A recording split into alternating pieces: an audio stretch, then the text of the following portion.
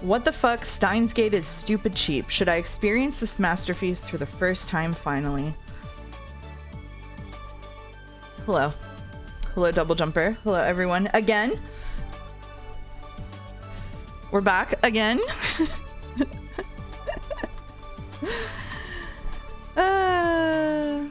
Joe is running a little bit late, so I'm gonna get started on fan art and stuff without him. But first, we'll run some ads and then we'll get going. Latte streamer. We did spend the intervening hour discussing gender. Big day for us. Big day for us. Thank you, Talons 5089 subbing for subbing with Prime right before I went live, and Outson. Now I can weeb gasp again. Welcome back. Welcome back, Outson. Yay, Sekimeiya hype. That's right. That's right. Okay, I'm gonna press play on the ads and I'll see everybody who isn't subbed in 3 minutes. Yay, mouse stream. It's been so long. I know. Didn't you miss me? Didn't you miss me? Hates non-subs. Hates pre-roll ads. Wants Joe to advertise on his server into no ads. I actually do it so that people don't get pre-roll ads. It's actually friendly. It's friendly to the non-subs. Sekimeiya barrels. First mouse stream today for Paquetto. First mouse stream for me too. Just curious, did you misspeak earlier in Jads, or was Kingdom Hearts Christmas pushed to November and I missed that? I just misspoke. I forgot what month Christmas is in. Thank you, Not So Neato, for resubbing. Hello, it's Mouse, and maybe Joe, depending on when this is read. Quick question, if Seki is so good, why isn't Sai real yet? I think that we all should collectively group together to summon a Sai Tulpa. I think that through our collective power, we could bring him into being. She won't play the new AI game because I said it was boring. That's true. I will not play the new AI game because Godot said it was boring, and because I read like the taglines on 2 streams, or I'm sorry, I read the taglines on 2 reviews, and they were both like, this is a filler game. And that was their takeaway. And I was like, well, I don't need one of those. Thank you to Holy Gordo for subbing with Hi Mouse. I needed the green name again. I felt naked without it. It does freak me out when people who have green names no longer have them, for sure. Everyone ready for 80% of inner monologue and 20% of bullshit? It's going to be 20% fan art, 60% inner monologue, and 20% bullshit.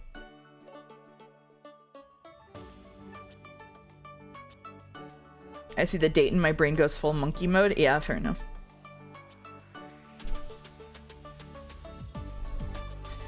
Well, we got 1 more minute left. I don't want Sai to exist in real life. He's like D&D. Very fun to think about, but insanely stressful to actually apply in reality.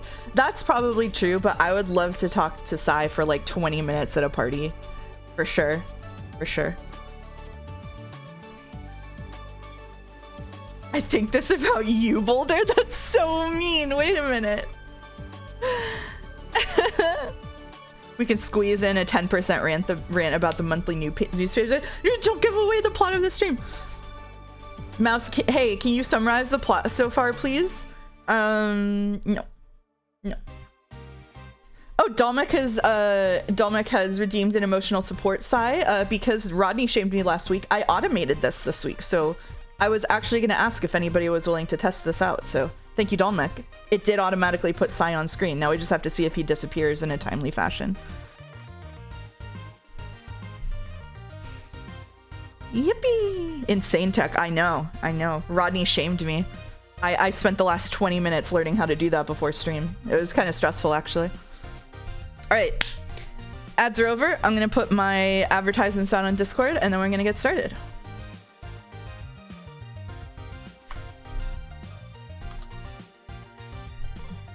And Blue Sky, huh? I always forget Blue Sky.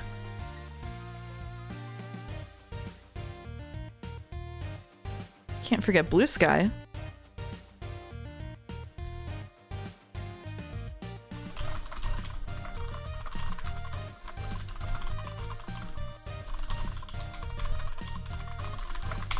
I am in a Discord channel waiting for Joe to come, and I don't have the join sound turned on, so he's just gonna jump scare me at some point, and it'll be funny. Trust it'll be funny. Announcements. Seki Sundays. Sekimeiya time fan art for a while first.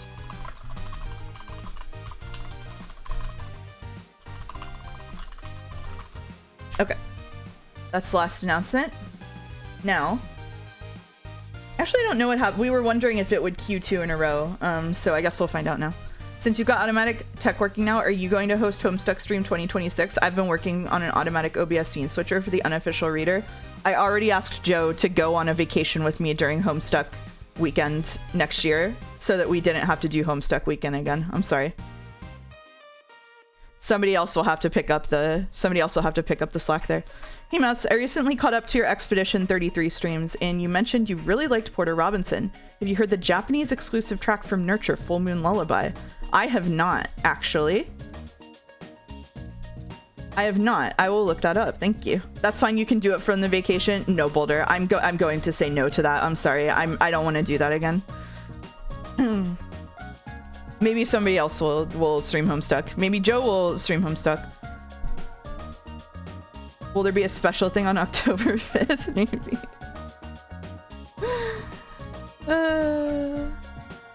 I'll definitely listen to Full Moon Lullaby. Thank you. I have to put a hard stop on that. I was very stressed out by the attention of Homestuck fans. I don't want to do that again. Once was fine. Twice is not fine.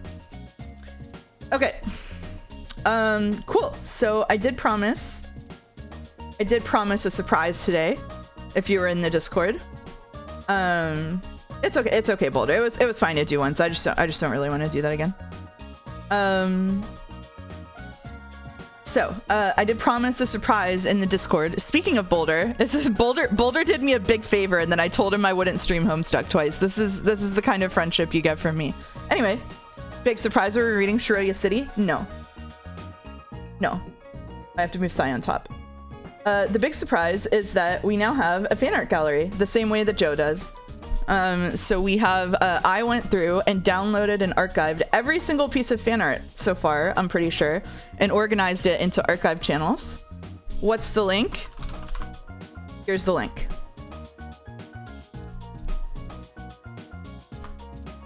So,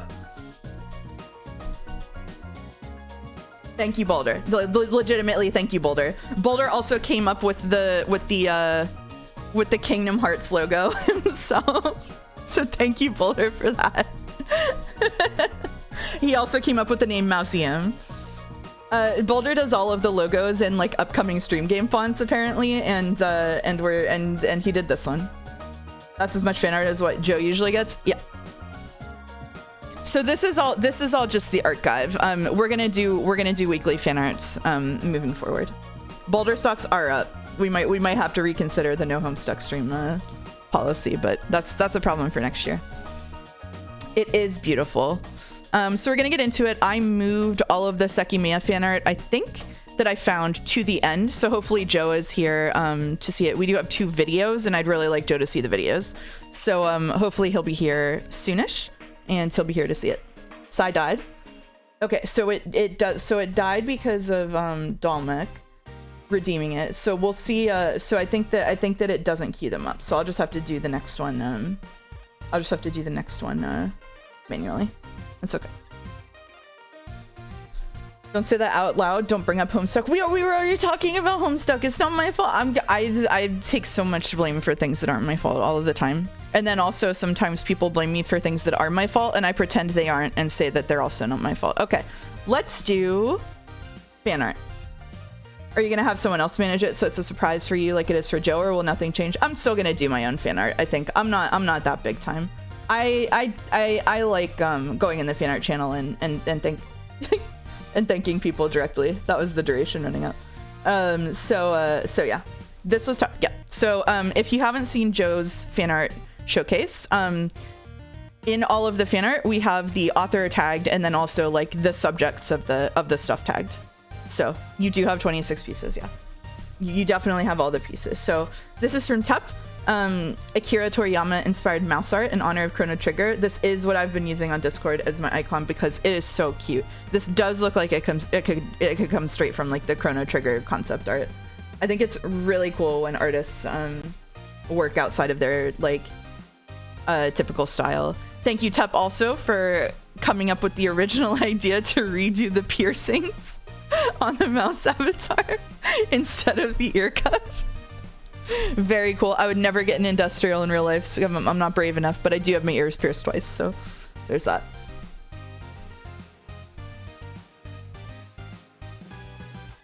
Okay. Thank you very much. Yeah, those are her heat vents. She does have big big heat vents on her hair. Thank you so much, Tup. Thank you, Fifi to Fifessel, for this is actually art of jelly, but we were again having our discussion of ways to modify how we do things like chans, and Fifi did some jelly art. He said, alas, your OG design is just too good. It's hard to scrunkle it further. I tried. So this is the scrunkle, right? Yeah, the Kun discourse. So this is scrunkle jelly, and then as a bonus,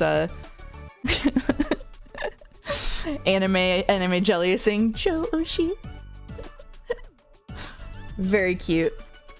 Are we playing Scrandle again? I played Scrandle on today's stream earlier, so we were not doing Doles because we did Doles on the earlier stream. So that's it for Doles for today. We're just doing Fanart. Fanart is enough of a delay on the great Sekimeiya moments of the stream to go. Did you do Boulder Scrandle? I did not do Boulder Scrandle. We could do Boulder Scrandle. Thank you, Haydener. So this is for Spirit and the Mouse. If you weren't here for those streams, they were very fun. Some fan art for Spirit of the Mouse. I thought about doing two-tone hair. I thought doing two-tone hair with Mouse's avatar would fit well with the game's mouse. MS Paint as always. For MS Paint, this looks amazing, I would say. I did have two-tone hair for a long time, actually.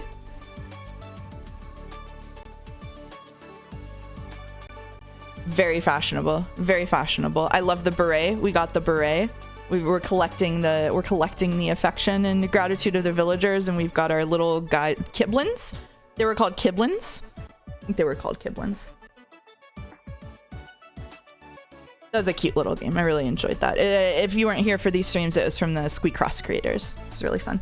Emmett Sulk's hair. It is like Emmett Sulk's hair. Thank you, Haydener, for this. And then we have the Kun section of the stream. Here's a Kun for you. He's really cool. OC, do not steal. This is Sai's Watch Kun. Bang and bod, but doesn't make a big deal of it. Travels a lot. Always there when you need him. Loves animals and children. Has a badass motorcycle not pictured. Sick leather jacket. Sai is like a little bro to him. He tries to keep Sai out of trouble. And also totally supports Sai's love of men. And of course, it's a Casio watch. I love that he has a six-pack. The buff little... Why is this here? It was a joke. It was in the Fanart channel, so it goes here. If you put it in the Fanart channel, then it goes here. What can I like? I don't know what to tell you. That's a lot of Fanart. It was 2 weeks worth of Fanart.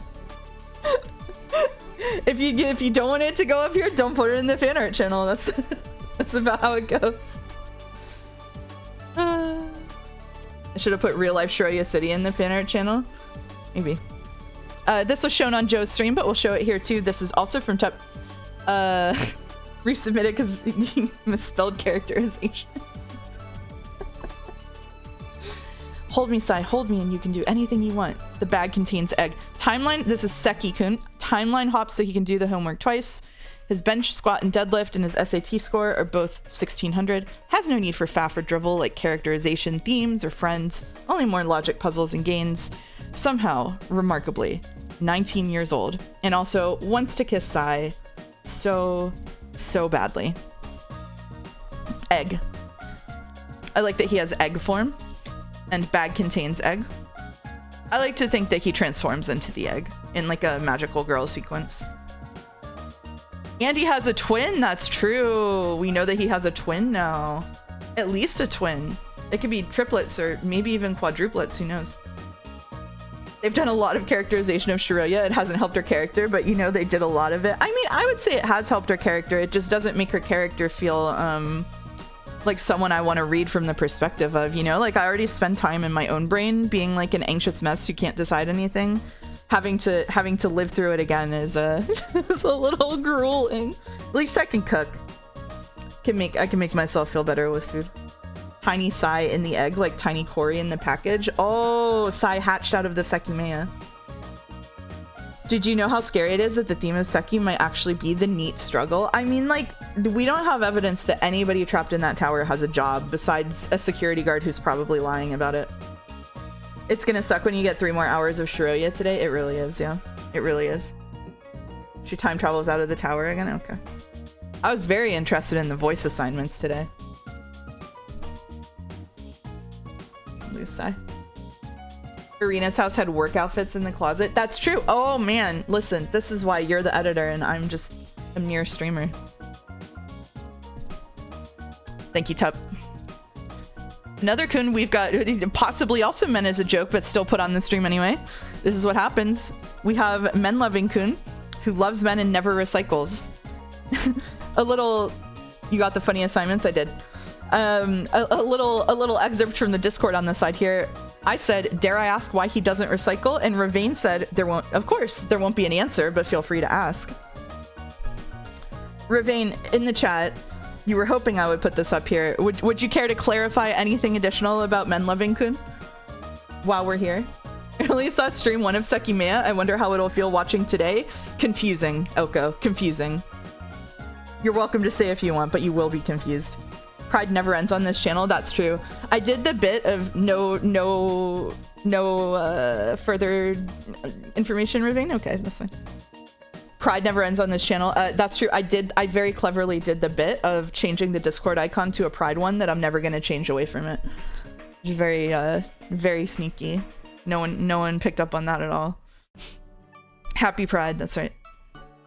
The fun part is, even if you've seen all the streams today, it'll probably be confusing. That is true. That is 100% true. Thank you, Medhead, for subscribing. Ooh. Ah! See, I told you he'd jump scare me. Hello.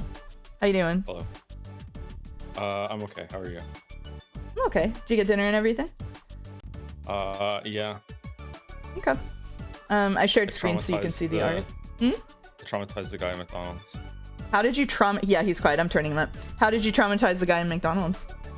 So I took 3 of my 4 children to McDonald's, and I placed the order at the self-enter kiosk screen thing, and it printed a receipt, which means I won the receipt lottery. But oh no, it printed blank, so I don't have a receipt. So I go over to the front desk area, to the guy behind the cashier, and I show him the blank receipt. He doesn't understand what I'm showing to him. So I say to him, like, I just placed an order. The receipt is broken. So he's like, okay, what's your order?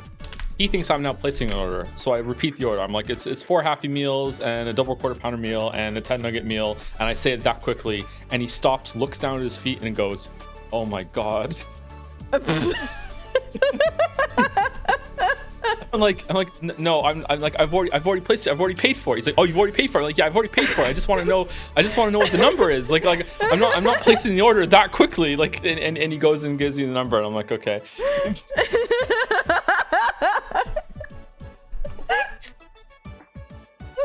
That's okay. That's okay. We've only done a few Fanart. I moved all of the Sekimeiya ones that you haven't seen to the end, so that we can have peek at the end. Okay, thank you. Okay. Now that Joe's here, I'm gonna turn the music down a bit. There we go. All right. Next up, we have from Lemonade. Members of Mousecord line up to be kicked into the sun, except it's a Mets game and it's at night. And instead of being kicked, they're getting a home run for Pete Alonso, who is a Mets player Tep mentioned once. Loved the Mets. Loved Mets. Thank you. It's Shush for subbing. Welcome. I played this NES game. It was good.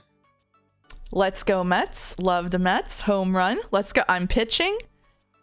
This is great. This is great. We've got Allison, Double Jumper, How You, and Not So Neato being represented here by their animal avatars. Even though this is out of date. Allison is no longer a panda. There are Mousecord member tags, and we have a meta Mousecord tag. I've been doing thorough tagging of these. Loved Mets is a meta category. I still don't understand the Mets thing, but at this point, it's funnier I do not. Okay, I won't explain it. Yeah. Okay. If you ever want to see like just like cryptic memes that if you're not in the Discord you don't understand, you can just look at pretty much any of the meta tags, I think. Thank you for the shout out to the New York Mets. Yeah. You just realized the ball is the goose.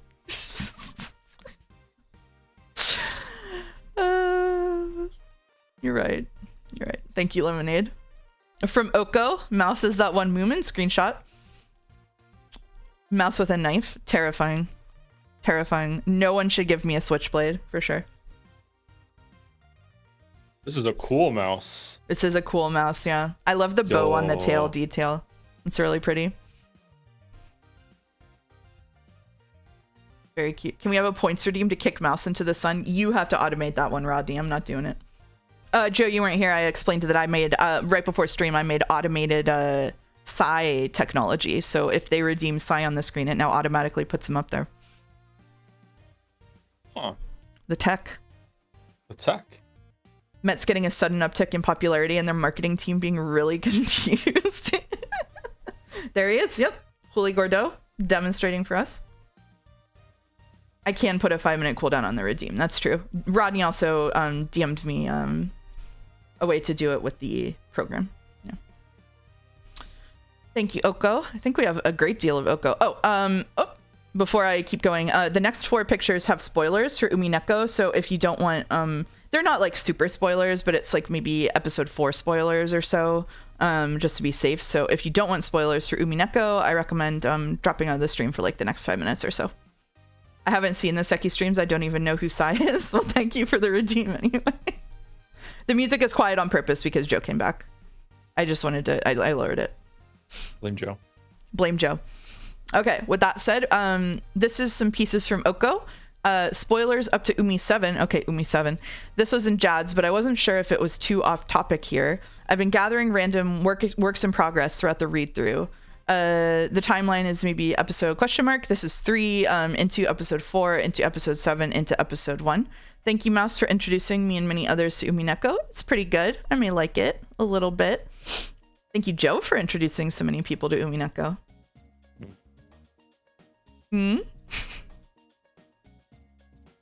I'll take partial credit, sure. You'll take partial credit. I think you get most of the credit, actually, but that's okay. No, I think that if you hadn't said back on Leap Day stream in chat before I even knew who you were, this is the worst that it gets, Brace. You know, I might have dropped it. Damn. At one of these boobs. Yeah. Damn. Okay. It was fate. It was fate. It was fate. Stay night. Don't say that. Okay. Oko is amazing. So this is Inner Tongue. She said Death or Love tonight, which is a reference to something I don't know about. Probably Lady Gaga. I think someone in chat said Lady Gaga. This is amazing. This is oh, I know this song. You do? Yeah, I do know the song. It's actually pretty good. It's Abracadabra, isn't it? It might be. I'm not up to date on Lady Gaga. My mom loves Lady Gaga, interestingly. I love Lady Gaga too. We have Mouse to blame for the Umineko Renaissance era. Yeah, kind of, apparently, I guess. I was right. That was the worst I got. Thank you, Oko. Another one from Oko. I love this one. Beatrice getting blasted by the blue spears of the blue truth. Or Beatrice at a rave. Or Beatrice at a rave. Yeah. Yeah. She could be at a rave. Sayo would love a rave. Absolutely. Absolutely. Yeah, this is absolutely gorgeous. Yeah. It is gorgeous. Yeah. Oko's art of Beatrice is always amazing. Then we have this one of Shannon. My love is as a fever longing still for that which longer nurseth the disease. Or alternately, if you want to read like some subreddits do, my love for that is as which a fever longer longing nurseth still the disease. Don't dead open inside. This is gorgeous too. And then I think the last one is my favorite. I think the last one is my favorite, which is Beata with her butterflies.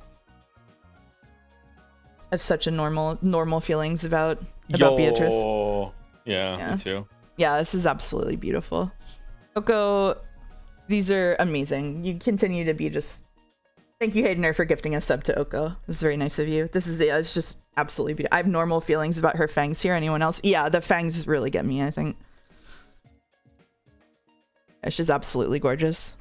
Really? I can't see them from this angle. Oh, yeah. Okay. Yeah, sorry.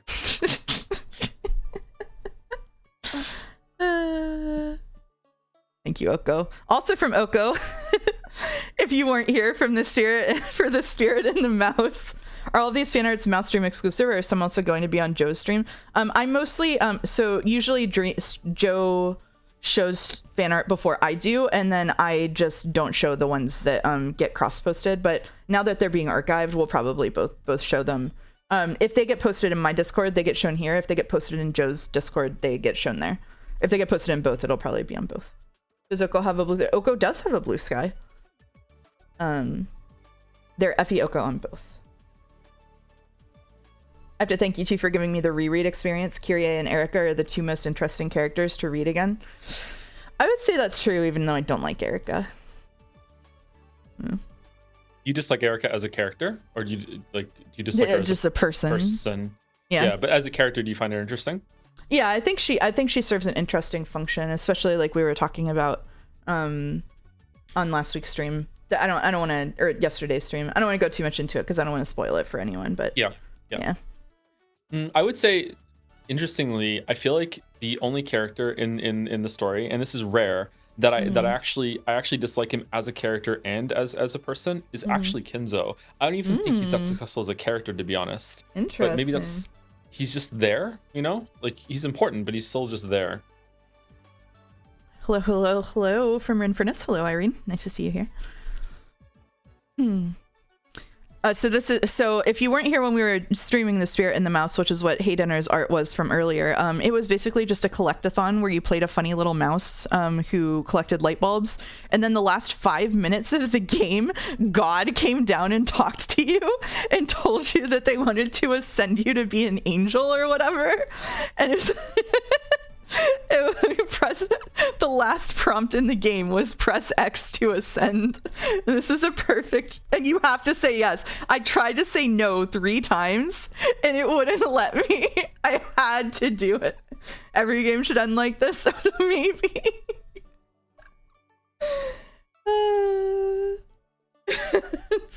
What game was this? The Spirit and the Mouse. You did miss that. Yeah, you missed press X to ascend mode. Just so weird. Yeah, there's a clip of it. Thank you, Lemonade. It was Persona all along. Damn it. They got me again. Thank you, Oko. That was a really funny moment. Marashina Noah joined the Discord just to post this. I learned a little animation because I wanted to draw mouse jumping. Worst mistake of my life, but I finished it because I got too far in. It's so cute. I love this art style. Which is based on like my stream art, and then the little mouse jumping is adorable. I stared at this for like 5 minutes when I saw it posted. Yeah, it's so cute. Yeah. I love Tiny Mouse. It was absolutely gorgeous. Thank you, Marashinoa, if you're around, just join to post this. Like, oh my god. The way the flower curls up under the mouse is good detail. Yeah, it's really cute. Welcome back, Hello Neighbor jumping on the fridge fan art. Yeah, this has so much in common with that. I agree. Oh god. The trauma in his voice. Just the worst stream. Just the worst stream. It's so bad I forget it happened sometimes. Like, legitimately blocked it out a little bit. Like, it was just the worst stream. Another one from Tep, Met's Mouse. I was trying to explain to a completely different community last night how weird our stream memes are. And it was because this was posted and I was like, oh my so God. Much hair. So much hair. This is goals, actually. I want my hair to be about that long in real life, which I know is so, do you want to say it's so gross? Go ahead. So gross. Yeah, okay. Yeah. So that would be terrible. That would be awful. So bad. Yeah. It would for me. It would get everywhere and shed like a full cat's worth of hair every week, but whatever. Oh, it's so gross. Baseball uniforms are underrated. I think they're pretty cool. I think this is awesome, like as an action shot. I think this is really cool. Tep turns out such cool stuff. I love Tep. She's so happy to be swinging. We've had both a mouse with a bat and a mouse with a knife in this fan art section. Impressive. Who would win? No, sorry. I'm sorry. I think probably this one, because the other one was like the small version of the mouse, and I think that this would the bat would just take care of it probably, unless small mouse slashed for the ankle tendons. That would give them maybe a chance if they were quick enough. We can't be doing this. No, I haven't. Okay. Has Mouse or Joe played off? No, I probably am going to stream it. I'm not going to say the meme phrase. Have you played off? I have not played off. No. You failed the D20. Okay. I've been played off, but I have not played off. There you go. Yeah, I really want to play it. I think that after playing Moon, it would be funny to play off. Probably the new one. Thank you, Tep, for the Mets mouse. We're not doing duels today because I did them all with Amos earlier, by the way. No duels? No duels, except Boulder Scrindle. They do have a bet up for Boulder Scrindle, so we'll do Boulder Scrindle. I did Bandle myself today already, so that's good. Okay. I did not get it. I failed. we got it, but we had to get the clue for the name because I knew the song, but I didn't remember the name. Cool mouse. Yeah, Clearer was doing some doodles in voice chat the other day, and came up with some good mouse outfits. Not a witch, just a totally normal mouse with not witch clothes. I love this. This is giving like private eye mouse, maybe, which would be realistic for me. We've got a few more. Detective. Mouse detective, yeah. Yeah, very mouse detective here. And that. Clearer just casually making 500 mouse concepts in like 30 minutes was wild. Yep. And then, of course, startled mouse. This is when Joe joins the Discord call when I have it set to silent. The tail is aesthetically pleasing. Yeah, it did. I didn't have join sounds on. I said before you joined that I turned join sounds off, and so you were gonna scare me. So yeah, you actually did spook me. And this is the cozy mouse, of course. The tail has a good curl. It's like a lot of feeling in the tail, even though it's just like a squiggle. Clear is just the goat for that. Thank you, Clear. Very cute. Next up, we have a couple from Luna Panda. I think we're going to get into Sekimeiya soon. Clear's design really inspired me, so I drew Mouse in Silent Hill. It's Disneyland. Experiencing unimaginable horrors. Cartoon mascots. So it's just got the fucking... We're in the detective outfit. We've got the fucking specter of Mickey Mouse. I don't know anything about Five Nights at Freddy's, but it's giving me Chuck E. Cheese, which I think is adjacent. And then just Chuck E. Cheese, definitely in that area. With the mouse in Disneyland with the lead pipe. It's just... There being 9 Kingdom Hearts pictures already is so funny. I know, there's more Kingdom Hearts fan art than like most other stream games. It's so bad. I have to do it. I don't have a choice. Also, the fact that now we have Mickey Mouse and mouse tags is so funny. Oh yeah, you have to differentiate the mice. Yeah. The people yearn for Kingdom Hearts. Yeah, it's true. I seemed like a Silent Hill protagonist to you. Maybe. I think I would kind of curl up in a ball in a corner, but maybe when put under pressure, I would actually turn into like a pro tag. Who knows? Chat says mouse with bat would win over mouse with knife, apparently. I wouldn't get scared if I was in Silent Hill. You wouldn't? You would just tank that? No, I wouldn't understand what's going on, so I would be fine. Boy, there's an awful lot of fog here. Yeah.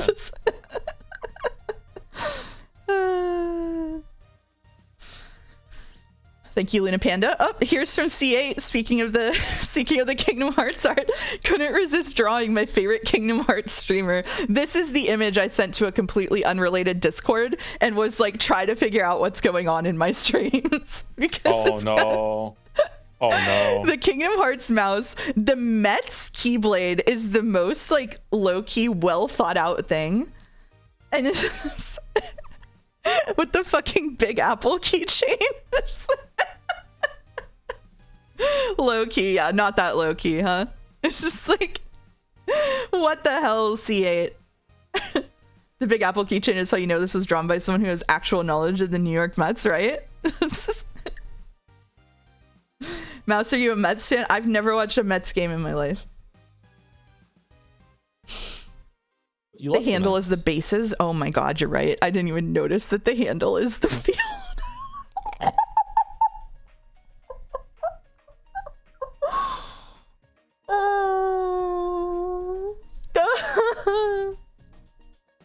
Didn't answer the question? Sure, I'll be a fan of the Mets. What am I going to be? A fan of the Yankees? No way. All right. Thank you, C8. This is amazing. Suddenly became a New Yorker there for a second. That was I know, crazy. right? Yeah, that's crazy. I'm just adjust. Thank you, C8. Oh, here's some mouse cord fan art. After this, the Sekimeiya fan art begins. So Huli Gordo said, since fan art is today, let me crank out a relevant one. Here's me saying, gotta get this ready for tomorrow. If I don't entertain mouse cord, who will? Meanwhile, in mouse cord, apparently why is Goku fighting Peter Griffin? So in mouse cord yesterday, they went. So I told you that there was the stream with like 8 million people watching of the like I think it was Spanish boxing, and or wrestling or whatever. And it was La Velada, and there was someone who was like dressed like a Super Saiyan who fought, I think, like just like a completely normal guy and like kicked the shit out of him. It was boxing. Okay. Everybody really enjoyed it, I guess. Mouse left the babies with an iPad. Huge vibes of that. That's true, Oka. The Mets got Juan Soto and completely dunked on the Yankees by getting him. Awesome. August was told it got so many views because it was awful celebrities and streamers fighting each other, like Logan Paul type stuff, but in Spanish. Oh yeah, they said it was like a streamer fighting a Goku guy. That's right. Oh. That's right. Why watch that when you could watch Yumi Neko? Where was my invite? You were streaming, I think. That's true. I was too busy. Yeah. You have 4 fan art submitted and no stream art. So okay, I'll give it to you over break, Wooly. Sorry. All right. Now we have Sekimeiya fan art. So spoilers for Sekimeiya incoming, I guess, on the Sekimeiya stream. From Outsin. Sekimeiya streams have been really enjoying them, so I drew some art. Looking forward to the next one. This is fucking amazing. I think we can go clockwise. So this is Katsuki, Miya, and Shiroya's internal monologues. So Katsuki's over here with the egg chair. If A it's the egg chair. Okay. If A is B and less C and D, otherwise B and E, less wrong. He's got Rocco's basilisk and Schrodinger's cat. Year of Glad. I am seated in an office surrounded by body and bodies. Harry Potter and the methods of rationality. Oh no. Oh my god, not the less wrong. I know. Just fucking just symbolic logic.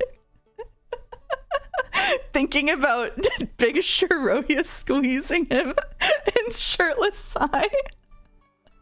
Logic error, bootstrap paradox. Katsuki being a Yudkowski bro is so funny, actually. And then we got Miya in the middle. Pretty simple. Using Katsuki as furniture and just strangling Shiroya to death with "I fucking hate you." Identify more as Miya every day. Every day. Oh man. Every day we read this. And then finally, of course, we have Shiroya girl dinner. It's just toast with shit on it and a sardine can. Checklist: chicken, detergent, milk, 50% off, rice, no eggs, yogurt, and paper towels. Shiroya City. Shiroya Murana had no friends, no jobs, and no hobbies. Are we allowed to talk about what we figured out yet? Because I just what she ate is just insane. It's insane. Like oh my god. See, can you hold it for 5 more pieces of fan art? Maybe I think I can. Yeah, right. I think I can. So she did the laundry and threw away the trash. That's true. Good for her. Should I change the past? Can't decide. Maybe that's the universe saying I shouldn't. Circa 3 hours. Then it's decided I won't. And then of course, Sai in the lower right. Don't believe his lies. It's the devil. Gold blooming again. Yeah. Gold blooming again. The symmetry here is very nice with the size. Outson. Thank you. This is really good. I love this art. It's giving me a Sistine Chapel vibe. It is Sistine Chapel, yeah. This is really, truly. Oh, Outson's in chat. Thank you, Outson. Next up, we have from Luna Panda a couple, the printer breaker. So it's Arena and Isla watching as Shiroya just hammers the. I love the splashing ink. It's just. As you walk into your door and find someone smashing your printer, just the space is really good. I'm a time traveler. I came here to break your printer, and I had literally unlimited time to think about it, and I decided to come in with a hammer. That's what I said. If you ever worked in IT support, you understand. True. Also from Luna Panda. We're opening the ramen, the mild ramen, of course. We're making the ramen. We're waiting for the ramen. 3 minutes, everyone. And then we're just fucking dead in our chairs.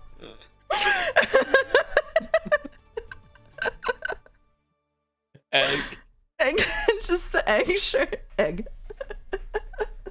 Come on, Joe. It's just like Undertale. Explain yourself. The ramen item. Oh. I remember the ramen item in Undertale. Under replay it. Oh my god. Just stream that. Anymore. No, don't do that. All right. Thank you, Luna Panda. We have one more from Luna Panda at the end. Before that, we have a video from Ribko. Join the server to provide, who joined yesterday to post this. Join the server to provide a small animatic I did quickly because I laughed so hard at the ordering food with Katsuki and Shiroya bit so much at work. Normally I do Umi fan art, but this is a mouse stream and I will provide in order to motivate more Seki streams since you guys make it so fun. There's definitely more Seki streams to come. So I'm gonna phase out the music for the rest of fan art because we got videos. All right. Is it doing the same thing to me that it does to you? It probably is, yeah. You probably have to refresh it. God. Baldur says it doesn't do it to him. Are you sharing sound to me or no? I am not sharing sound to you currently. Okay, I'm gonna mute Discord and listen to it on with the delay then. Okay, let me know when you're ready.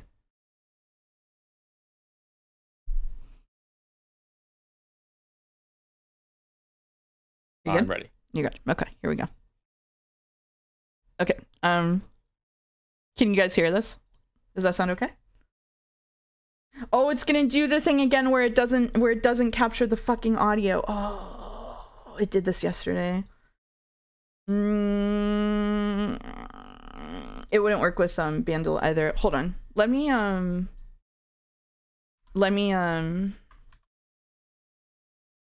change my strategy. Let me change my strategy here. I should have thought about doing this yesterday. Hold on 1 second. It did this today. It did this today. You're right. It was the last stream. Okay. I streamed twice today.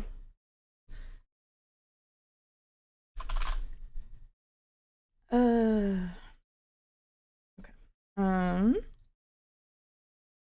So let's try this.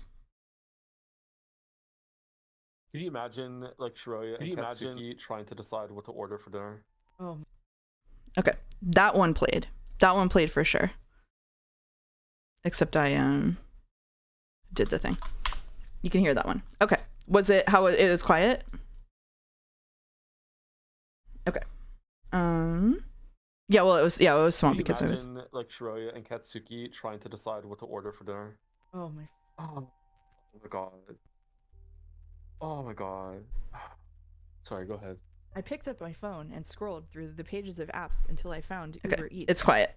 It's quiet. 1 second. I can probably do something about that on my side easily. Yeah, there we go. Okay. Can you imagine like Shiroi it's still playing trying twice. to decide what to order for dinner? Oh my. Oh my god. Oh my god. Sorry, go ahead. I picked up my phone and scrolled through the pages of apps until I found Uber Eats. I had already ordered Uber Eats that week, and so I reviewed my order list to look through what I'd had so far. I didn't. Where is it even playing from?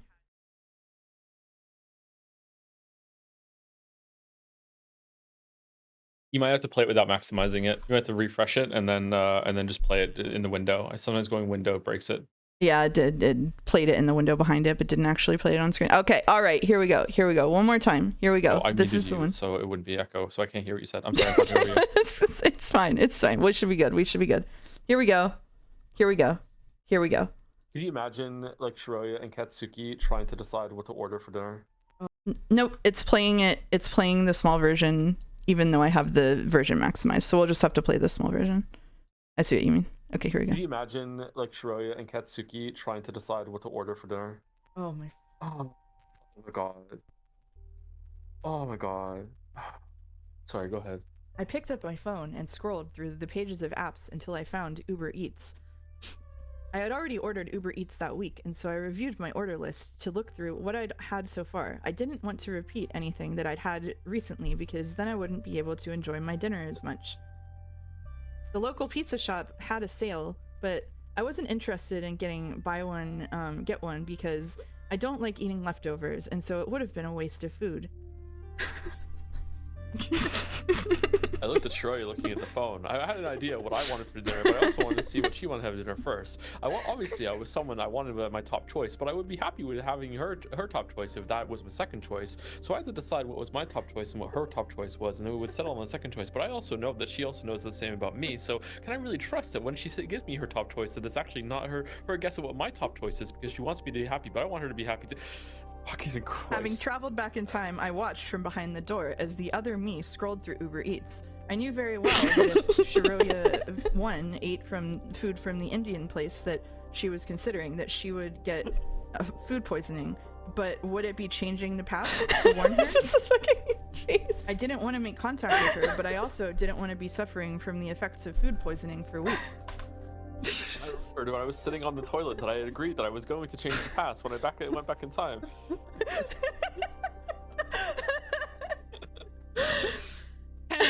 Alright, we have fun here.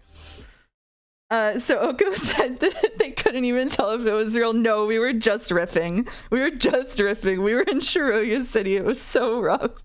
It was so bad. We have fun here, unlike Shiroya. That was really funny. It was really funny. We have one more video. I'll put the stream back so that you don't have to be silent. Hopefully. Nope. Not that. Here we go.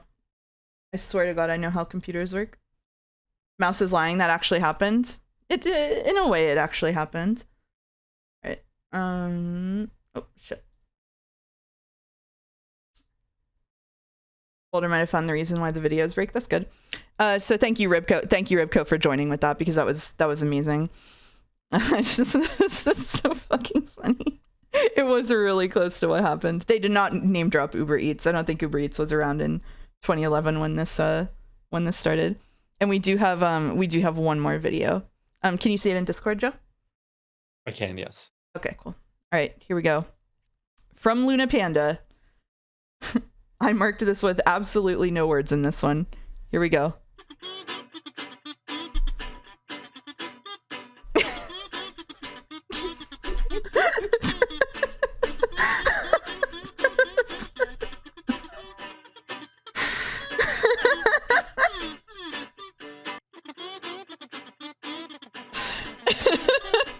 Sigh with the gay pride flag. Being chased by Saya with a knife.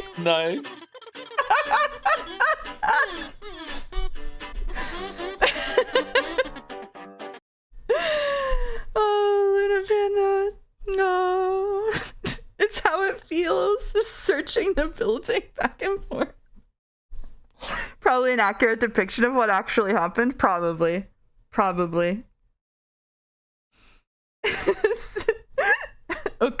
Gay Pride, what? You missed a lot, Oko. This could be the opening theme for Sekimeiya streams, that's true. I long for the building searching. I long for it. You miss it? You miss it? Better than Shiroya City? Better than Shiroya City, yeah. You'll love it on your reread. Sekimeiya 2. I was about to say you should have added Sai with a knife at the back and then he appeared. Flawless bit. That's so funny.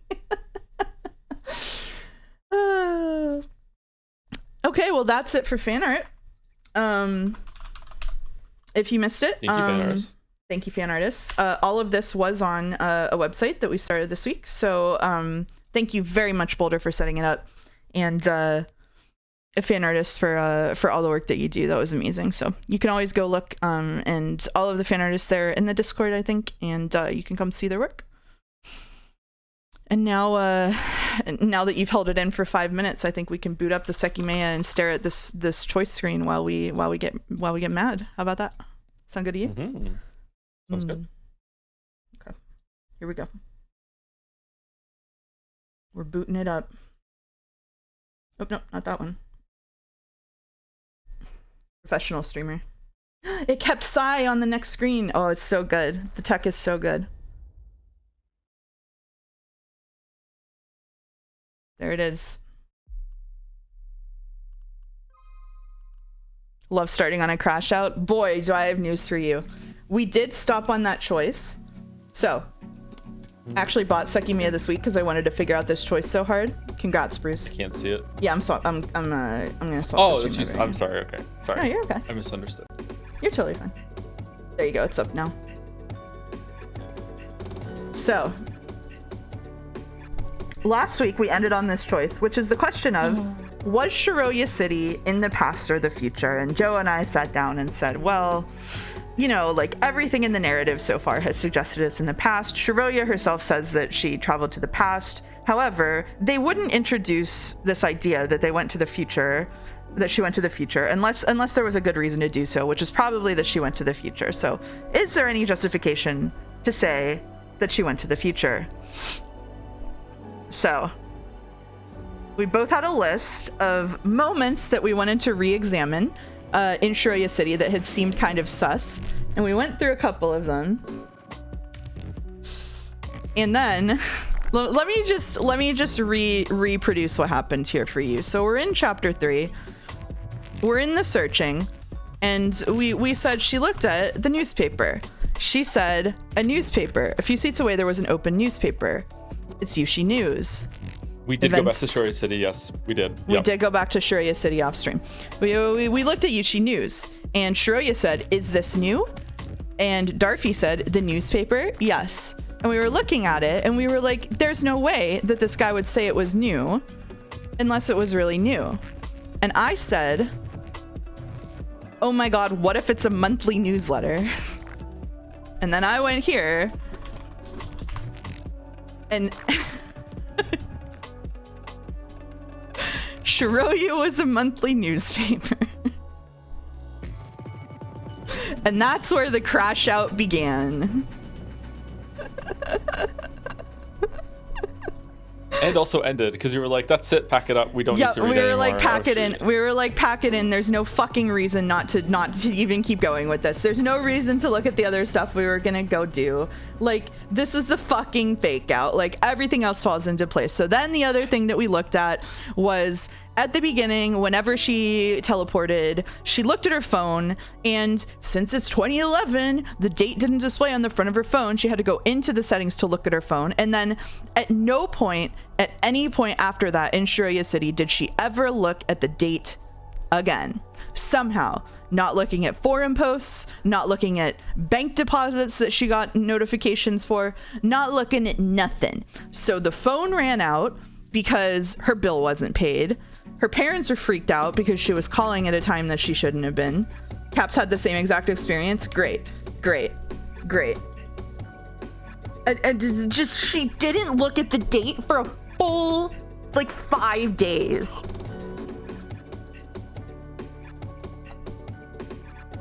Big Uchikoshi vibes. Big Uchikoshi vibes. What's worse, not looking at the date or not looking at your reflection? What do you think, Joe?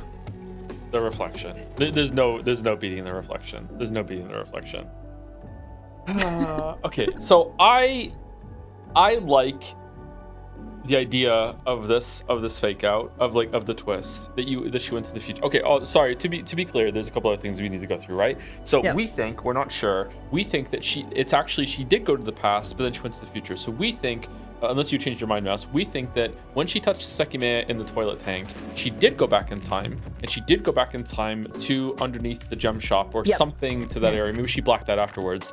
And then when she checked her phone while she was laying in the tunnel, it was November 30th. What is it? November 30th. It was November 30th because the phone did change, and I don't think the phone would change unless I was accurate. So I don't think that's what happened. And then when she was in the tunnel underneath the shop, someone else used Sekimeiya above her in the shop, and she was in the radius of it, and then she went to the future after that. That's what we think. And she went to the past and then into the future. Yeah, and we know that someone used the Sekimeiya in the shop because whenever, I don't remember if it was her or Mia. I think it was Mia or someone. No, it was her. It would have been her. She traveled back. She smelled the same smell. No, it was Mia who had smelled the smell during the explosion that was the same as the one in the shop. So the Sekimeiya was in the shop, which I think we already were conjecturing because we're pretty sure that guy dug up the Sekimeiya or whatever and then sold it to Ashia. So we know that the Sekimeiya was probably in that shop, which is why it was probably used. If it's after December 15th, why would the coffee guy say the newsletter is new when it came out a few weeks before? Because it's the most recent one. Yeah, and it's also it's not fair as far as I'm concerned. Everything else in this part is like being clever, and because Shiroya is the way that she is. Like a lot of it is like framed like funny, but also tragic. Like when she went to see Katsuki in his apartment, that was actually a time traveler to Katsuki probably, and she could actually went and spoke to him. Like when she thought she was making a change in the past, she actually wasn't because she was in the future. When she went and spoke to Vaisude, like when he said, "Oh, you were the one that was in the tower," she thinks that she's like, you know, you were there when you time traveled back, but really he's saying you were the one that was in the tower, like on the news, because that's been resolved already. So I think all of those are clever and playing on the idea that Shiroya doesn't have very much agency, or I don't know what the word would be. She's not very assertive. But the newspaper, as far as I'm concerned, is pure horseshit. Yeah, that's bullshit. That's like, just bullshit.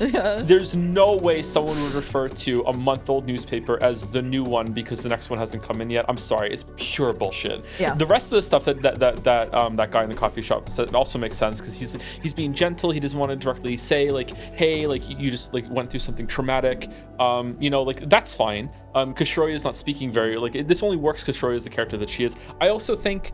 Second biggest problem here is that she ate like month-old expired meat. Yeah. Like that's like I don't know if any of you have ever like had like cooked some meat in the fridge that's like a couple days expired. A month is just like my god. Like shit. That's pretty bad. How is she alive? God knows. So I did pull up the Vaisude conversation on screen because I did think this was clever when he's like, you were in Ashia Tower during the terrorist attack. Clever. Yeah. And she's like, what are you talking about? I do. Yeah, I was there.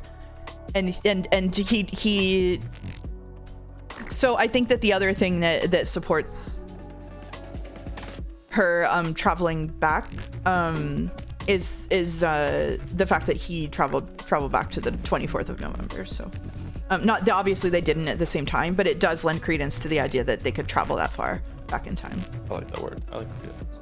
Do you still agree that she went back in time then went forward, or have you had different thoughts? I think she has to have. Yeah. Yeah, I just can't. I don't think that the phone date should change unless she actually did go back in time. If that, I don't know how that can be explained other than she did go back in time at some point, or the phone mess. I don't understand how that can work. Maybe there's a reason for it. The only way that she didn't travel back in time first has to. So first of all, after she, I don't know if we mentioned this, but after she traveled back, I didn't remember this until we went back and looked. After she traveled, she had a weird fucking like dissociative experience where she just like hallucinated Katsuki or whatever. Like she had like a fucking like like maybe she was just tired, but she did a weird like shit.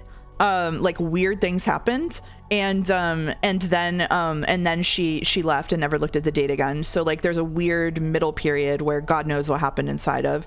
But the only way that she didn't travel back first there is something to do with the object bullshit, which we haven't figured out, and I don't even want to fucking get into, like with like the objects that appear and disappear, because it's possible that the Sekimeiya are synced somehow, the two of them, and that like what is happening to you in like when you use one Sekimeiya is related to the state of the other Sekimeiya. Like if you traveled with the other Sekimeiya, you would have this stuff, you know what I mean? So it's possible she did the future and then it gave her the stuff that she would have had X number of days in the past, you know what I mean? But like I don't like that. I don't like that. I remember talking to you about that on voice in the week, and I couldn't even explain it to you. It barely even makes sense in my head. It was tied to the idea that rooted in was because they had factored in that the Earth would be moving, and it also like they pointed that out. Like I feel like it's almost that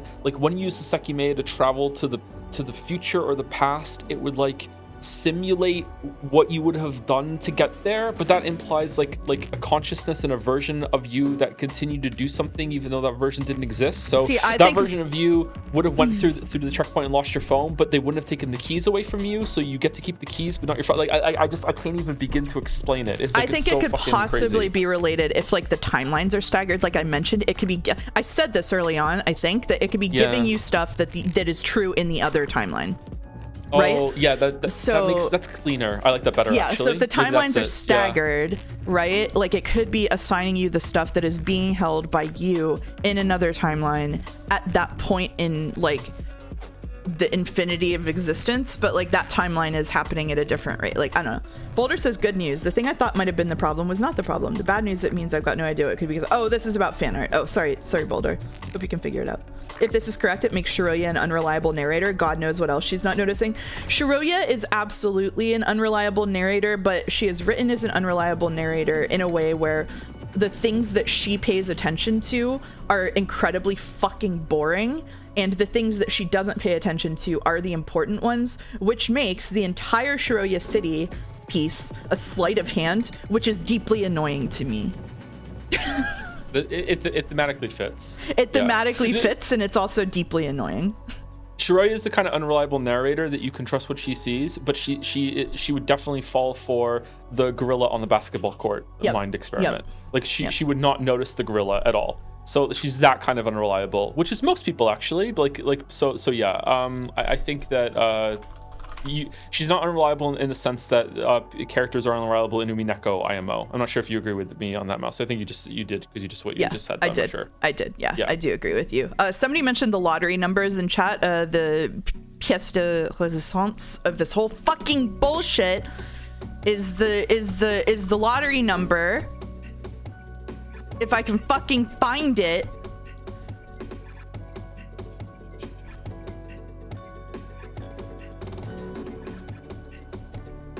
No. I can't believe that you marked this, by the way. This was a crazy call. I need to 30:05 12:31 15:26. 12:31 is the date she actually fucking traveled to. God knows what the rest of the number means. Zorgrok says, I have some big issues with Shiroya City, of course, but one thing I did notice on this reread was, besides sorting the internet by oldest, it said the forum post was locked, which they said was locked after a few weeks of inactivity. That's a good point. Yeah, that's a good point. I just assumed, I mean, I guess it would have been 1 week, huh? If that was true. Yeah, that's a good point. Yeah. Oh, we were gonna look at that, weren't we? I brought that up when we were going through, and then we got the newspaper. And I'm like, okay, yeah, it's the future. It's like we don't need to do anymore. Yeah, we did I think go back looked in at it and a look at the little SUD bit, conversation to see what it was like. Yeah. Yeah.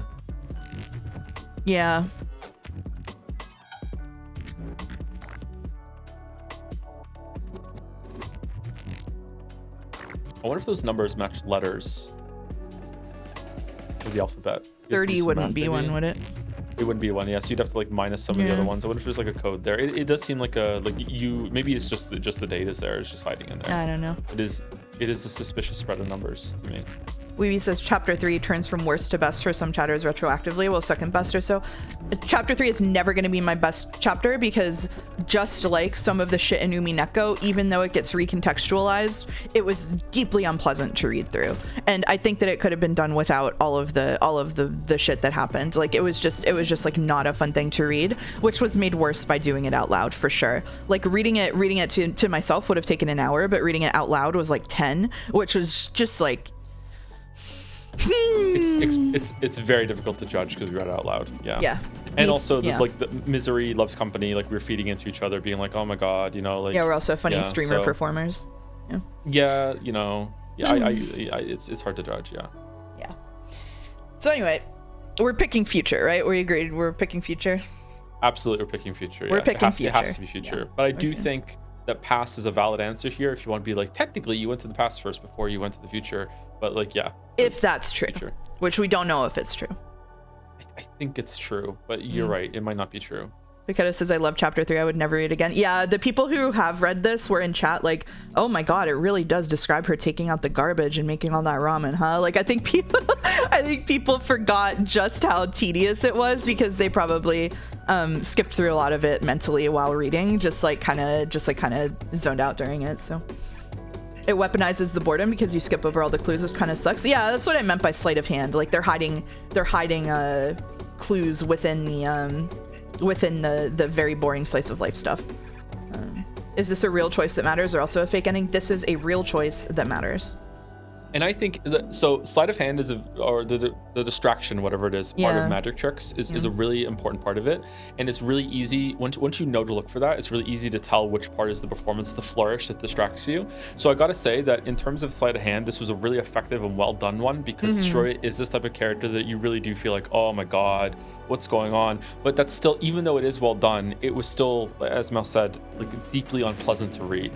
So I think maybe it could have been cut down more and still had the same effect, but that's like, I don't know. Like if you did it, maybe like, okay, maybe it does have to be this way. I'm not sure. Yeah, so I'm not coming down like full judgment on it, but yeah, it was a bit too much. Why doesn't she like fresh peach trees? I don't know. Why doesn't she drink tap water? She's just like that. The story says the choice doesn't matter. The choice might not matter, but it is the case that this isn't like a bad ending and a good ending. It is making a choice that gives you more information, which I know because Godot told me. Ooh. Yeah. Not like more information, like it's going to give us like hints or whatever, but Godot told me that this isn't the same as like picking the bad ending first and then doing the next one. Oh, so this is not, it's not a branch. It's like a mini branch where it's gonna be, the dial is gonna be slightly different, but we're not gonna go back and pick another one afterwards. Yeah, exactly. Yeah. Okay, the buttons are blue. It's not a story branch. There you go. What's worse, Angie or Shiroya City? Shiroya. It's not working. Your chat is not working? No, I can't pop up chat today. No. You need chat. You love chat. Yeah. Yeah, it's not working. It's not letting me pop out the chat. Shit. It sucks. I'm sorry. Do you want to try in a different browser or anything, or you just want to suffer? I just moved the window to a point where I can barely see the stream, and I can see the just chat. Okay. Because seeing the stuff twice is gonna distract me. Okay, there we go. I'm good. All right. Shall we hit the future button? Oh my god, I forgot the voice assignments today. Yeah, the voice. Let me get my phone real quick. Be back. 1 second. Banger. Okay. All right.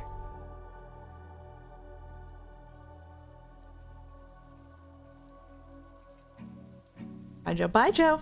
How's it going, chat? Is there anybody in chat who staunchly believes... Entertain us. Is there anybody in chat who staunchly believes the answer to this prompt is to the past? This entire stream is going to be stalling, so no choice is made. Yes, thank you, Godot.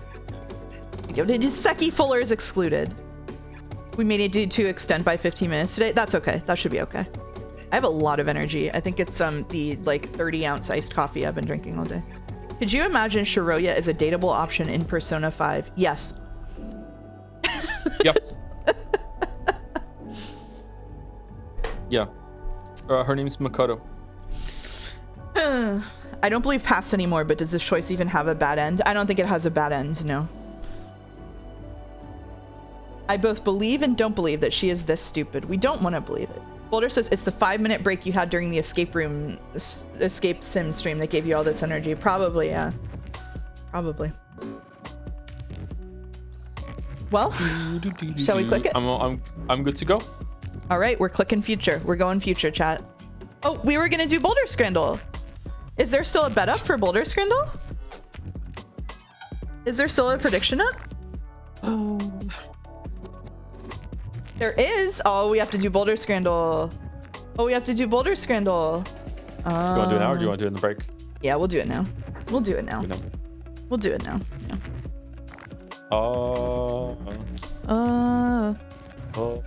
Hey. Okay, let me put the Boulder. You almost voided all of a cheddar since it had a they don't do it option. Oh shit.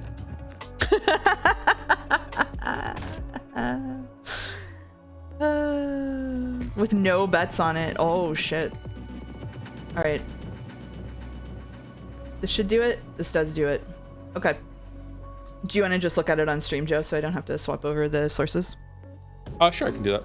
We're starting to see some repeats, so we're gonna need Boulder to add some more food. Boulder, can you eat more? All right. Easy left. Easy left. Oh, well, hold on. It's not easy left anymore because... Oh, did you already hit it? I already hit it. Okay. Was it right? It was right, yeah. Okay, good. I think this is easy, right?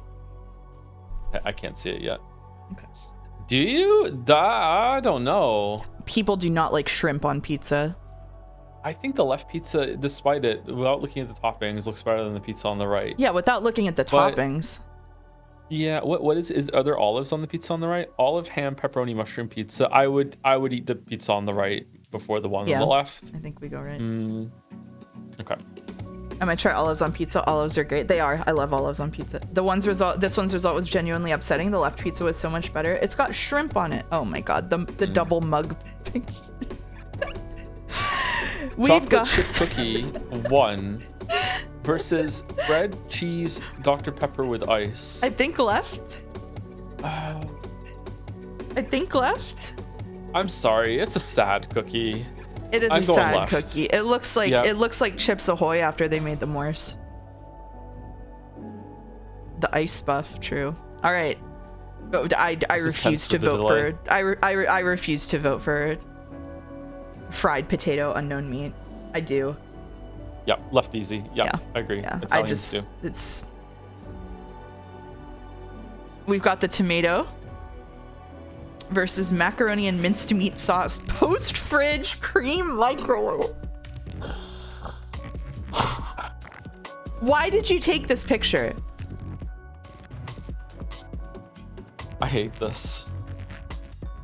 I hate this so much. I would like to pick the tomato for Aura. Yeah, let's do it.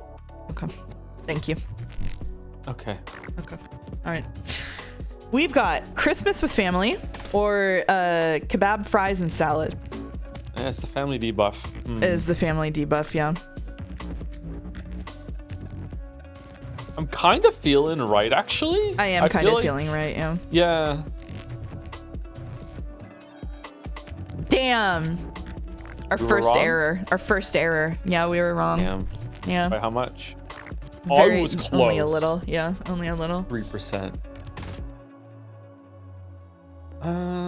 We've got fish balls, noodles, and mushroom sauce versus minced meat sauce and noodles. I would eat right over left, but left looks like it has better presentation. I just know I would enjoy right more. Yeah, I'm with you. I'm with you on that.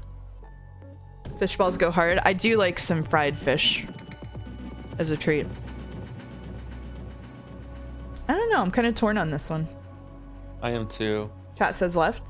Chat thinks left looks better. Okay. Let's defer to chat then. Let's defer. Can't lose if you go chat. 2 people in chat said left. Okay. Well, okay. All right. Fair enough. We've got halloumi leftovers versus glass of cold water on a hot night. Glass of cold water on a hot night. Glass of cold water on a hot night. Nobody votes for that. You cannot go wrong with glass of cold water on a hot night. Okay. I defer. It's not fucking Scran. Oh my god. Yes.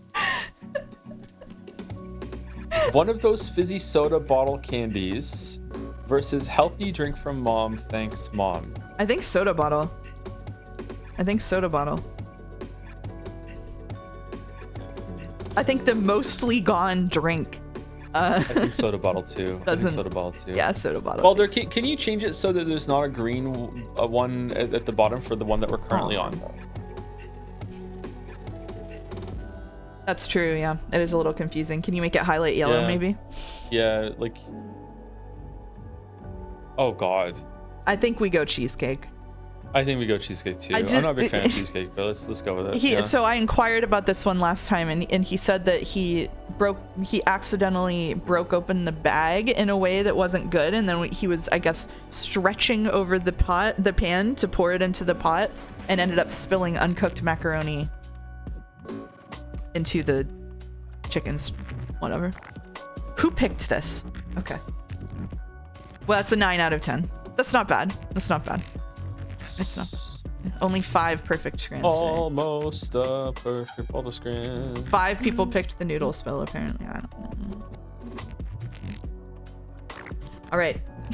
Now that we did. I think Baldur Scran should expand to Jad Scran, and people can provide their own Scran pictures. I think that's what we need to do. Oh. To get to increase the Scrandle variety. That's a pretty good idea, yeah. Jad Scran could be pretty good. Oh, someone in chat says, I only just caught up with the last Seki stream, and I wanted to say I really liked the conversation you had about how the amount of pages you have left in a book can impact how you treat the information presented on the page. It sucks when a story fails to take into account the medium it's being told through and ends up screwing itself over or missing opportunities to impress. So it was nice to hear the two of you nerd out about the same thing. Yeah, I really liked that conversation too. Yep. The medium is the message. That's good. Oh, no McLuhan. No McLuhan. Did that just like activate your You activated my status? grad school sleeper agent bullshit. I know, like, I know. Professors love that saying. Oh. Yeah. I sneak that into some videos sometimes just to see who's gonna fucking like get angry about it. I used it in my T-Rex runner video. Oh my god. All right, we're clicking future. Ready? Are we ready to start the stream? An hour and 17 minutes into the stream? So ready. I'm so comfortable. This is the most Joe stream that you've ever done. Is it really? I'm so comfy. Yeah, because we're starting so late into the runtime. Yeah. We've got fan art. We've got dulls. We've got delaying for channel bets. We've got it all. Yes, we scran. Yep. Yes, we scran. All right. Hal Yu says we might have to go a little late, which I'm fine. I'm fine with that too. That's okay. All right, I'm clicking it. I don't have coffee today, so I'll have a coffee same. break. Here we go. Would you like me to start narrator, or would you like to? You were talking a lot, so I can start if you want to have All a right, here break. we go. You want me to fluff the pillow first? Are you okay? I'm okay. I brought 2. I can swap them out. You're okay. Wow. So you read a story where Shiroya had traveled to the future. That was the truth. Yay. Everything around her pointed to it, yet she failed to notice it. She felt free after so long, which prevented her from realizing that she was still trapped.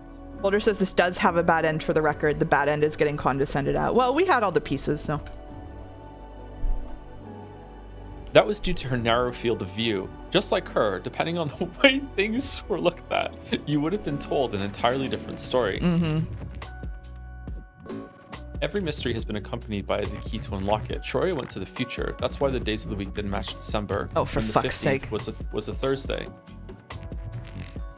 Every mystery has been accompanied by the key to unlock it is already condescending at me anyway. Streamer, you had all the pieces. That's why it wasn't snowing when she stepped out of the drainage canal. That's why as soon as she got home, she heard fireworks celebrating the new year. That's why there was no people going to school, because it was a Sunday or whatever. But one time, Darfy told her she could drink alcohol. Given her birthday, that meant she was already 20 years old and legally allowed to drink. Okay, whatever. There have been countless keys, but some of them have been much smaller than you might think. However, know that they're there and hunt for them. The time where your success will be measured will come, and now it is very close. They didn't even list any of the evidence we used to solve it in their little, oh, good job, head pat. Oh, auto scroll. We're auto scrolling. We gotta read fast. Okay. In the living room, Shiroya thought to herself, everything she'd experienced, how could it have happened in January? It seemed impossible at first, but she soon realized it wasn't. Even if that was the case, though, there were many questions to answer. So, what now? What will happen at 9? It'll be fine. We'll be able to leave. Finally, Shoya breathed a sigh of relief, but it was cut short by words she didn't expect. This isn't over yet, though. We have to do one more thing. Shoya peered at him, wondering what he meant. Just what he meant. We are going to save Mia. Oh, shit. That wasn't the end for them. But only the final step was left. What about the Samuel newspaper Jackson saying gonna December? appear from the bathroom? How could that goal be achieved? Shoya wondered that as she awaited Katsuki's next words. Mia, who had been seen in the tower, how would she be saved? Shoya had thought about it countless hours, but a way to save Mia had always meant her own death. She'd never believed it had been possible to truly decide between the two worlds. Did any of them die, or did they just get teleported forward in time so they don't find the body? Would Katsuki come with her? If they abandoned their world together, maybe it would be bearable, but she soon learned that he wouldn't. And that, though it had seemed impossible, there had always been a path toward a desirable outcome. Didn't they find her jawbone like Maria? They found some part. Yeah. Yeah. What if she just blew a chunk off her arm or something? The question, what about the newspaper saying December then, is just, it was a monthly newsletter. It was bullshit, but it was a monthly newsletter, which meant that when he said it was new, it was because it was the most recent one.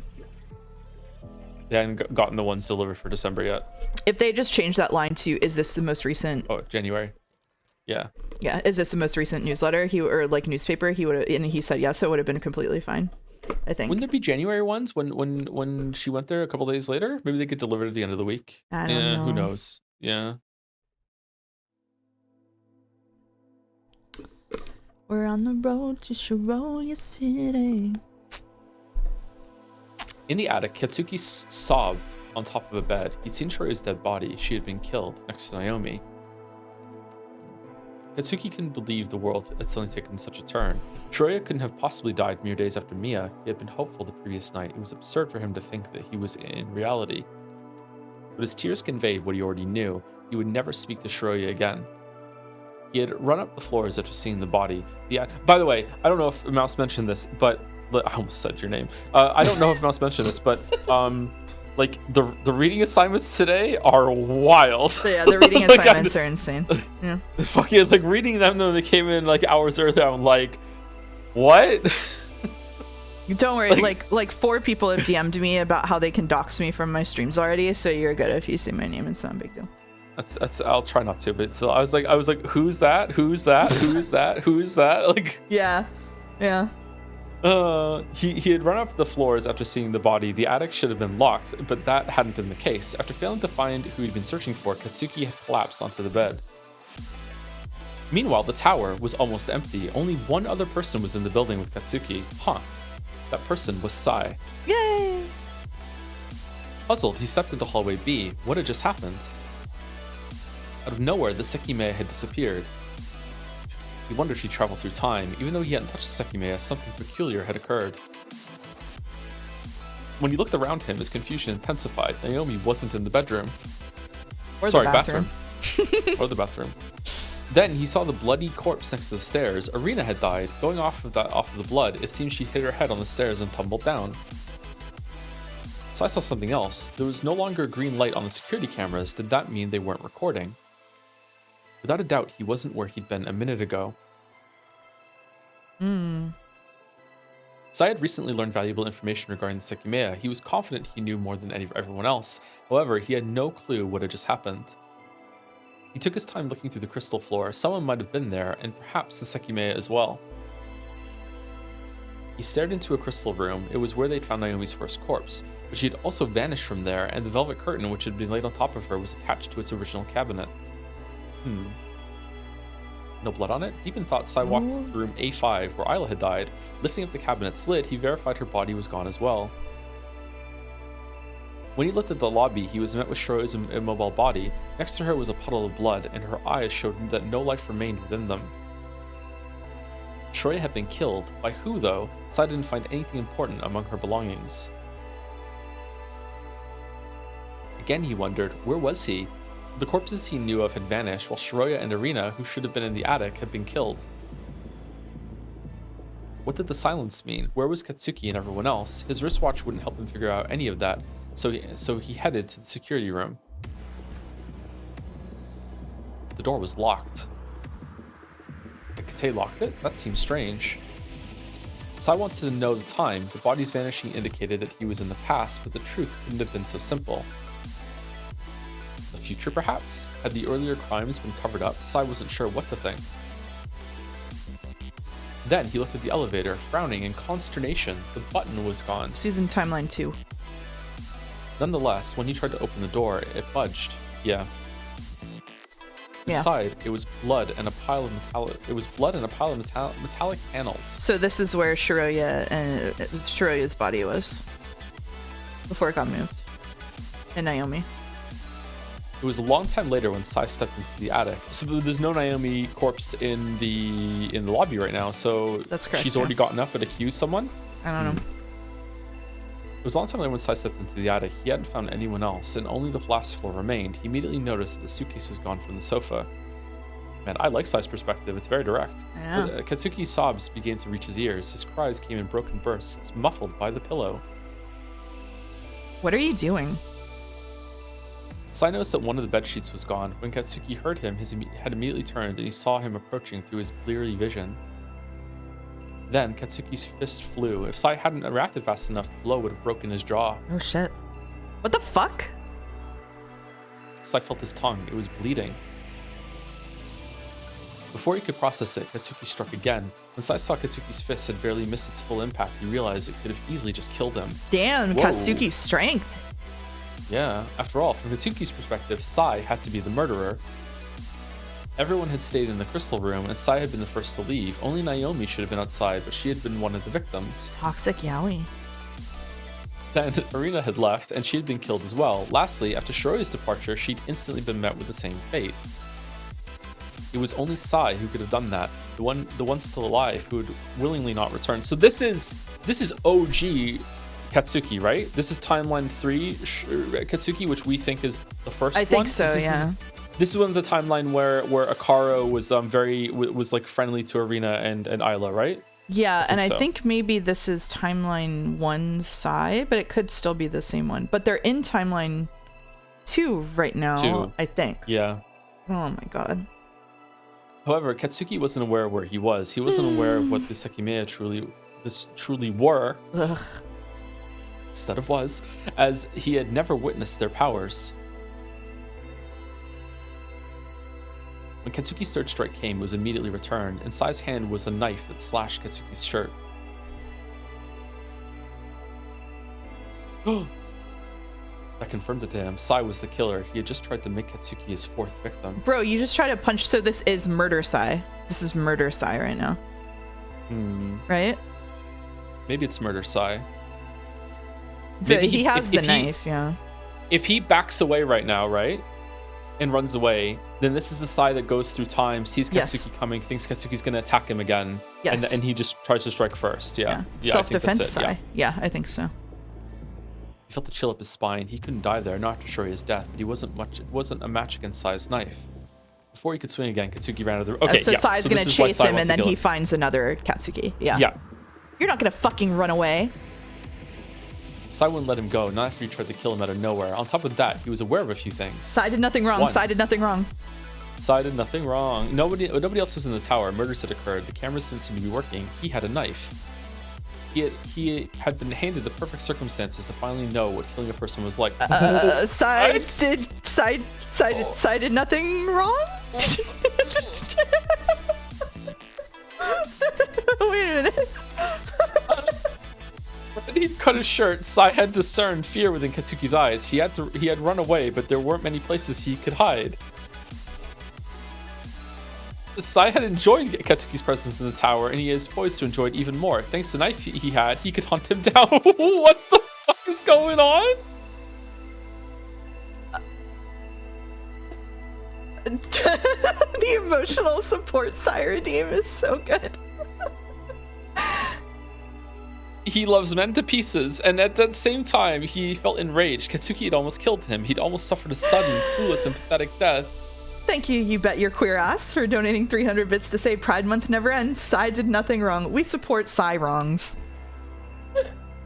His confusion toward the world was gone. In the blink of an eye, Sai's thoughts had shifted drastically. Okay, maybe he's just like having like toxic masculinity, anger, being punched. Maybe that's what it is. Maybe that's what he's just seeing red. It's fine. It's fine. He grabbed the key to the bedroom. Strangely, it wasn't where he'd left it, but in its original drawer. Who among us has not stubbed our toe on a coffee table and then wanted to murder the coffee table? Like, it happens. It happens. It's fine. Psy stocks are growing exponentially. Thank you, Twink Breaker, in the chat.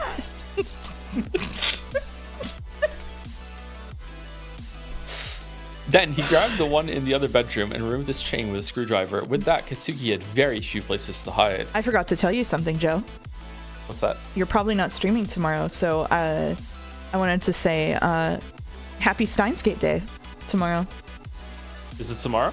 Tomorrow is Steins Gate Day. There's a big sale. You could always stream it tomorrow as a treat. No. No.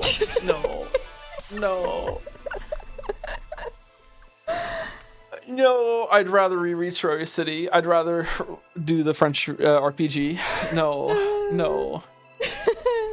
The key to the attic had been in the door, and Sai had grabbed it. That meant Katsuki couldn't lock himself inside. The two remaining options Sai could think of were the security room and a bathroom, which could both be bypassed with Katei's keys.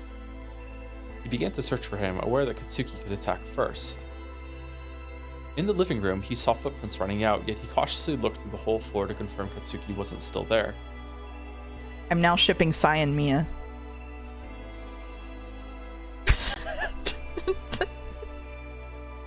Gay erasure here? Wow, okay. He's Coming out of the bisexual.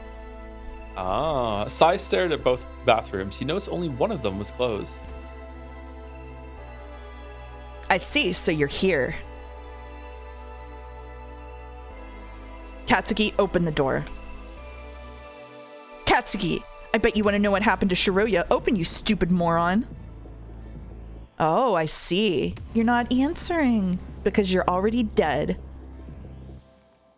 Sai grinned. In the storeroom on the crystal floor, he had found both Sekimeiya. Oh. He'd had a reason to hide one while leaving the other there, but what mattered was that he had access to both.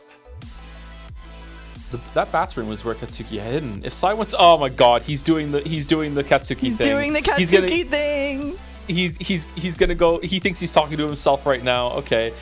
If Sai went to the past, he could wait for him inside. Hence, on the other side of the door, Katsuki must have already been dead, and a future version of Sai must be waiting for his past self to leave. Briskly, happily, Sai ran all the way down. He didn't know which of the two Sekimeiya to activate, but it didn't matter. Oh, he's so happy! Behind the storeroom's wall, Sai hurried to the glowing gemstone, knowing it had been there a long time. This is the best VN in the world. They're all perfect for each other. This is a story about the development of the world's worst polycule.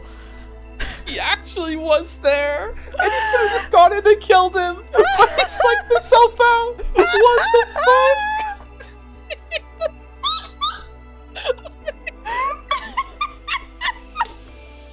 Meanwhile, Katsuki's in the monologue.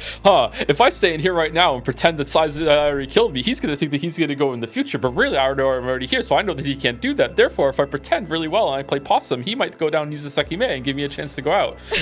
But maybe a future version of me is waiting on the outside to give me the all clear. Maybe I should wait for that. Fucking hell. Yeah, if I open the door right now, maybe I'll find Sai's dead body on the floor because I went back in time and killed him to save myself.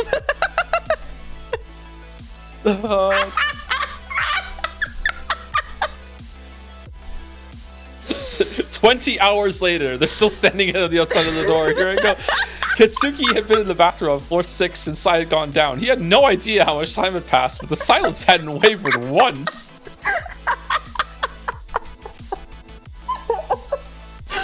Oh, evil as fuck cackle. That's right, baby. While Sai, in a different timeline, sitting in the bathroom. Any second now, I'm gonna get him. He's gonna come in here.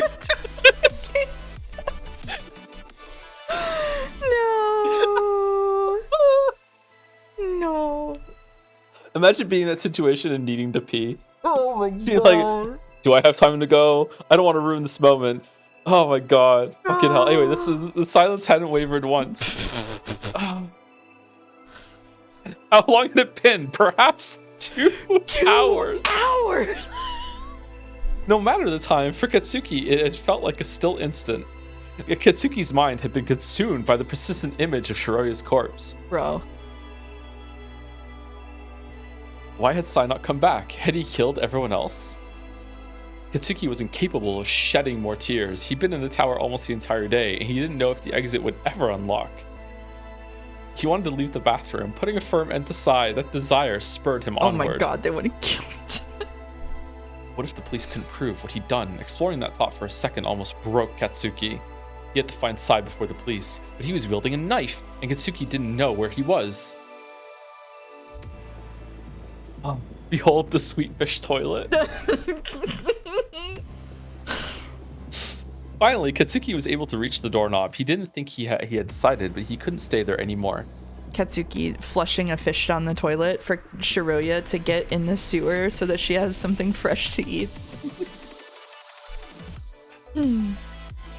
Sai hadn't been waiting for him outside. The floor was as desolate as it had sounded. Katsuki had heard him going down the stairs hours before. Okay, so Sai uses Sekimeiya, goes to a different timeline, goes up the stairs to hide in that bathroom, sees Katsuki and somehow Shiroya coming, and that's when he goes stabbing, right? That's what happened just now? Yep. Yeah. Okay, so that time, that causal loop or whatever the fuck you want to call it, that's closed now. I'm okay, shocked so that's what happened. I'm shocked that he backed off. I mean, I guess he realized that it was a different timeline, but I feel like once he went in stabbing mode, I'm very surprised that maybe he thought he couldn't fight both of them at the same time, but then why was he chasing them? I don't know. Yeah. I don't know. It does seem come out of nowhere. I feel like maybe he is more of a psycho than we realize. But when you get attacked like that, there is a certain amount of rage that can overtake you. That's very surprising. Yeah. Maybe it kind of faded. Yeah. There's something that happens to a character in a very high profile game that that they calm down from that I think is impossible. Actually, maybe one day we'll talk about it. Really, I would love to know more about that. How can I say this with it? If you know the scene, then you know it. A character gets one of their fingers bitten off and somehow de-escalates from killing the other person who just did it to them. Yeah. Interesting. Katsuki had heard him going down the stairs hours before. The red around his eyes had mostly faded, and they were otherwise empty. Slowly, he descended to the 5th floor. Here's the hint Joe wanted to give. Mickey Mouse was there.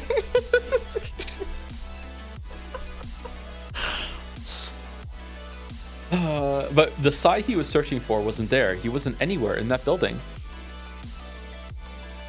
When he arrived at the lowest floor, he was drawn to the open storeroom beyond Irina's lifeless body. There, he learned of its secret.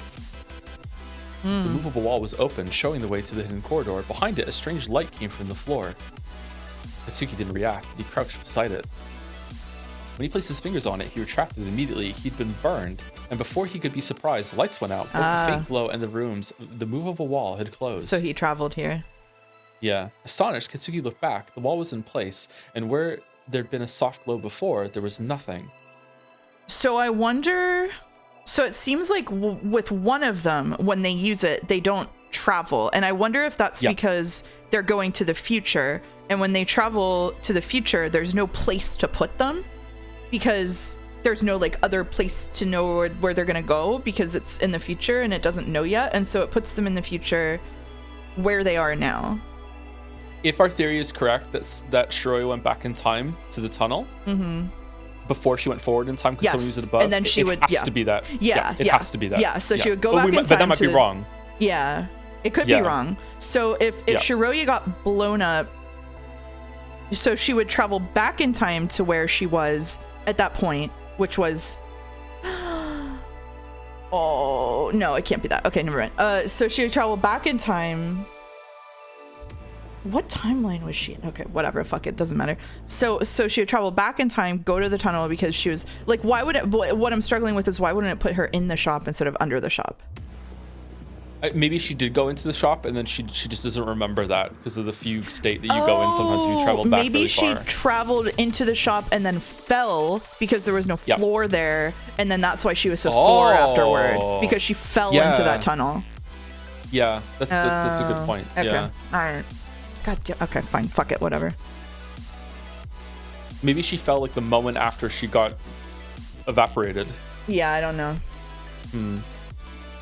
He stood up and walked into the darkness. Immediately, he encountered a door that he couldn't open. Its handle was missing. So this is one or two. We think that he traveled in the future right now. Yeah, right? We think he traveled in the future to either timeline 1 or 2 because in timeline 3, well, I'm gonna have to go back into that document and make and expand the parts where I put the thing about each timeline and then add like the handle was missing and the elevators were taken apart and like X, Y, and Z.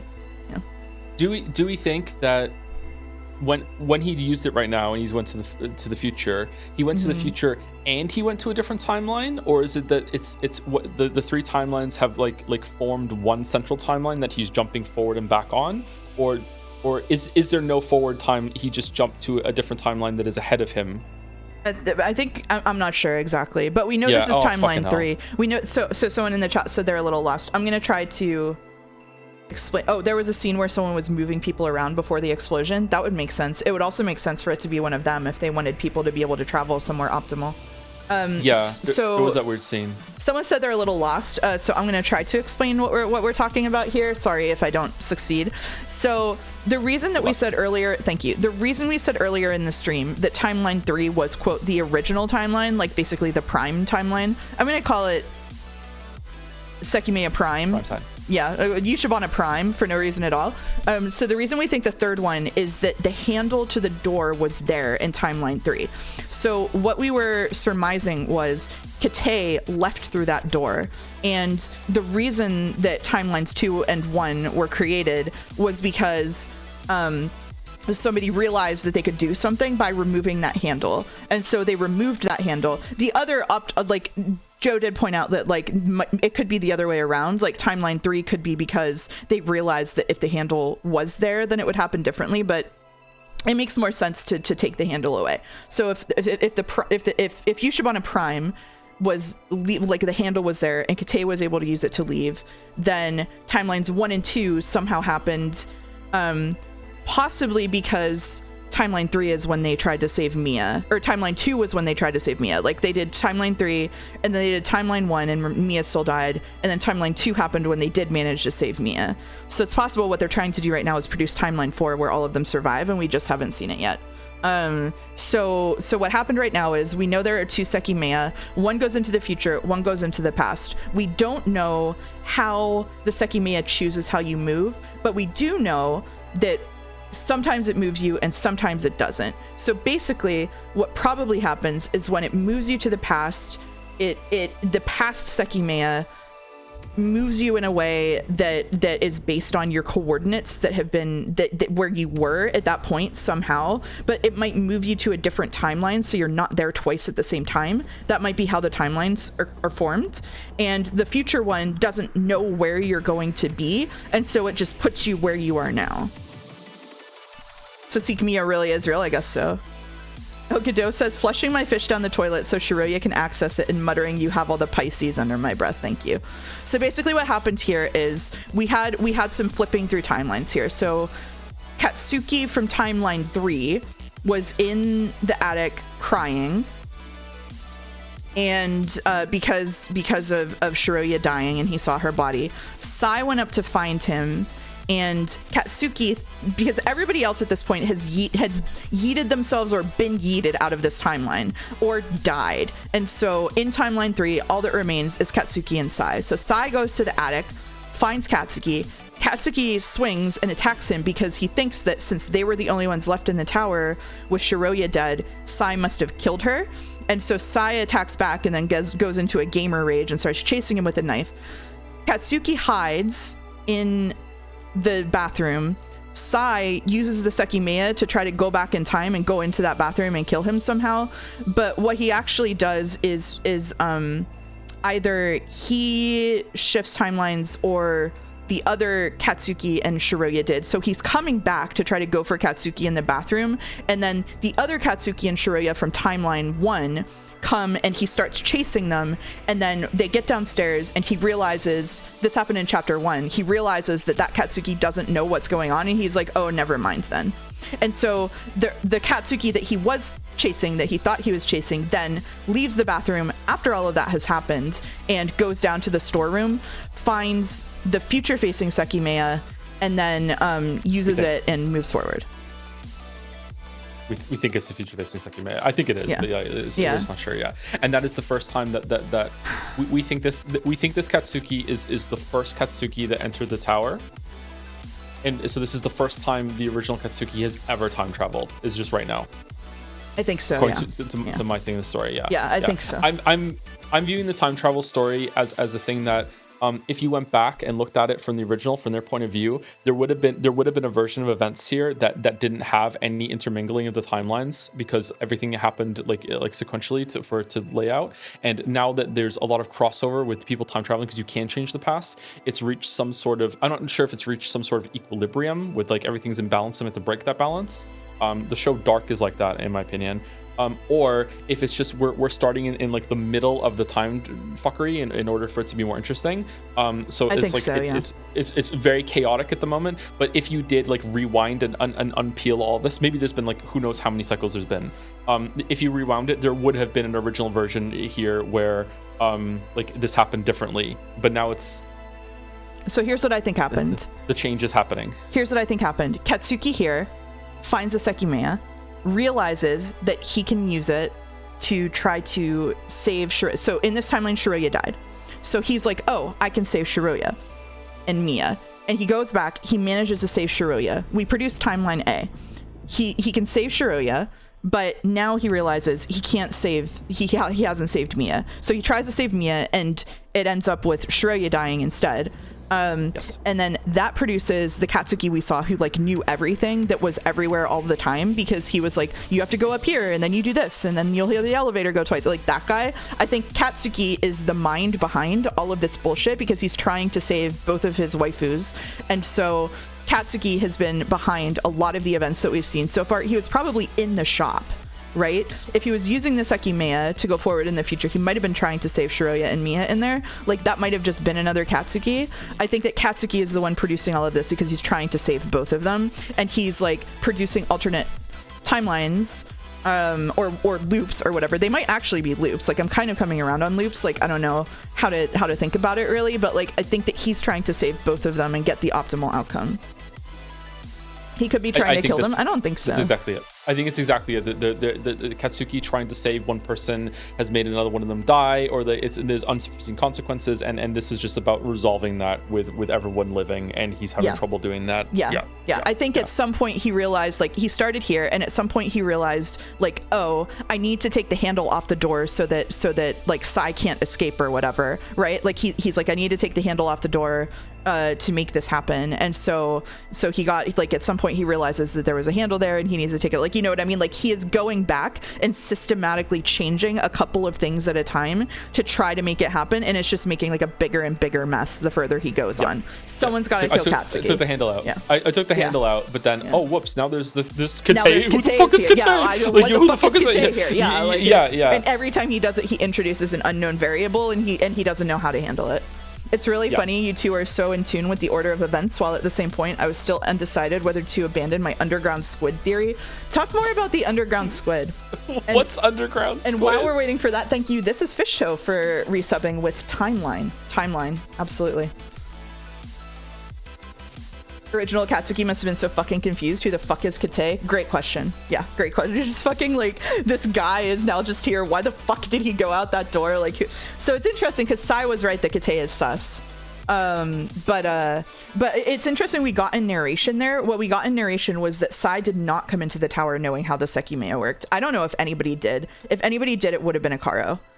But I don't think Akaro did because I do think that Akaro accidentally yeeted himself into the future. Yeah, Sai did not come in with a time travel plan. He found them and had to figure out what they were. We got that in narration instead of through his his perspective. It was your explanation for the smoke and the smell. How did you get to squid? How did you get to squid for smoke and smell? I would understand if it was ink. So Sai could still be working for Zen and just wasn't informed of what Sekimeiya does, but it's looking pretty unlikely that's the case. I think Akaro is the Zen agent. So I think Sai is just a little weirdo. Akaro is the Zen agent, and Kate is like maybe like just a thief who like got a job here to steal things. Like I think Kate is just a loser. The smoke is inky in the Vienna, it goes everywhere. Okay, fair enough. Fucking ink. All right, we've read like 10 minutes in 2 hours. Okay. Yep. Let's go. Yep. Let's keep going. Do you want me to continue? Yeah, or, unless you want me to. Oh, I can. It's okay. He stepped back to the wall that had closed. It didn't seem to have a handle either, and he couldn't get it to open. For an instant, Katsuki thought he'd been trapped, but he soon felt the area that allowed him to open the hidden wall. In the hallway, Katsuki stared at the stairs in fright. What was happening to him? Irina had just been there, hadn't she? Yet she no longer was, and the sea of blood there had been reduced to a single droplet. When he looked at the other side, the sensation persisted. The event room had been opened before he'd entered the storeroom, but it wasn't anymore. So big amounts of blood becoming drops in different timelines is kind of weird. Yeah. What's that about? I don't know. I think it was, I don't know yet. Maybe someone's marking it almost, like pricking their finger and being like, someone's dead in another timeline here or something like that. Like, no, that's dumb. What is that? Nobody was in it, but the same glow lay on the floor near the cabinet. That was when Katsuki understood what it had been, the Sekimeiya. What if Kate isn't sus, but he escapes his lockdown with the drive with the security footage on it? That's why the cameras aren't lit with the green light? Maybe. We don't think about the cameras at all. I don't know. We don't. We really don't.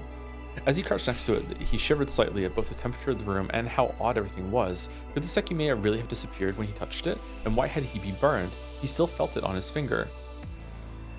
Carefully, he reached out with it with his left hand. Again, as soon as he contacted it, the gemstone disappeared and he felt a painful burn. So he just went forward again? Yeah. Because he was lost. Was he delusional? He couldn't convince himself that it was impossible, but he'd seen it clearly. The gemstone had vanished. So, sorry, I keep delaying us. The other option here is that they think it goes forward in time, but what it actually does is swaps you to the different timeline and they're staggered. Yes. Yeah. Yes. Yeah. That's the other way it could work. Yeah. He looked around, almost beginning to cry again in desperation. Hopefully Shoya's corpse had also been a hallucination, but he couldn't bring himself to verify it. Last interruption here. Someone asked, is there a link to the thing with all characters and important events? I can give you a read-only link for that. Yeah. It's curious to me that in this timeline, Katsuki takes a long time to touch the Sekimeiya, whereas in the first timeline that we saw, like he touched it like super early. I wonder like who orchestrated that. I don't know. Yeah, there's still a lot of questions for sure.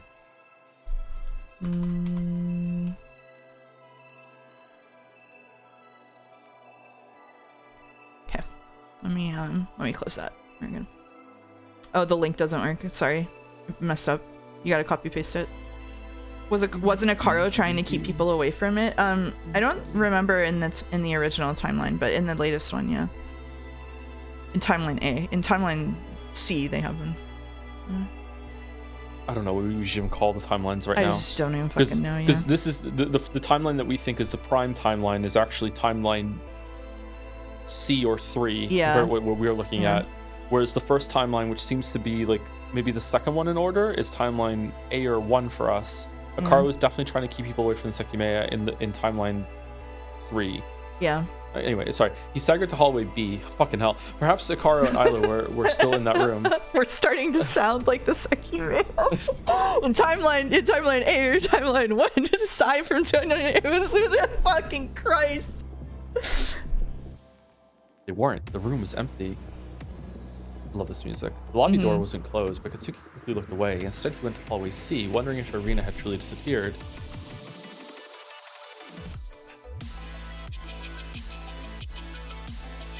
She had. She really wasn't there. Was the drop of blood there? I don't know.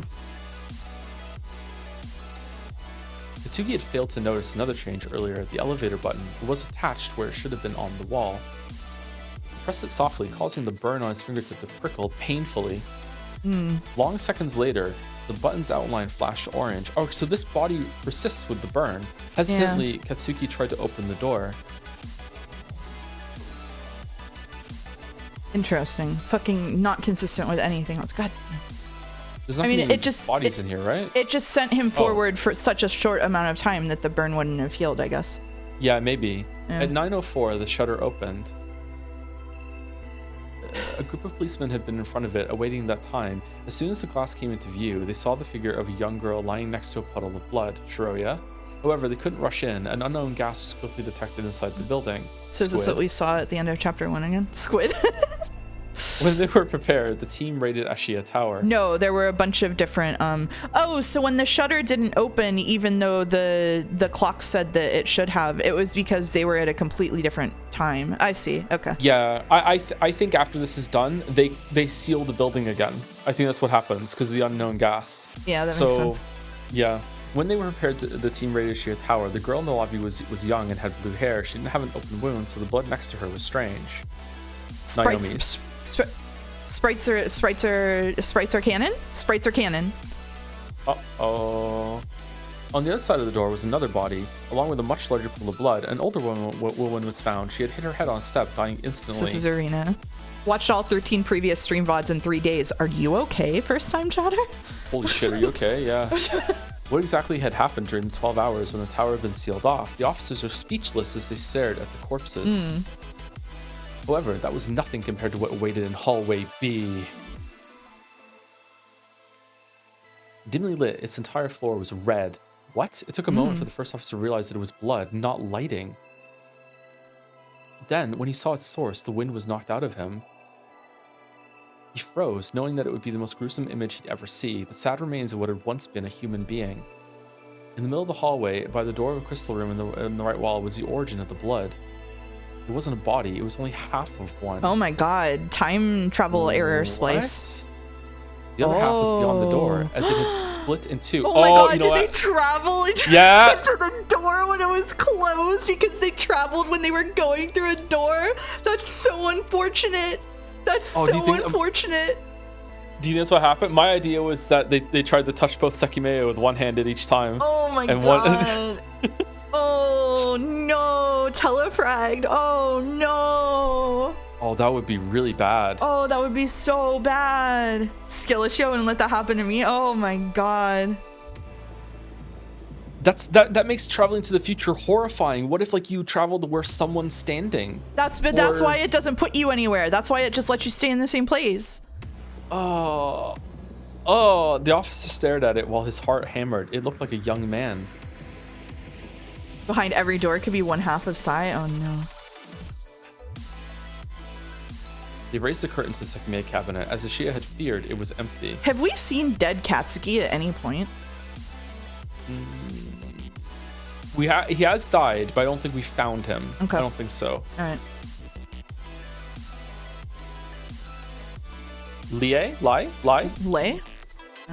Lei had let them know about the Sekimeiya's appearance and about the necessity for cold.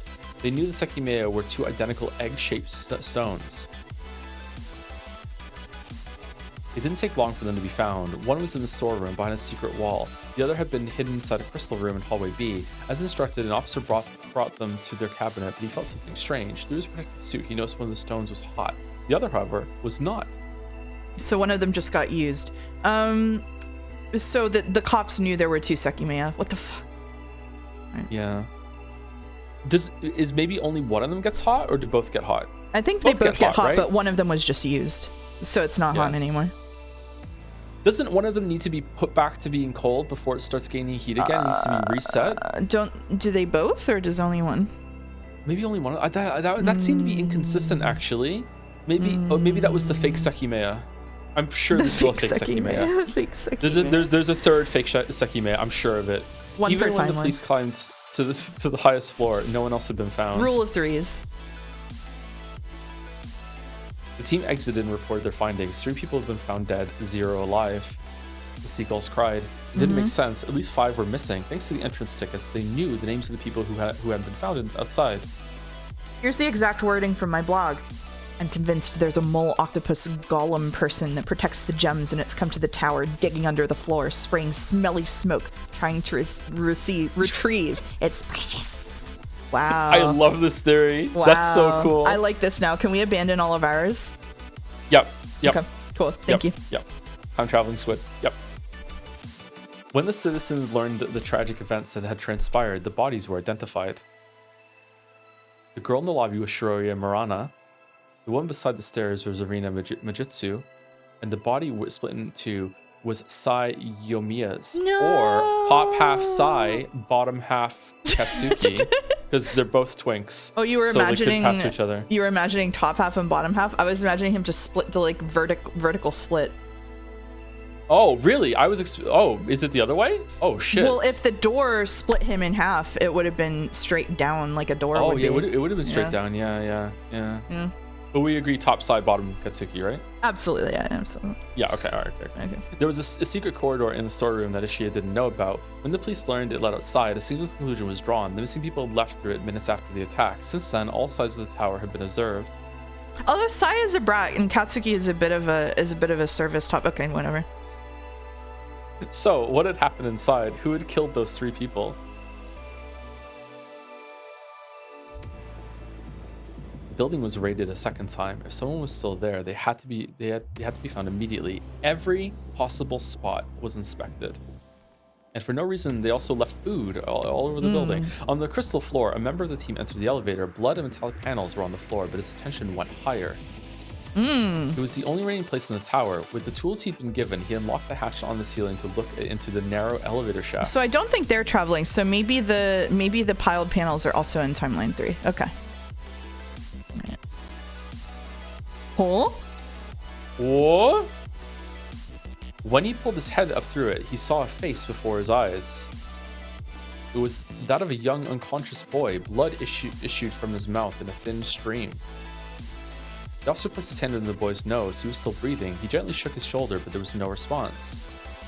He was unsure how to safely remove the boy from where he was or how he'd even gotten there in the first place. The full extent of his injuries was also an unknown factor. He called for help, and a team of men slowly and gingerly extricated the boy shortly afterward.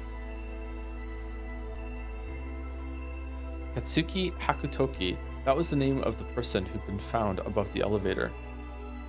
Hours after his rescue, he regained consciousness. At first, he sounded devastated due to the death of his close friend. However, as he continued to be questioned, his answers only grew stranger. He didn't know how he'd end up in the elevator shaft, and the events he described didn't make sense. According to him, the missing people had been in the building for hours, which the police rejected immediately, as there was no way they would have been able to escape through the secret door. He didn't have a valid explanation for any of the deaths. No clues at the crime scenes pointed to their truth, and no video footage had been recorded. Quickly, the possibility that Katsuki was lying was presented. Only he could have committed those murders.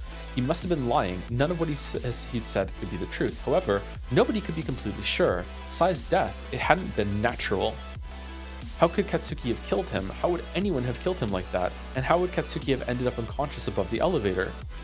And admittedly, there was a point of truth to Katsuki's words. The blood in the lobby. Next to Shoyo's body, there'd been a puddle of blood, which is confirmed not to match any of the bodies present. Okay. Competent police? Wow, this really is a fantasy. Yeah, Could it really have been Naomi's? The corpse Katsuki swore had disappeared? The backlash Ishia received was immense. They had allowed a tragedy to unfold on their own property. After the attack, the tower didn't open again. Containing countless mysteries and an unknown gas, it was closed indefinitely. Uh-huh. And eventually, Shia's voice faded. There was nothing they could do anymore. So this makes sense if they traveled first, and yeah, I bet they sealed it. Yep. Because then they blew it up like a year later, right? So I bet they sealed it and then blew it up. Yeah. But why wasn't it sealed when Shiroya went there? The shutter wasn't down, and she went there in the future. Did they not seal it on that version? I guess they didn't seal it on that version because they because so Vaisude, right? So she's in January. Vaisude is not surprised to see her, and Darfi isn't either. He's like, oh, they let you out. So I think that maybe in that timeline, they just let them out, and like it was that was just how it was or whatever. Maybe that timeline. Well, that's the timeline she jumped to. Maybe she jumped to the timeline that wasn't that big of a deal. Maybe no one died on that one. Although, yeah.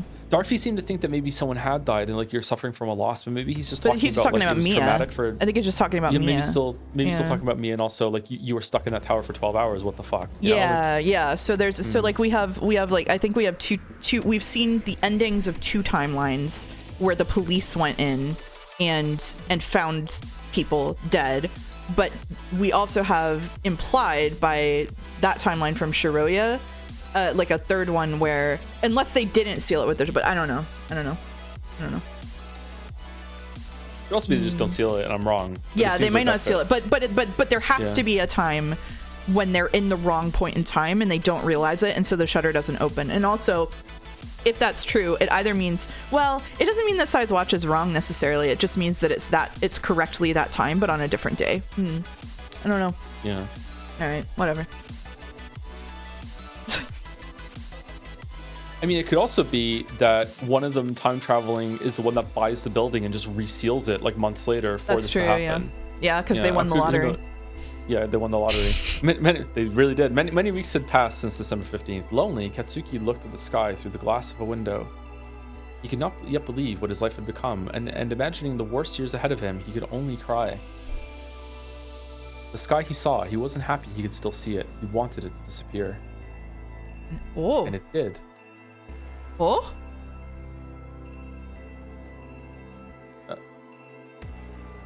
Through the glass of a window, the cloudy sky could be seen. However, no one was there to see it. Around the country, some people had the opportunity to witness the disappearance of countless citizens. What the fuck? Mean?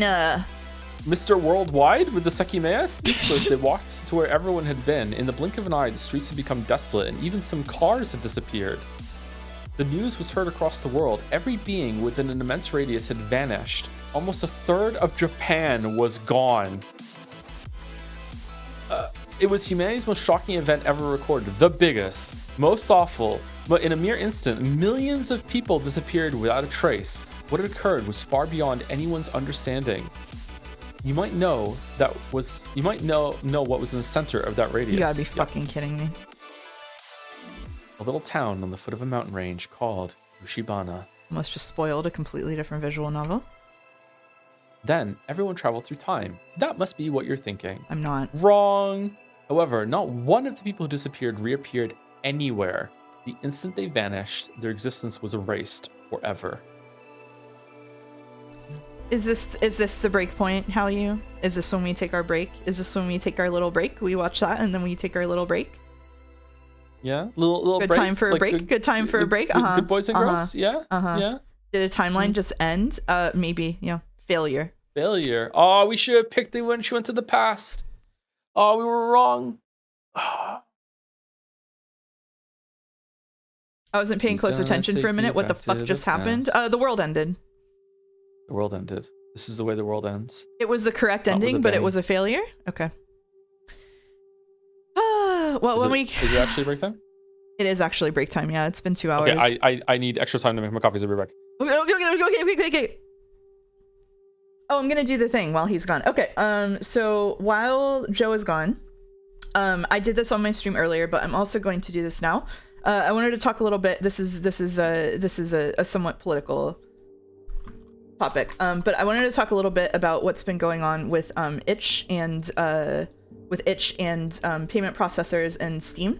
So basically, if you aren't in the know, what's been going on is that there is an organization that has pressured Visa and MasterCard to stop supporting not safe for work payments for itch and Steam. So a whole bunch of visual novels got taken over.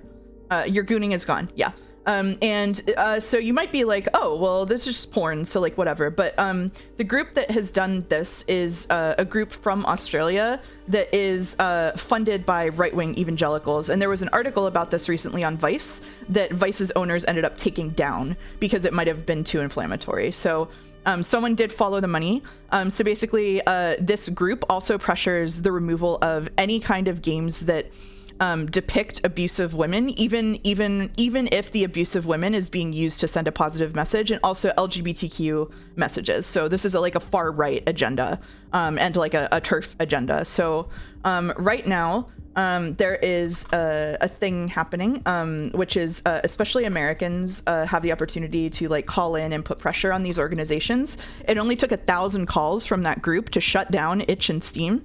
And so we're hoping that like it'll make an actual difference if people put pressure on them. So I'm just going to link the website that has information about this with petitions for like the ACLU and the numbers that you can call and like scripts you can use. So if you make like even one call, that would be awesome. If you can't, it's okay. But I just wanted to post that really quick before I go make my own tea. So thank you for listening. I don't normally like advocate for like political stuff on this stream. I do get a little bit political. I'm obviously a pretty far left myself, but I think this one is really important. Mousedeer says their first 2 fan art are missing from the archive. Okay, cool. Thank you. So here, I'll link this right here, and I'm going to pin it during break and play some ads. So I'll be back in like 5-10 minutes. Okay, we're back. Joe has his coffee and has been admiring the firebomb that I threw into chat while he was gone. Mm-hmm.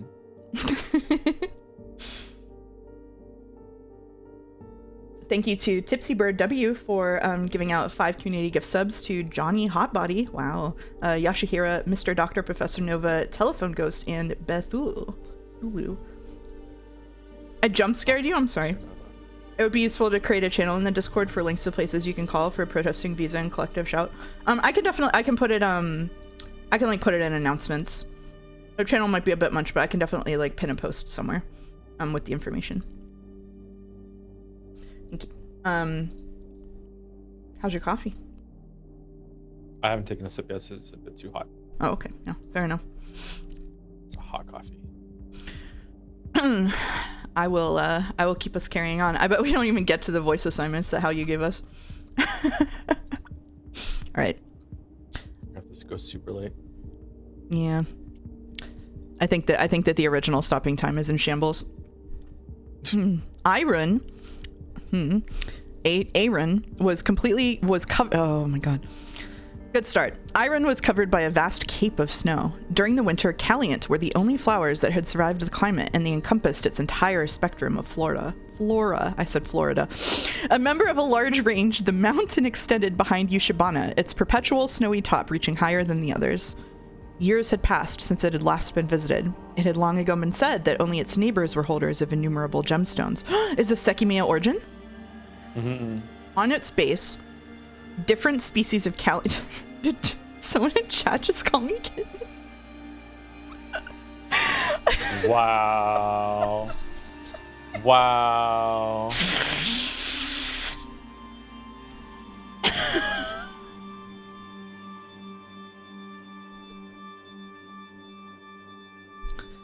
On its base, different species of Caliant peeked through the snow. After so long, however, they were accompanied by something else. Human footprints marked on the ground. They wandered about. Far from them, a man walked on the snow. His name was Gon, and in the distance he could see the mountains he'd often traveled through. It was the first time he'd brought his equipment to Iron. He'd always been curious to know whether the common belief about it being devoid of value was true. And after hours, he had verified it. He hadn't found any caves, and the surface had been harder to traverse than Iron's neighbors. Disappointed, he walked back before the sun set. He'd been out all day, and he was exhausted. He was walking down a narrow path when something caught his eye. He'd already crossed the tree line, so tall trees were surrounding him. He stopped himself when he noticed an opening between 2 of them. Intrigued, he walked over to it, and as he got closer, he realized what it was. An entrance to a vast field of grass, enclosed by the trees that hid it from view. However, what truly stood out was farther ahead. I would like to pick up the knife. There was a wooden cabin. In the corner of the field, it lay covered in white. Speechless, he was drawn to it. The grass was tall, and it had almost been concealed by the snow. Slowly making his way inward, Gon didn't take his eyes off the cabin. He'd never heard about it, and it looked abandoned. Many questions came to him, but they all suddenly vanished. He looked at the ground. On top of the snow, he'd almost missed something that easily blended in. Was it an egg? No way. He crouched by its side and felt its surface. Strangely, no snow was on it. When he touched it, his face was one of amazement. It was incredibly smooth, but it was heavier than it looked. He'd never seen anything like it in his life. What was it, and why was it there? Gon didn't care and was eager to bring it home. It looked like a gemstone, but it hadn't been underground. Content to have found something, he kept walking toward the cabin. The door was open, so he took a look inside. A few spiders had set up shop there. Most of them had died out during the winter, but their webs still decorated the room. Gon didn't dare look down into the storeroom. The last thing he wanted was for some large spider still living down there to be disturbed by him. As he'd expected, it didn't seem like anyone had been there in a long time. The 27th of November was a Sunday. That was why Gon had chosen it to go to Iron. Late into the day, he arrived at home. With one hand, he unlocked his front door. Yep. Nailed it. He stepped into his shop, Musashi Gemstones. He left his discovery on a stand and hurried to turn on the heater. Then he grabbed the phone and dialed a number he had memorized. Lei, I'm sorry to call you so late. Is this a good time? What do you want? I just found something that will interest you. You have to see it. It's an egg. Is it about a gemstone? Yes, but it's not a normal one. I found it on a rune, and it's unlike any I've seen. Is that so? If you're not exaggerating, you might be in luck. I'm not. I'm certain this would fit perfectly in the tower. Is it all right if I come tomorrow? I want to speak with you about something. Yes, that's perfectly fine. I'll be there in the afternoon then. Thank you. I'll be waiting in my swimsuit. Good night. The call cut off. Gon pumped his fist in relief. It had been a while since he'd struck a deal with Ashia. He sat on his chair. He was tired and he had to think about what he'd say the next day. Chatter is right.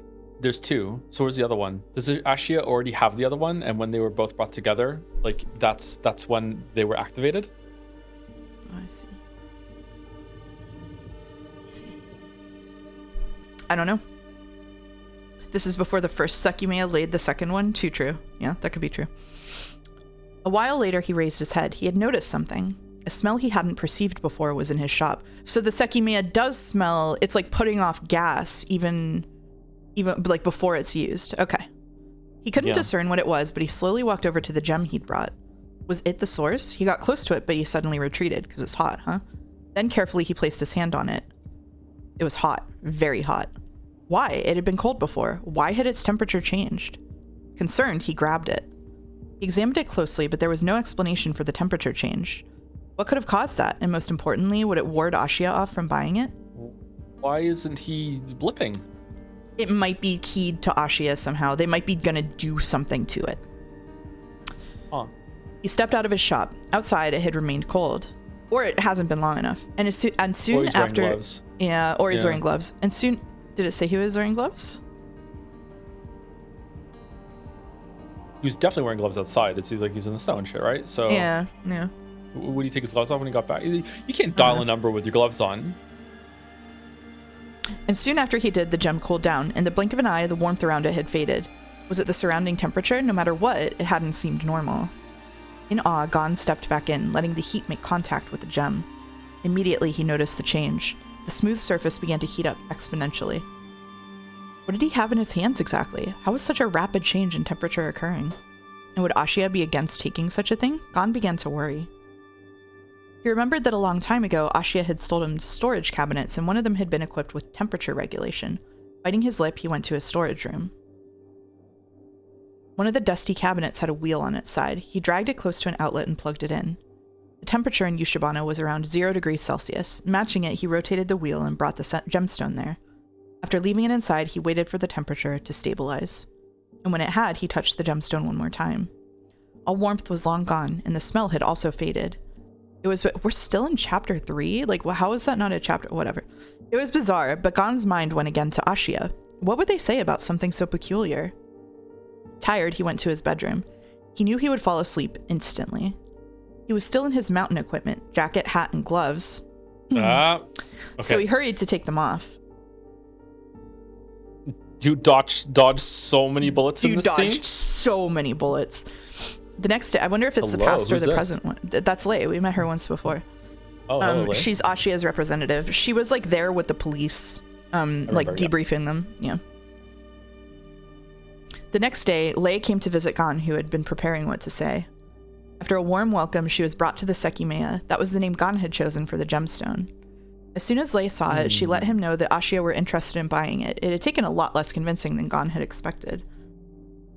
Lei let him know the reason. Ashia had been searching for a unique gemstone, and the one he'd found would serve that purpose well. Gon and Lei had long ago agreed on a standard starting sum per gemstone, which Gon couldn't pass on.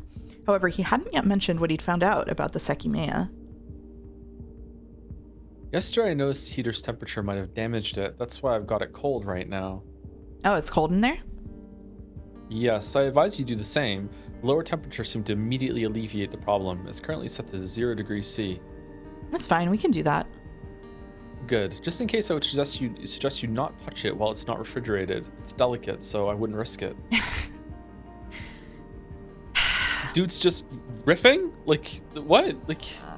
Lei silently nodded. Gon took a deep breath. If Ashia did what he had instructed, there would be no problem. We'll deal with the paperwork then. You know the usual. We'll be here this Wednesday. Is 9 o'clock a good time? Sorry if it's too late. We're pretty overloaded. Yes, anytime is fine. I'm still open at that hour, so I'll have everything prepared. Perfect. Both of them bowed, and Lei calmly exited his shop. Lei is the one that was like, what the fuck? There's a back entrance into this tower, right? I didn't know about this. Yeah. Lei's the one who was like genuinely fucking stunned that there was another door on the side of the building. She was surprised by the smell. For the Sekimeiya in the cabinet.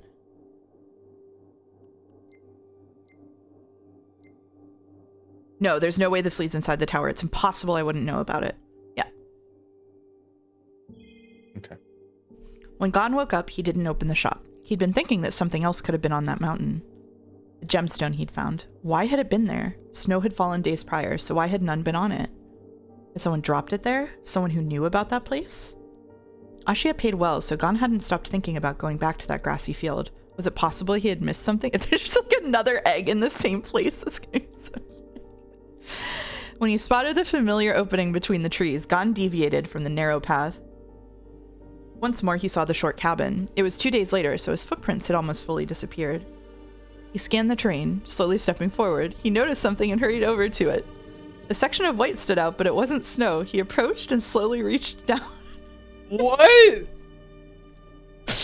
was another gemstone, identical to the one he'd found. Huh. He found the Final Fantasy XIV botanist spot. Bro is watching the nodes respawn. Gon searched through the entire field this time, like he probably should have the first time, but he found nothing else. At home, he called Lei and told her about his latest discovery. When she heard it looked the same, she sounded interested. However, there was an issue. Ashia had already revealed the Sekimeiya's existence. On that day, the primary announcements had been made. You know what? This might be great. You remember what I told you, don't you? We're keeping the details of the Sekimeiya a secret, and this could be something perfect to reveal on the day of the event. We'll buy both of them. There were many things Lei hadn't told Gon, but that was the truth. Shot put ball moment. Shot put ball moment. For sure, shot put ball moment. If Zin didn't make their move before the 15th, Ashia could justify part of the buildup on the existence of two identical paired gemstones. That is why. I miss my wife tales. That is why, until that day, most people who uttered the word the Sekimeiya weren't aware they were referring to two gemstones at once, just like the streamers. Oh.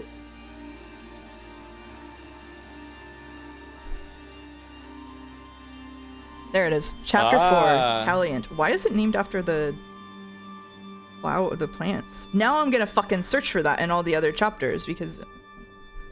Caliant. Okay. I thought there would be more of a setup to the Sekimeiya. It seemed like a big deal, and like, but no, it's just some gem that they found, and within 24 hours they've already set up the announcement. It's kind of weird, isn't it? It is. Huh. Sorry, we're just gonna... I just need a minute. Yeah, okay. It's just there. Okay. Side perspective, pretty please. I know. I want the side perspective so bad. Okay.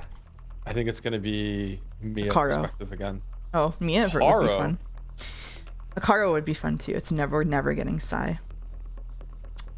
In a small... You know what we don't know the answer to that I'm interested in? And I think I know the answer, but if you are holding an inactive Sekimeiya and you use the other Sekimeiya to travel, will you take it with you? Or will it just also disappear? Hmm.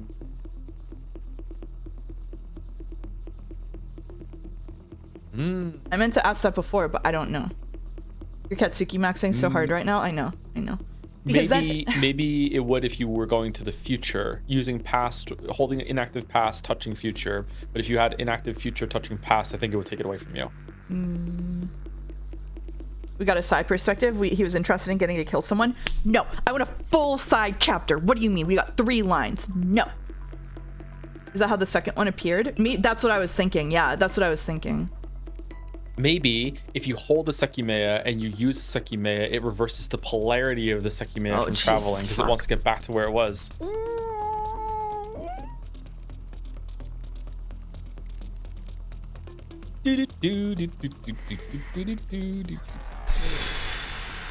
Sai City. I want Sai City. In a small town encircled by mountains, a house stood out from the others. It was surrounded by an empty field, and it was often referred to as a mansion. Nobody truly knew the family who lived in it, but the numerous nasty rumors about them were known by all. For a long time, they were believed to be secretly authoritarian. However, crimes had recently started to be linked back to them. When the afternoon came, a swarm of students exited the single school in town. It was starting to get cold, so most of them walked home. In the mansion's living room, a 13-year-old boy named Kyuka, what are we doing, sat on a large sofa. It was his favorite spot, the most comfortable place in his own world. Idly just passing the time, he watched whatever was on television by himself. Most days, he would come home from school and do that. In the past, he had sometimes played with friends, but he had distanced himself from them as time went on. Solitude was his preference. The lesson he had taught himself from years of exposure to others was that they weren't worth his time, and so once in a while he wouldn't go to school for the simple reason that it was too much of a bother. His parents were upstairs. He had over time picked up on what their, quote, business entailed, but the details were neither accessible nor relevant to him. Young Sheldon-ass motherfucker. Kyuka heard the door open. When he glanced over, he saw his older brother stepping in with a girl he'd never seen before. She had blue hair. What's this? Who's that? Oh, this is the part where both of us, we can alternate. So you can be the big brother if you want. Okay, she's a friend of mine. I'm just gonna show her the house. Without saying a word, she was brought upstairs. Kyuka saw it as none of his concern at all. In his eyes, she was either somebody related to his parents' business or just another source of entertainment for his brother. Ugh. Ugh. Oh. When night had come, he hadn't seen anyone else. After making his own food, Kyuka walked to his bedroom. He couldn't easily fall asleep with things being so noisy, so he covered himself with the sheets. The next evening, watching television as usual, he saw a familiar face. A girl had disappeared in the town where he lived. Kyuka wasn't remotely surprised. They didn't operate in shadows. There was no need to do so. She was the daughter of someone with strong ties to the town's leadership. That made sense. His brother was just carrying out something that was both productive and fun for him. Oh, I don't like those implications. What the fuck is going on? Hours later, his older brother came down from upstairs. He looked cheerful and left after silently waving to Kyuka. He'd learned the girl's name, Anora. It made no difference. Regardless of her name, she was locked in the same room as always. Soon, he heard plaintive cries coming from above. Kyuka responded by turning up the volume. Eventually, his brother came back with some bags he hadn't left with. A day had passed with no minute full of silence. In the living room, Kyuka tried to ignore the muffled noise. Whenever those situations occurred, he went to school just to get away from it for a while, but he had to come home eventually. He didn't like it. He knew that girl was suffering, and he didn't want that. However, he wouldn't talk his brother out of it, and he didn't want to annoy him. Furthermore, the room upstairs was always locked, and he couldn't bring himself to let anybody know. Is this the origin of the attic? I don't know. When you open Photoshop for the first time, you saw the filters and masks. It does look like the attic, doesn't it? With the carpet and the couch and the doors and the yeah. It is the attic. Yeah. But are they just reusing it, or is that on purpose? It's probably on purpose. It's always on purpose, right? Okay. It must be on purpose. She hadn't done anything to deserve it, presumably. Good catch, by the way. Thanks. Few of the people his brother brought home gave him that impression. He didn't think of himself as a bad person and would have helped her if he could, but that was a mere notion. It wasn't realistic for him enough for him to act on. That was why he'd always stayed aside, quietly sitting on that sofa. But his mind suddenly changed when he saw something he hadn't seen in a long time. It was a key. When his brother had gone up loaded with what he'd bought, he'd left his keys in the keyhole. Kyuka silently stood up and walked over. He looked back, confirming his brother wasn't coming. Then he detached one of the keys from the ring and stored it in his pocket. Beyond the wooden ceiling, she continued to yell. On some level, such barbarism disgusted Kyuka. He was getting tired of it. Sighing, he lay on his side to muffle the sound entering at least one of his ears. It endured louder and for longer. Part of him really did wish to take action for once, whether it was from the presence of the key or not. It had been ages since he'd had a conversation with his brother, but at some point, a part of him had come to revile his sibling. He asked himself a question. Oh boy. Was it worth doing something? Thank you for emotional support, Sai, in these trying times. Answering that was difficult for Kyuka. He didn't like people. They were rude, selfish, and just too much effort to deal with. If any of them had cared about him, he might have thought differently. On the other hand, he knew that he'd barely tried to speak to anyone in a long time, and his brother wasn't exactly deserving of anyone's attention, let alone approval. His parents and his brother, his whole family, was composed of deplorable individuals. He saw himself as different. It wasn't his choice to hurt people, and he would have actively stopped it if he could. So given the fact that he could, it only made sense to do so. When he thought about it like that, he came to a decision. Wow, bro decided in 4 lines instead of a full chapter? Mm-hmm.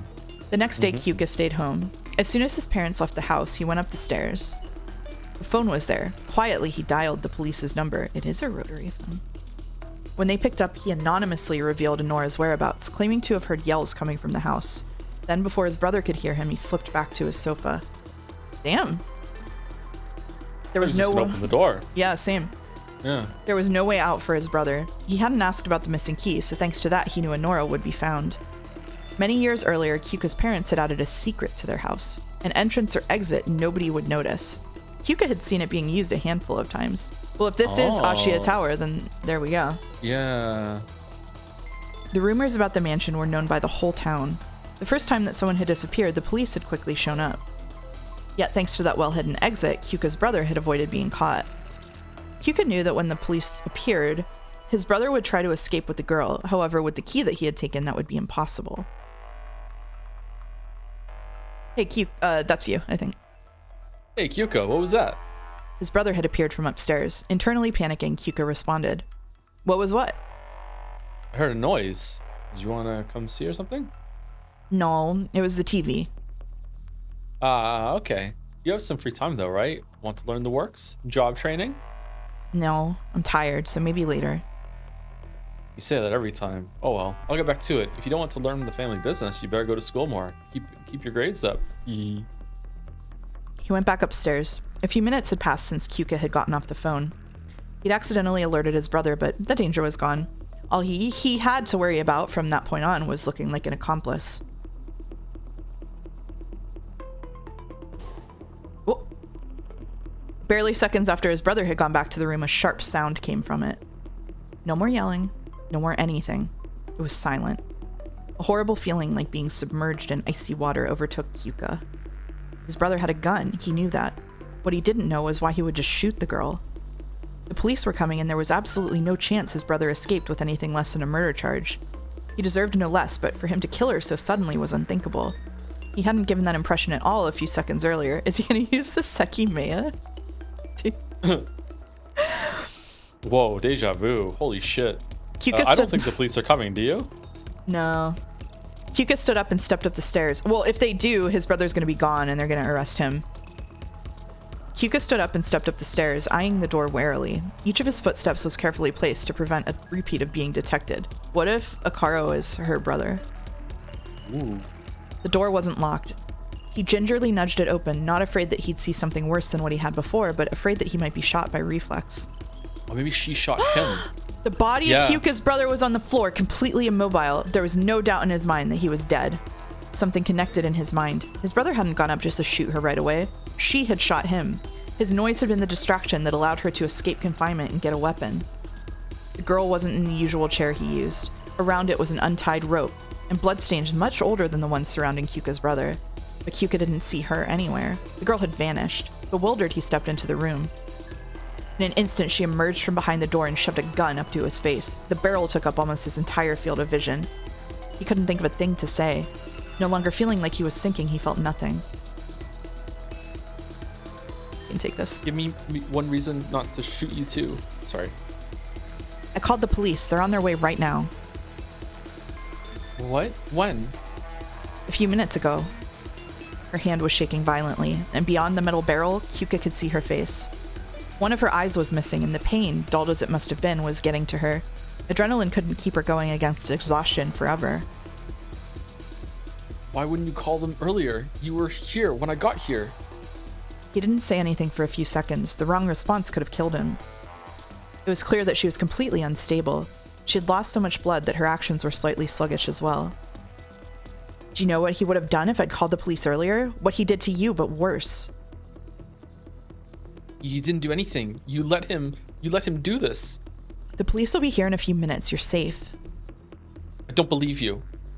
Kyuka considered for a moment. He didn't have a good way to escape. Entering the room blindly had been a mistake for him. He had believed that even if she was just like everyone else, not worth caring about, it would be a good thing to put a stop to what his brother was doing to people, and it could have ended up costing him. All Kyuka had accomplished was getting him killed and putting himself in a dangerous position. There was only one course of action he could take at that moment, and it happened almost automatically. Yeah.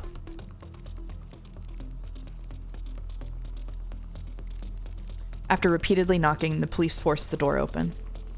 Drawn by the smell of blood and gunpowder, they immediately located the room where two corpses lay. A man and the kidnapped girl were on the floor. Immediately, the entire mansion was secured, but nobody else was found. The next day, the news was published. Honora, the girl who disappeared, had been found dead high on a mountain. One of her eyes had been gouged out, and the other had a bullet through it. A bewildered Kyuka read that article. That day, he came back home and realized his parents were there. As usual, he had no idea what they would say. Before they saw him, his parents looked terribly sad. However, when he appeared, relief spread through them. His parents didn't talk about what had happened. While he found it strange, Kyuka couldn't bring himself to utter a word about it either.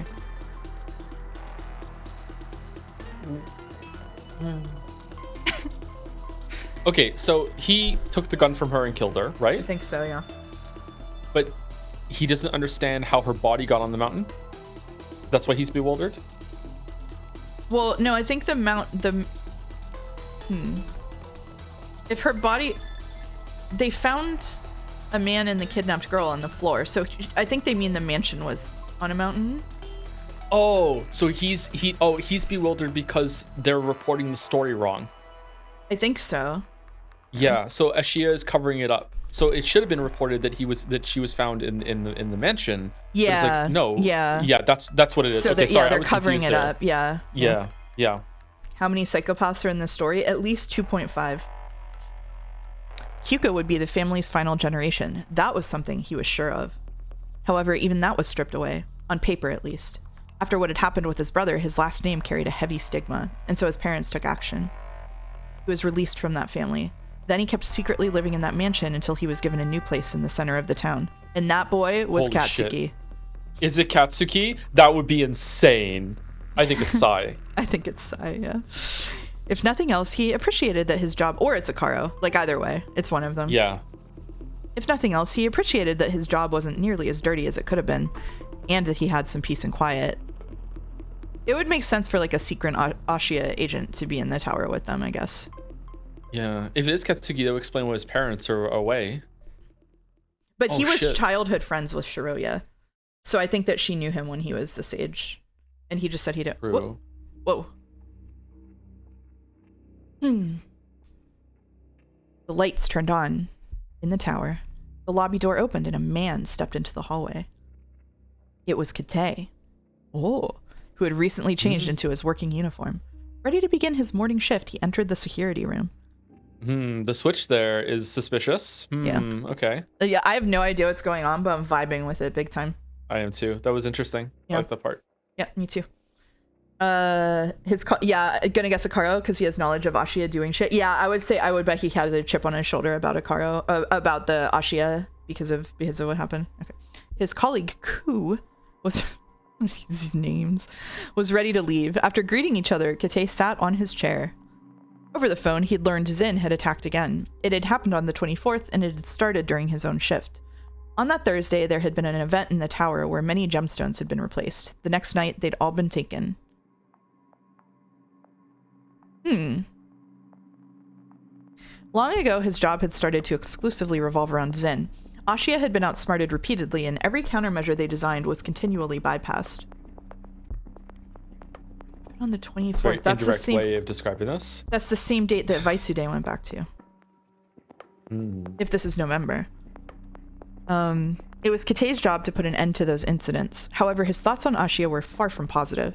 He'd worked in the tower for years, and he knew information that eluded public knowledge. Interesting. There was like, I guess like we kind of assumed that he was like a recent hire who like took the job. Yeah. But I feel, oh my god, I feel like we've gotten to the point where like I stopped the VN at literally every line to read into it. Jesus Christ. Now we're streaming with gas. Thank you, Wing Edge, for resubbing. He was fully aware that none of his superiors belonged to the Ashia family anymore. It had been long ago when the corporation had lost all ties to their actual bloodline. Interesting. Kitei stared at the 3 monitors in front of him, and as he moved the cursor toward a folder, his heart began to race. Zin had circumvented their measures multiple times, but that hadn't been all. Camera footage had been erased, and they'd taken advantage of the rare times when the security room had been empty. Wait, is Kitei just innocent and he ran out the secret door to try to get help? Oh my god. I don't know, man. All of what he's saying right now, his inner monologue is just indirect enough that he could be talking about himself. Like, and after the newspaper thing, like I'm sus. But yeah. Before the break, decided not say he wanted to feel what it was like to kill us. He would never have the opportunity again. I mean, yeah, but I don't know if that's exclusive to him being a little weirdo. Kitei knew someone close to them worked for Zin. There was no other explanation anymore. There were many candidates he had considered, but they all looked clean. As he approached a hidden folder, he wondered again who it was.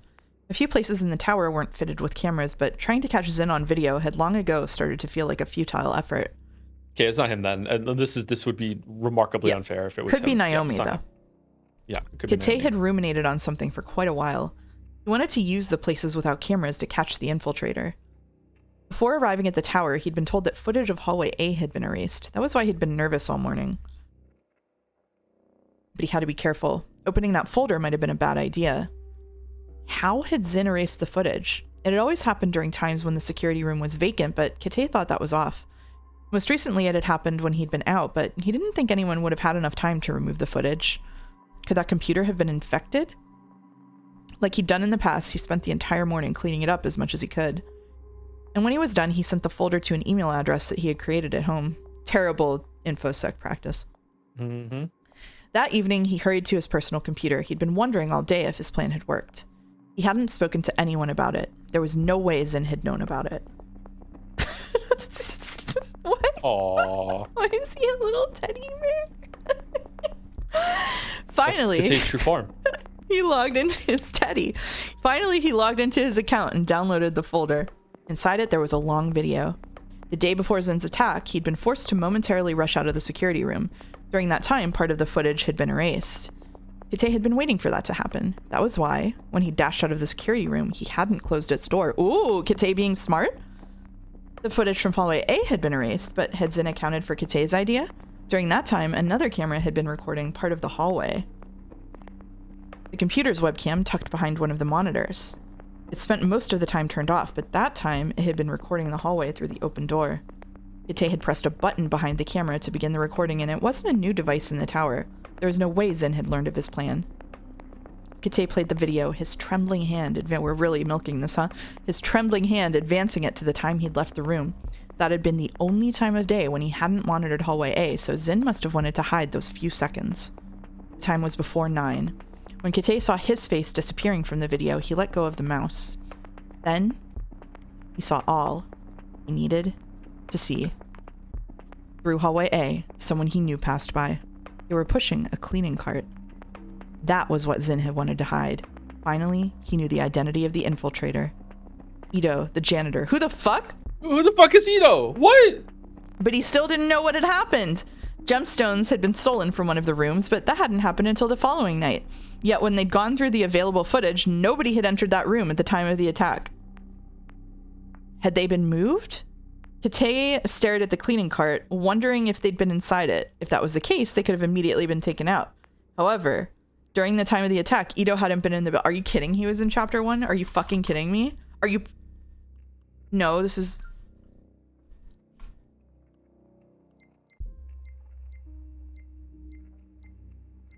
You lied? Okay. Yeah, Nox crying in the chat for sure.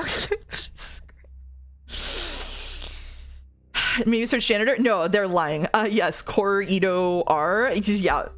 Okay. Doesn't know the famous. Okay, I'll do case sensitive.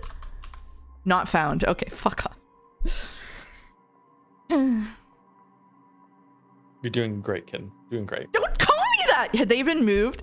Kate stared at the cleaning cart, wondering if they'd been inside it. If that was the case, they could have immediately been taken out. However, during the time of the attack, Ito hadn't been in the building. There was something else of value Kate learned. The footage of some cameras had been erased while he was out of the security room. However, as he'd suspected, nobody had entered it before his return. Oh, so someone's remotely erasing it? Interesting. Why is he so bad with the computer then, if he's actually been working there for so long?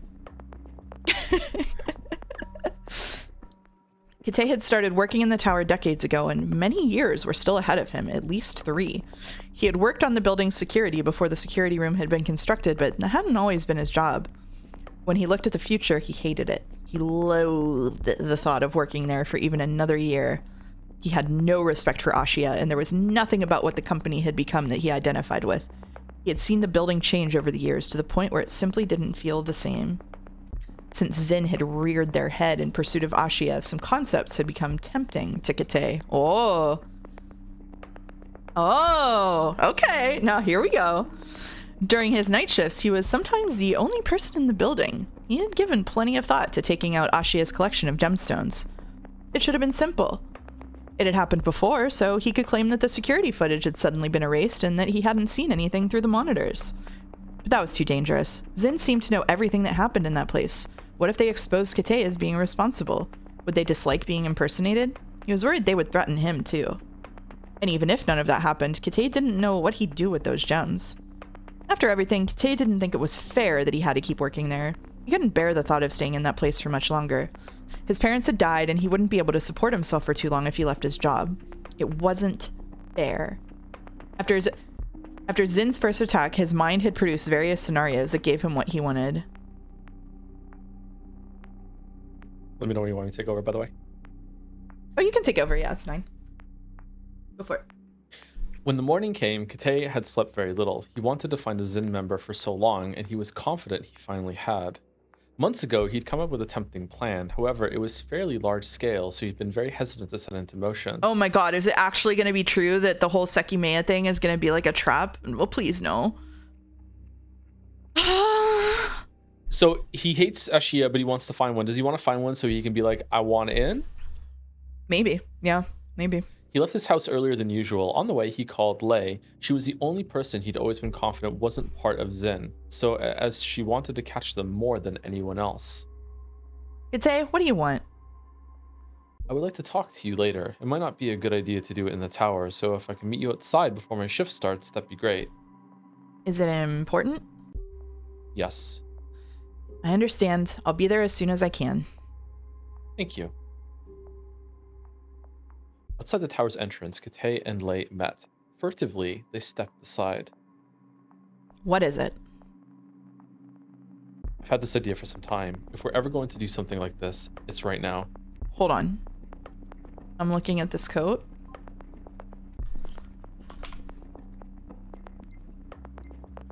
I'm looking at this coat.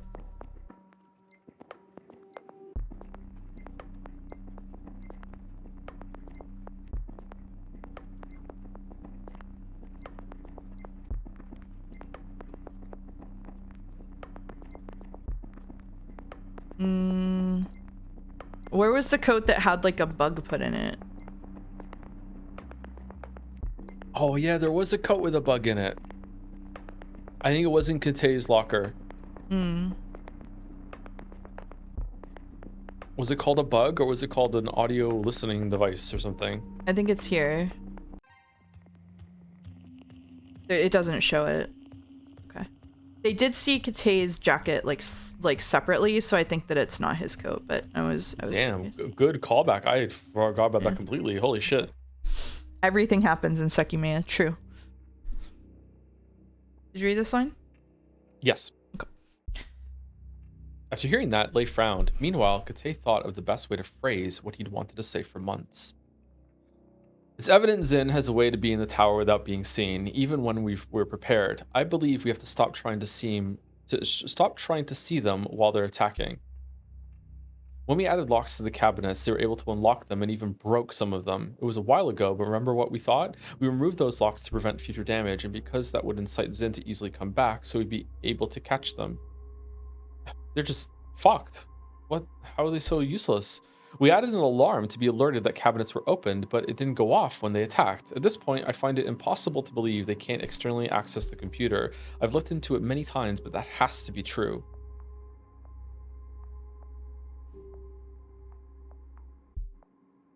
Do you think we should change out the computer entirely? He did come up with the fucking shutter plan. I swear to God. It's his fault. And he's supposed to rush out before it ends, and he doesn't when the fucking door handle's gone. No, access to our computer can't be all they have. If we change it, they'll immediately know they lost that information, which could be bad. I would also not be able to protect the new computer at all times. I have an idea. If I develop the mechanism behind a new alarm at home, it's possible they won't be able to bypass it. I think this is what we should do so that they don't think we're suspicious of anything involving our computer setup. Once I set up the software for this at home, I'll bring it to the tower's computer. If I do it well, it's unlikely they'll notice it. Fucking hacker man over here, but he couldn't turn on a computer? He couldn't turn on a computer. Hacker man, but also he doesn't know how to block, like how to detect whether someone is externally accessing his computer. Like he does, like hacker man who can develop a security system, but literally can't tell that someone is remotely networking into the computer. Like just unplug the Ethernet cord, bro. Just have it be like it's an internal, not connected to the internet security system. Like, isn't that like a good thing to have? Like, what the? Like, if they're this useless against it, I'm talking my ass here. I don't know anything about this, but I don't know. Yeah, why is that computer networked? Oh, fuck's sake. Hacker man, but he couldn't tell that Sai just unplugged one of the monitors. That's what I'm saying, man. Like, okay, he was not lying about not knowing how. He might have been lying about not knowing how to turn off the computer, but bro could not tell that Sai unplugged one of the monitors. Then he couldn't browse Reddit. Oh, that's true. That's a good point. I see it. I think that's worth doing. Or play Balatro. Me too, but we have to be smart. If this works, we have to catch them. We can't screw this up. If they really activate the alarm, they might still have a method of escape. We have to make sure that won't be possible. How? I can build it so that when the alarm is activated, any exits will close. As soon as they open a cabinet, they will be stuck in the tower. Also, I've obtained this special material metal from a meteorite that fell outside the tower that is unbreakable from any direction whatsoever, no matter how many police show up.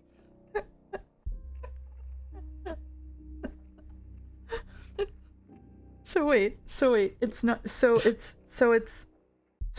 the gas being released that caused the exits to close. It's someone opening the cabinet. So so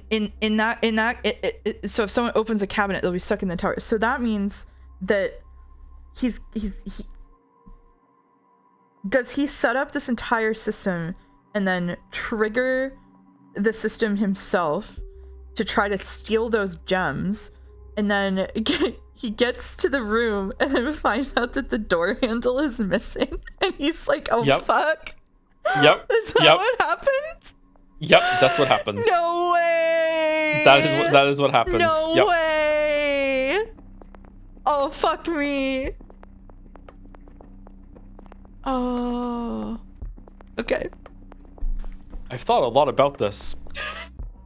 They have attacked during times I was in the security room, so we'll make sure one of us is always there. If the mechanism also locks that door, we will trap the attacker. Do you think this could work? It must. They have always attacked during the night, so I'm confident it will go smoothly. For the first time what seemed like forever, Lei thought that one of Kate's ideas had real promise. Bro is cooking nothing. How would the exits be locked, though? That's what I can't handle. If I use the old system, I can have the mechanism ready for tomorrow. The installation would have to be done during the night, though, when no one else is here. So I think that what I said was correct, which is that Kate gets away in like the original timeline, and then they catch him outside the tower with the gems, because remember they caught someone stealing the gems. He stole those gems, got out through the secret door, somehow got yeeted in the proximity of the Sekimeiya and put in another timeline, and they just fucking caught him because it like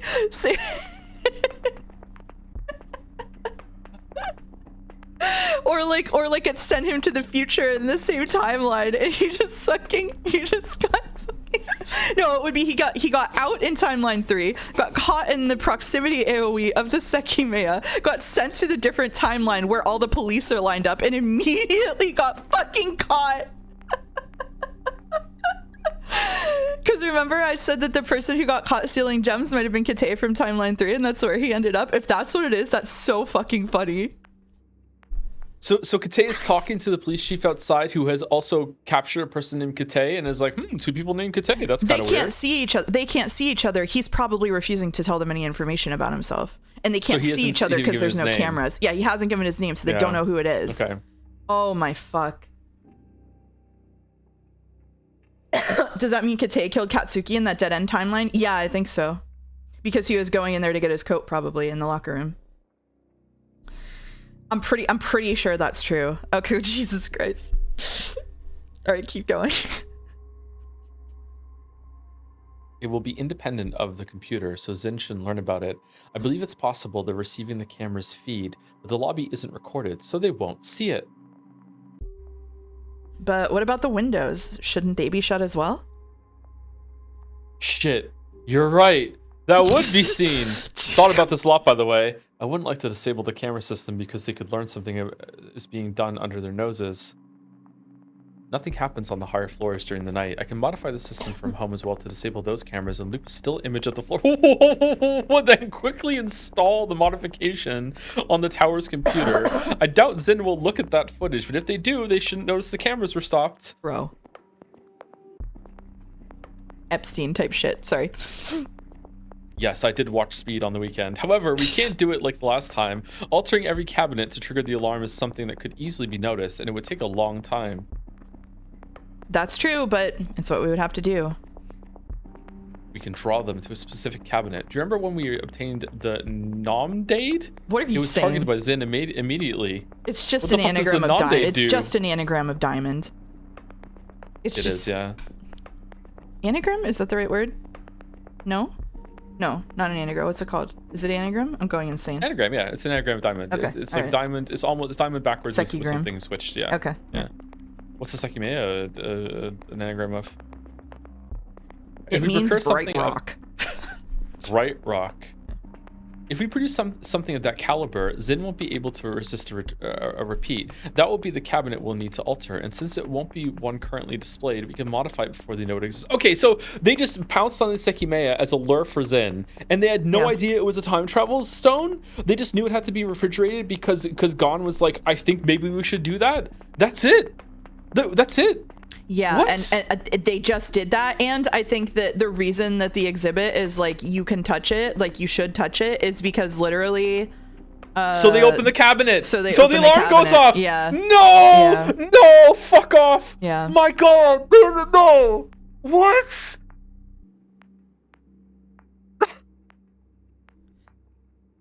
So remember when I said to you in private, you were like, wow, I'm really enjoying the Sekimeiya, and I said, I think we're gonna get to the part of the story that starts just having bullshit in it. Why is the building set up like a weird fucking like cat box then with like only one window on every floor and the so they can't tell the time of day. Yeah, but why would they just coincidentally they put the time travel stone into the building that's perfectly set up to make it so they can't see outside? I think we've hit the point where you're not going to get diegetic reasons, and it's going to be because of the construction. It's like how, for example, so you have to remember that the puzzle was figured out first, and then the plot was built around it, and so this is why it takes place in 2011, so their dates just aren't shown on their phones all the time. It takes place somewhere snowy, so the Sekimeiya would incidentally be somewhere cold, so that it couldn't be used. Like, you know what I mean? Like, we're running into the part where like it's put in a building with no windows, because that way they won't be able to tell what time of day it is. Like, you know what I mean? Like, it's just yeah. Oh, sorry. I have a thing in my throat.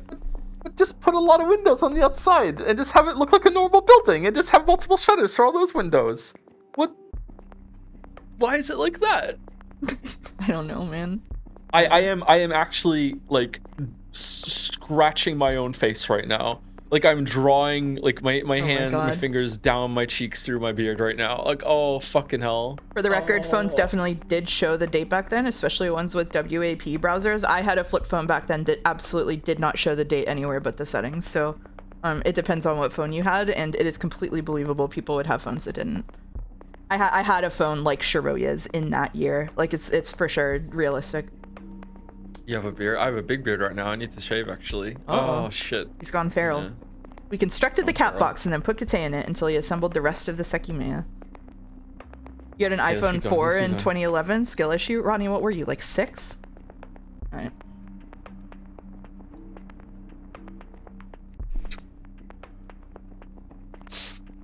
Lay nodded thoughtfully. Kate's plan could definitely work.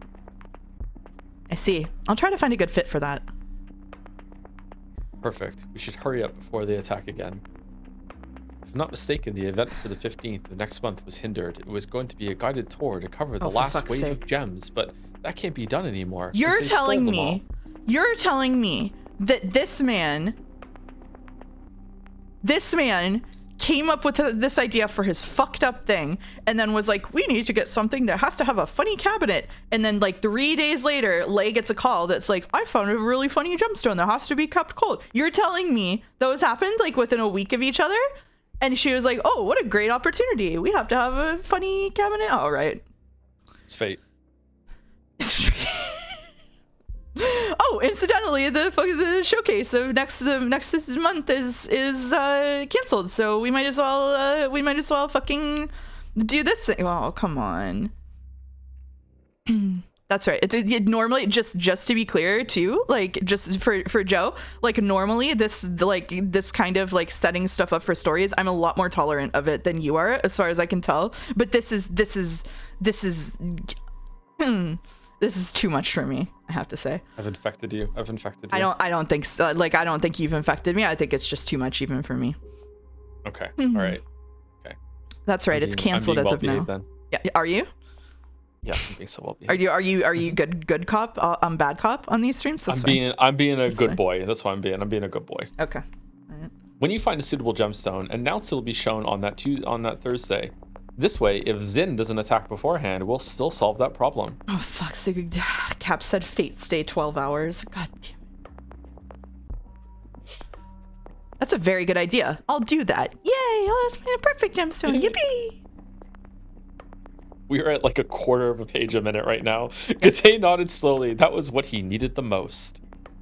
15th was a Thursday, and also the middle point of the month. That meant it was the day his work shift would change. In the first half of the month, Kate worked during the night. In the second half, he worked during the morning. Up until the 15th, he'd be in the tower all night, ready for Zin's attack. However, he'd also learned Zin made daylight moves. So if the attack didn't happen before the 15th, Kate would be present during the event. I will do my best to find something appropriate. When it's ready, we'll put it in a prepared cabinet, and you will enable the system on the tower's computer. Yes. Why don't we do it differently? Why not make it so that opening the cabinet locks the room it's in as opposed to the entire building? No, that could go wrong. Altering those doors is much more likely to be noticed, and if someone inside the room was quick, they could get out before being trapped. Dave's voice was stern. He couldn't waver in initiating the plan. You think so? I was thinking about a mechanical lock, not a shutter. I also think we should release knockout gas to make sure that nothing can get out inside. That wouldn't work. They could keep the door open and put a hard object between it and the fuck, bro, and the wall to prevent it from locking. I'm aware my idea is more complex, but we can't risk this. Bro, more Psy before meeting Psy. Dude is owned by the lack of a fucking door handle in next week? Yeah. Yep. All right, we'll talk about it further. I will let Koo know about this when he leaves, and I'll speak to Wiz. Are these fucking, is this wisdom? Like, are we doing a character sheet? Is that fine? Do you think Koo is going to try to take over? Kate nodded after a pause. Koo and Wiz were the first people he'd personally investigated as they shared his job. He couldn't be completely certain, but he really didn't think they were part of Zin. Katei's shift was about to start, so he bowed and stepped into the tower. As he walked to the security room, he sighed, relieved Lei hadn't put more pressure on him. That would have prevented what he'd had in mind. It was something only he could do, and it was thanks to a key that had once saved him. Sorry, I didn't think you were gonna... Wait, is Katei the Kyoku? Kyuku? Yeah. Kyuku. Because the key that had once saved them? Oh, fuck. Wait a minute. Let me...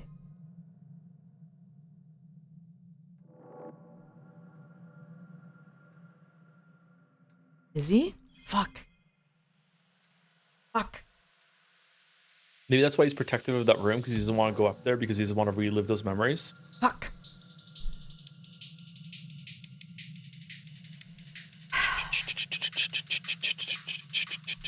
Do you want me to take over for a bit, or you want to keep going? I can keep going, but if you want to read, you can read. I don't need to read. It was 6th of December. Katei had been shut in the security room for a few hours. He was staring at the screens, knowing Zin's attack could come at any time. Oh, he sees the world fucked up like the kid did too, look! Suddenly, an alarm blared. Immediately, he knew they were in the building. But he didn't understand how that could be. Through the monitors, he couldn't see anyone anywhere. This is Shiroya setting off the alarm when she teleports in. I see. The security system was hacked. It almost worked. Tay smirked. Before the alarm ceased, he found the anomaly in the system. Zin had sabotaged it without being noticed. When Katei fixed the problem, all the screens updated, and through one, he saw a man in the event room. He looked disconcerted, desperately glancing around. No, it's Akaro! It's Akaro! It's Akaro! It's Akaro! Yay, it's Akaro! Yay, yippee! Katei moved the microphone close to his mouth and turned it on. When he spoke, his voice played everywhere in the building. We knew you would come. The gemstone in front of you was all we needed to draw you here.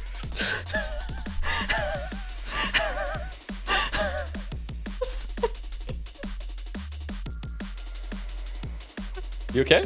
Yeah. The man looked up, trying to find the source of the audio. Because his face was covered, Katei couldn't tell who he was. Unfortunately, you have been trapped. You won't be able to leave this building. When he heard that, the man ran to the lobby. He disappeared from Katei's sight, but he soon reappeared, dashing toward the staircase. It's futile. The way to the second floor is locked, and the elevator has been disabled. The man ignored Katei's voice and took out a key. Oh, Zin even has that key? I'm impressed. With it, he unlocked the door protecting the next floor. However, when he saw the windows, he slowed down, unable to accept it. Aha, it's useless. All the windows have been sealed. You cannot escape. Oh my fucking god. Katei in his little security room doing the fucking jigsaw act is so...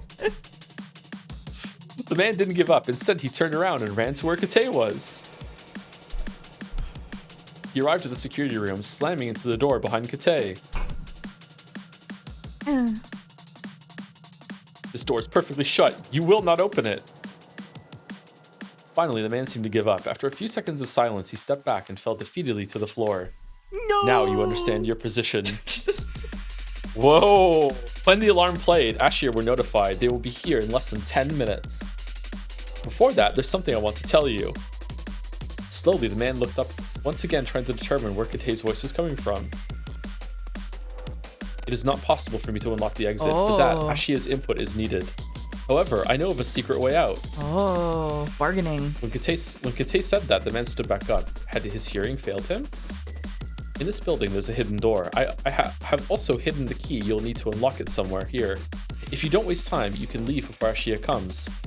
This alarm has never been activated before. I will tell them that a malfunction set it off. If nobody's found when this building is unlocked, they will believe my word.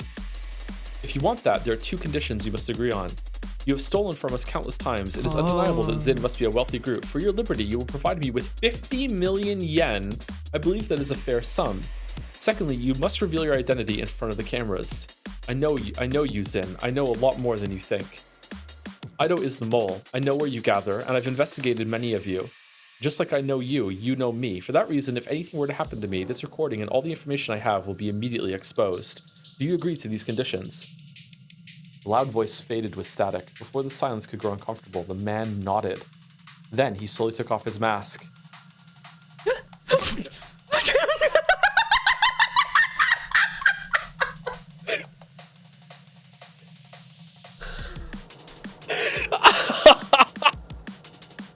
I'm going to lose my fucking mind.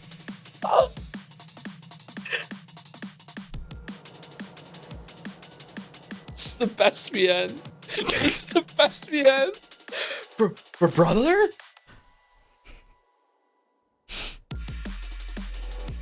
When Kate saw his brother's face, he snapped out of his daydream.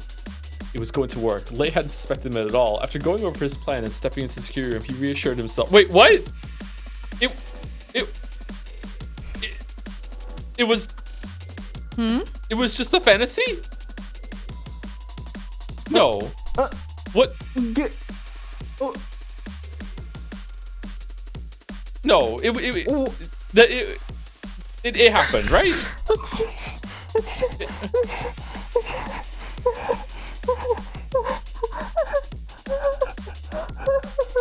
It was a dream? What do you mean it was something?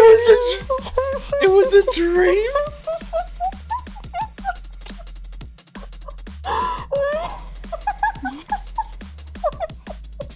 Dude, Liquid snaked brother for no reason? Brother, really? No fucking way!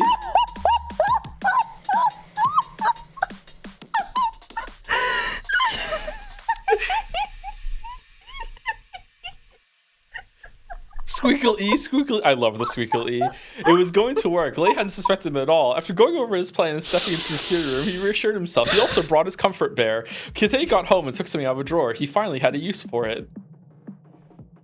I can't believe you couldn't tell with those warped ass CGs. We just had a whole section with someone who was, as far as we could tell, playing it on its face, and the CGs are fucking insane. Like, why wouldn't we believe that he's locked in or whatever, and just fucking like he's enacting his master jigsaw plan? Like, what the fuck?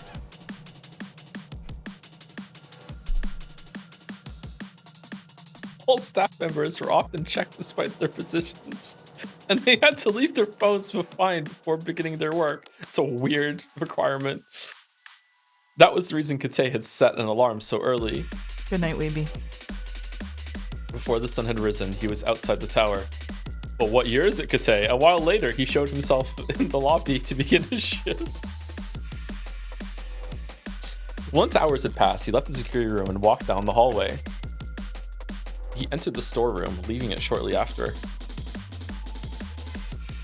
He had seen Ido cleaning those hallways countless times. He knew Ido was given multiple keys, which he often had at the front of the cleaning cart.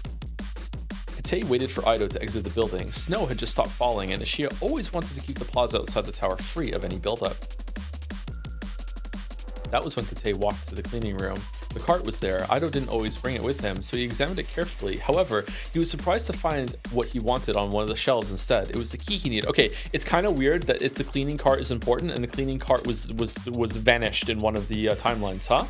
Yeah. Yeah, it is. Also, this is so fucky. Ido's locker. It is Ido's locker. This is so, yeah, he's gonna put a bug in his coat right now. Also, this is so fucky, but there might have been, I am not searching for this, but it's possible that someone hid a key on one of the shelves at this point, because they did open this locker. They could have traveled back to this day without even realizing it. Yeah, if they use Sekimeiya to travel, they could travel back to, as long as they don't go inside and check if the building's locked down. They could have been free and they didn't even know it, right? Yes, they could have been literally anytime, anywhere. Yeah. Search for it, like do it, mouse. I don't want to. Like that episode of Sliders when the gate didn't squeak because it had been oiled before they got there. Tragic. Is anyone gonna get that reference? Yeah, so he found a shelf. He found a key on a shelf. So I'm pretty sure he was here like this. Or at the very least, this just means that guy always stored his key there, maybe. He brought it to the staff room. There, he unlocked Ido's locker. Every day, Ido would change into a white uniform, leaving his normal clothes behind. Nice call, Mouse. Wow. Well done. I completely forgot about that, and you called it both times. Well done. His coat, which he always wore, was hanging inside. As fast as he could, Kate took the tiny device he'd retrieved from the storeroom and attached it to the coat's neck, where it'd be close to Ido's mouth. When he got back to the security room, he tested it to see if it was working. Do a lot of VNs have this kind of search function? No, but they all should. Yeah. Oh. What he attached to Ido's clothes was linked to a tiny playback device. He took it out, and when he pressed the record button, a flat line appeared on the screen, indicating it was receiving an audio feed. The same recorder, I think. Is it? It's at least the same CG, yeah. I think. I guess we can check. Oh, I had it.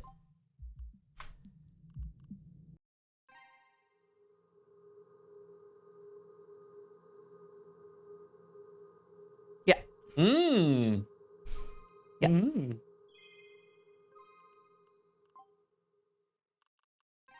Oh, I drank this coffee too fast. Uh-oh.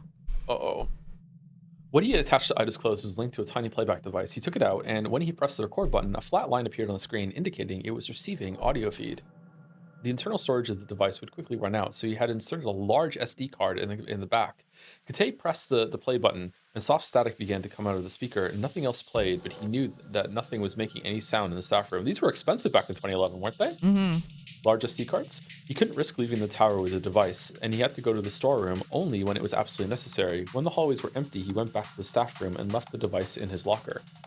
Oh god, remember when they came out with micro SD cards and then because things only supported the big SD cards, you had to get like the big SD card that had a slot for the little SD card, and it was the most fiddly fucking bullshit you've ever seen. Oh my god. Yeah, I had to do that for one of the switches, I think. It was really annoying. Yeah.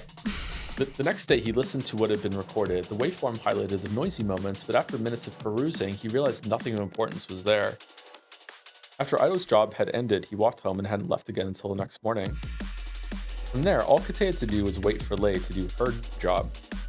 The following day was a Sunday. Even though the tower was closed, Kate still had to work in it. Alone on the crystal floor, Kate skimmed through the newest audio. Once again, it seemed nothing substantial had been recorded. On Monday the 28th, he stepped into the building. Very few days of his morning shift remained. He listened to what the bug had recorded, and yet again, he hadn't obtained anything valuable. It appeared Ido was always at home, or at least his coat was. Could he have been mistaken? What if Ido wasn't with Zin? Perhaps that wasn't it. Maybe they were too careful, and spying on them like that was never going to work. Kate was hesitant. He didn't have a lot of time, and his will was wavering. Magic is real, and Naomi is a witch who is disguising herself as Ido. True. That afternoon, he received Lei's call. Hello. I believe I found what we needed. You found a special gemstone? So special. Yes, I just want to see it, and I think it'll fit what we need. Apparently, Gon found it yesterday on Iron. It's a white egg-shaped stone, bright and smooth, that he called the Sekimeiya. Good. Anything should work as long as we advertise it like the last time. I have finished doing my part, by the way. The alarm system's done? Perfect. We'll have the Sekimeiya on the 30th, so we might want to install the alarm the night before. Yes. Tay began to get very worried. If Ido wasn't part of the group, he had to know. He wondered if he could do something with the information Lei had just given him. Tay's lone hunt had begun far in the past. He had looked into most employees and had conversed with all of them. Although he hadn't determined anything at the time, that might have ended up being useful, as Ido wouldn't find it strange if Tay suddenly talked to him.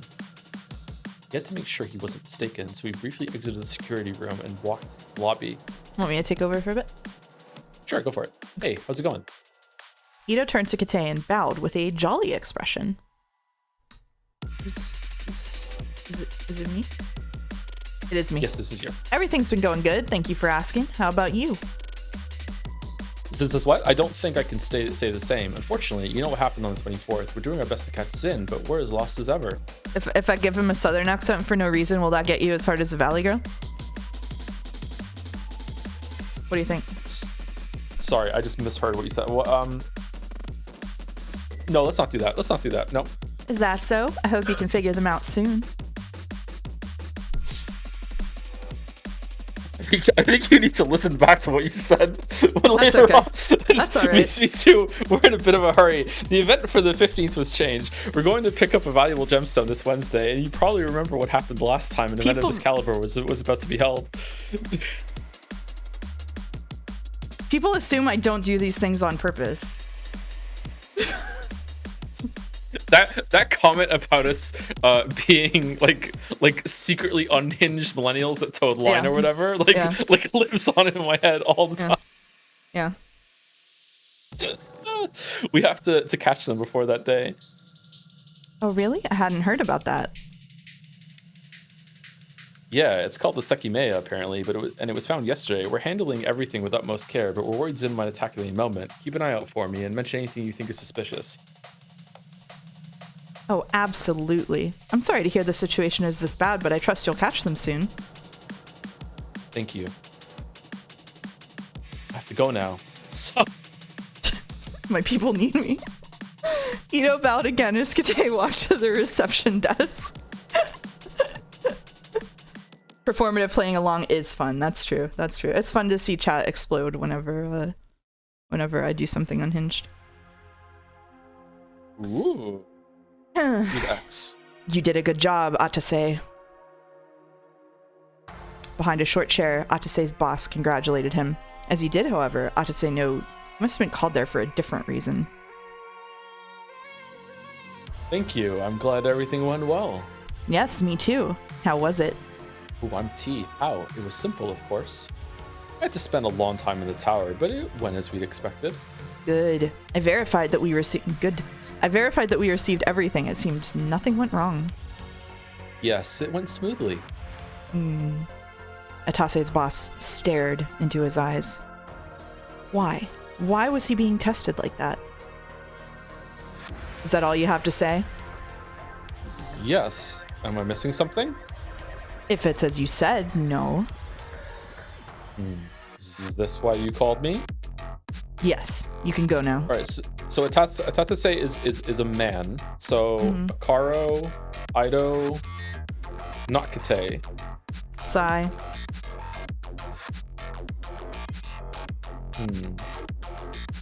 Atase was confused. He'd been surprised to have been called 4 days after the assignment, but his boss's attitude had left him even more phased.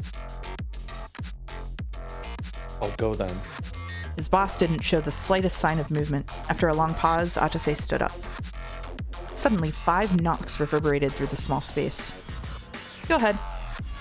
The door opened and the outline of a thin man appeared. Hesitantly, he looked into the room, worried he was a disturbance. What do you want, Ito? Oh. There's something I have to tell you. Speak then. I've been told that Ashia will pick up a notable gem this Wednesday. Who told you that? Kite Kuiji from security. He compared it to the situation with the fucking diamond. The diamond. He said they'll show it on the 15th. The event is going to be changed. What else did he say? That they're working very hard to catch us before that day, handling the situation with utmost care and having a lot of trouble with it. The gemstone was found yesterday on Irun, and it's called the Sekimeiya. I can't believe Zin actually exists. I know, me too. I thought it was just a red herring. Yeah. And now we're here. Anything else? No. Why were you told this? I don't know. I think he was venting, honestly. I've worked there since years before the first attack, so I believe I'm considered trustworthy. We had a brief conversation this morning. I see. Thank you for letting us know immediately, and do so again in the future. You may go now. Yes. After Ito left the room, Atase's boss looked pensive for some time before inquiring what Atase's thoughts were. Atase had been the most involved in Ashia-related matters. As such, his superior was curious to know his thoughts on what they'd heard. They must expect an attack is imminent, so I'm sure they have something prepared. Of course. 3 days ago, our access to the tower's computer was terminated. It's unlikely we were detected, though, so they're repeating the same preemptive actions. Infecting the computer again is not a priority. They must be paying close attention to it, and if they found out a way to identify us, we can't risk notifying them of the moment we regained access. Some big Inspector Gadget vibes right now. Atase? Yeah, I tossed the Sekimeiya into the garbage. Fuck out of here.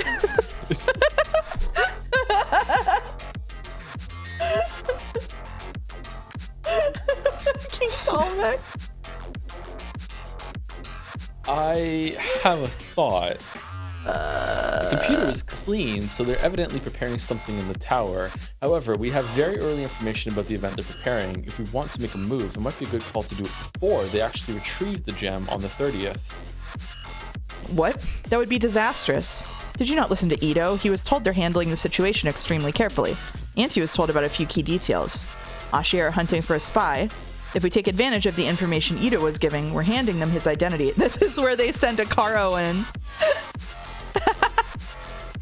You're right. That's a bad idea. You can leave now. I'll think about this. Yes. Atase gave his boss a slow nod and walked out of the room. This is so funny. Why were you told this? I don't know. I think he was venting, honestly. I've worked there. Wow, deja vu. I've worked there since years before the first attack, so I believe I'm considered trustworthy. We had a brief conversation this morning. I see. Thank you for letting us know immediately, and do so again in the future. You may go now. Yes.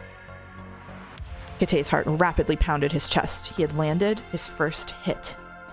Ito was part of Zen, and Ashia's bait had sunk into their pond. Shaking, Kite combed through the rest of the recording, but it didn't contain anything else of relevance. The door to the security room opened. We've made the primary announcement of the Sekimeiya. We won't have it until tomorrow, but there's no way an issue will come up with Gon. That's good. We have to build it up as early as possible, and we always announce the events well in advance. Jiro, okay, had called Atase again. I guess the boss. When he stepped into the room, he was gestured to sit in front of the table. Hello, chinchillas. Good morning. Oh, they're really going. Have you heard about it? Ashia's announcement? Yes. They've revealed the existence of the Sekimeiya, and the details match what Ito was told. I think your idea is now worth considering. Right. Now that the information is out, we won't be linked to Ito. Jiro from chapter 1, you won't get me like that twice. They think we'll attack the tower as usual. As you said, they cleaned up their computer, so what they're preparing has to entail the building. We know Ashia will obtain the Sekimeiya tomorrow, but we could have investigated for this information after the announcement. We still need to do that. We don't know where the Sekimeiya currently is or what it looks like. Did they steal a Sekimeiya beforehand and didn't realize they had another one, and then they're confused, so they go in for the second one afterwards? Maybe, but I think also maybe that... So what I think happened is Akaro goes in to steal it, and he touches it, and it's the future-facing one, and he just gets yeeted forward into the future and has no idea what the fuck is going on. Mm-hmm. Yeah. I don't know. We'll see, though. No, we know enough. Ashia said they'll pick it up tomorrow as opposed to having it brought. We know that means the source is established and from Yushibana. It was found on the 27th, so that Ashia will already have it tomorrow confirms it's currently here. There are a few established points in contact with Ashia, but not many. There are a couple of amateur collectors that try to sell all their findings to them. If it was found on the... Oh! They're staging a theft from the gem shop. Sorry, Yeah. Okay. If it was found on the 27th and Ashia already knew they would obtain it yesterday, it's likely they were immediately called about it in hopes they'd buy it. The 27th is a Sunday, the day Gon closes his shop to go to the caves. It's highly possible it was him who found it. It was also given a name before Ashia obtained it, which is something he's done in the past. Man, they're just bullseye after bullseye. Yeah, I know. I understand. We don't know how it looks, though, Egg. Should you try to obtain that information? I don't think so. Jiro took a cell phone out of a drawer. Let's try this. With a serious expression, Jiro dialed a number and put the cell phone close to his ear. G? Yes? Am I calling Musashi Gemstones? You are. Glad to speak with you. I'm Zane from Ashia. I'm calling you to confirm that I'll come tomorrow at 2. 2? I was told it'd be 9. Oh, really? My mistake. I was looking at the wrong page. You're right. It'll be at 9. Is that still all right? Yes, I'll be here. Perfect. That was all then. I'll see you. Goodbye. It appears you have a new job tomorrow. Damn. Master thieves at work. The plan was simple. Atase had to pass himself off as an Ashia member. In order not to be easily recognizable in the future, his figure had to be slightly disguised, and he knew how to change his voice. Plus, he walked perfectly silently. How do we feel about the Sulit Backard laptop? I honestly didn't notice. I'm locked into this story. On November 30th, snow began to fall. Zin had been preparing their move, and Ashia did the same. Minutes before 9, a car parked outside Musashi Gemstones. Atase emerged from inside it, wearing a long coat. Stepping into the snow, he approached the bright window, leaving the prints of a new pair of shoes behind. He wasn't even close to calm. If Gon had told Ashiya about the call he'd received, they might have been waiting for Zin's arrival. Slowly, he pushed open the door, a wave of warm air hitting his guarded face. I'm sorry, I don't know why it made me laugh to see Katsuki. Inside the shop, he saw a young man near the entrance who only glanced at him emptily. Avoiding eye contact, Atase stared behind his shoulders. Gon rushed over to the door after hearing the sound. Would Katsuki recognize Akaro if he saw him here? Yes, probably. Glanced at it emptily, yeah. Hello, I'm sorry for coming earlier than arranged. Well, he is in disguise, so I don't know. Wait, why is Katsuki here? This is when he... Sorry, this is November 30th. This is when Katsuki and Shiroya and Mia came to pick out the necklaces shortly before the explosion happens and one of them dies. Yeah, the black smoke is about to be released. Yeah. And then there's going to be an explosion. Yeah. Yeah, But exactly. why does the black smoke get released? I don't understand that still. Maybe we'll find out. Yeah. No, don't worry. I'm happy to see you.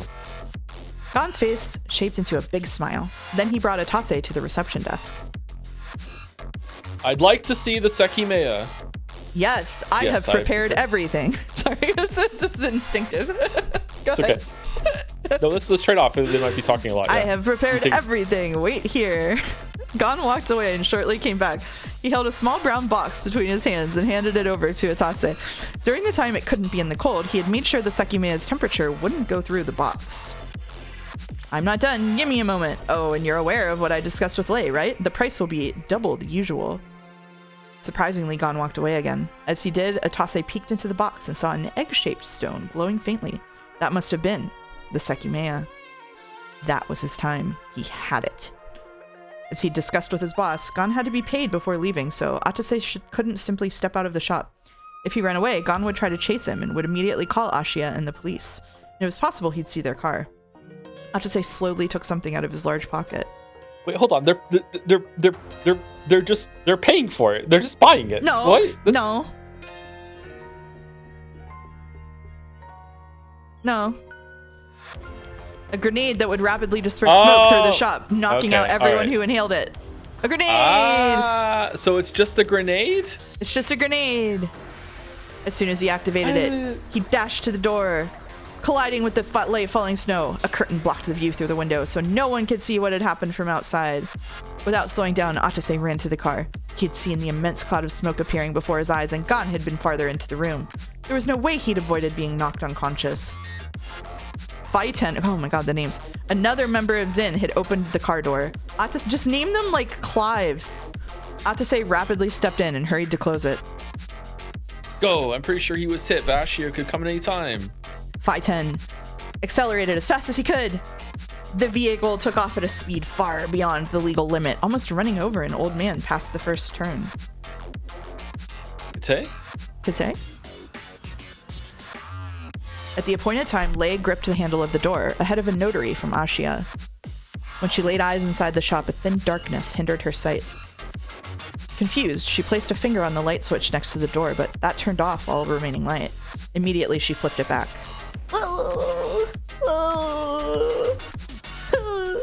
Both she and the notary were taken aback by the loud noise. Astonished, they looked through the door and saw the opposite part of the shop had disappeared. Their hearts almost stopped when they saw blood and human flesh on the edges of the hole. It had been Zin. As Lei stared at the scene, she found no other option. They had never taken their attacks to such an extent before, but she knew they were responsible. She just blew them. She killed Mia or Shiroya. It was her. She did it. It was Lei the whole entire time. Okay, so who set off the hand grenade in the secondary room then? Was it Akaro or was it Naomi? I don't know. How had they learned about the time and place of the Sekimeiya's trade-off? Had her phone been hijacked? On the floor were Gon and a boy she didn't know. However, someone else had been farther ahead. Someone had just died, and she couldn't fathom it. So does the smoke just expel gunpowder? No, I think that what was explained was that the gas ignited and then exploded, right? There was a gas heater in here. The gas heater faulty. had a leak. The gas heater had a leak, and her turning on the light like sparked it. Yeah. And the reason she turned the light on was because she didn't realize that they were already on, so she flipped the lights. Yeah. So who knows how long that gas had been leaking like that for. It's a kind of coincidence, actually. They never said like why it was leaking. Yeah. Probably Katsuki went back in time and purposely made a gas leak to kill. It might have, yeah. Yeah. Are you two okay? The man beside Lei began to shake both bodies. Soon Gon, who had inhaled a lesser amount of the smoke thanks to the shelves, opened his eyes, obstructing the blood from flowing down. In disbelief, he told Lei about what had happened, stuttering as he stared at the broken floor. While an ambulance was being called, Leia's phone was also by her ear, linked to the police. I'm telling you, they just escaped. They're in a vehicle. I see their tire marks outside the shop. They must be found immediately. They just stole an incredibly valuable gemstone. When the boy woke up, he stood in a daze. Then, staggering forward, he stared at the back of the shop with desperate eyes. Where are the two girls that were here? There was silence. Nobody knew the answer, but they didn't think they could have spoken even if they had.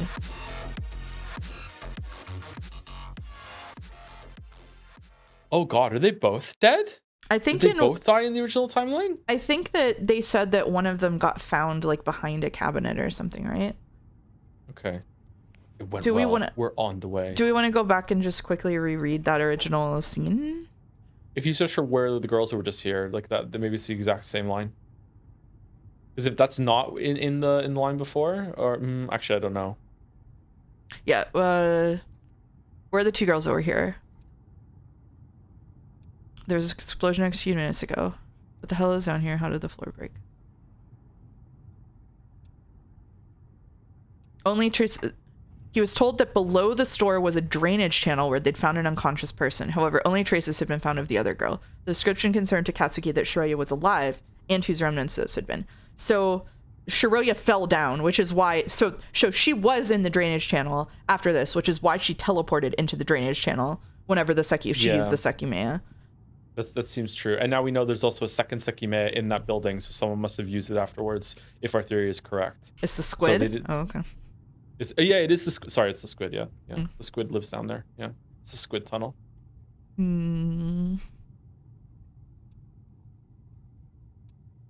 What do you think the squid's end game is? The Sekimeiya are its eggs. And it's trying to get its children back. Yeah. Okay. Faiten and Atase were driving away, just in case they couldn't go straight to their boss. The dim streets of Yushibana were empty, but the snow prevented them from going as fast as they wanted to. They had to be careful not to let the wheel marks show their destination. When he had calmed down, Atase lifted the box's lid. He saw one of the Sekimeiya. It had to be what Ashiya had announced, as Atase had never seen a gemstone like it. Gon's side business is an aquarium. It's a combo aquarium and jewelry store. It makes perfect sense. Out of the blue, they heard a siren behind them. Through the rearview mirror, they could see a police car approaching. Why? Stop. Don't keep going.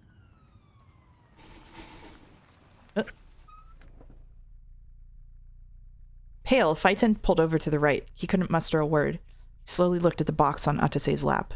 Had Ashiya set a trap for them? Don't tell me there's a tracker in that box. What? No, I don't see anything. A police officer knocked on their door, demanding they open it. What's the problem, officer? You can take this. We were notified your vehicle almost ran over someone at Mara. 2 people saw you going at a much faster speed than the limit allowed. Oh, is that so? Sorry, I don't remember how fast I was going. The officer paused as he smelled the air. Inside the vehicle, both men frowned. What was he doing? Probable cause. Hand me your license, please. Faiten took a few documents from the glove compartment and handed them to the officer. Sorry, I made myself laugh.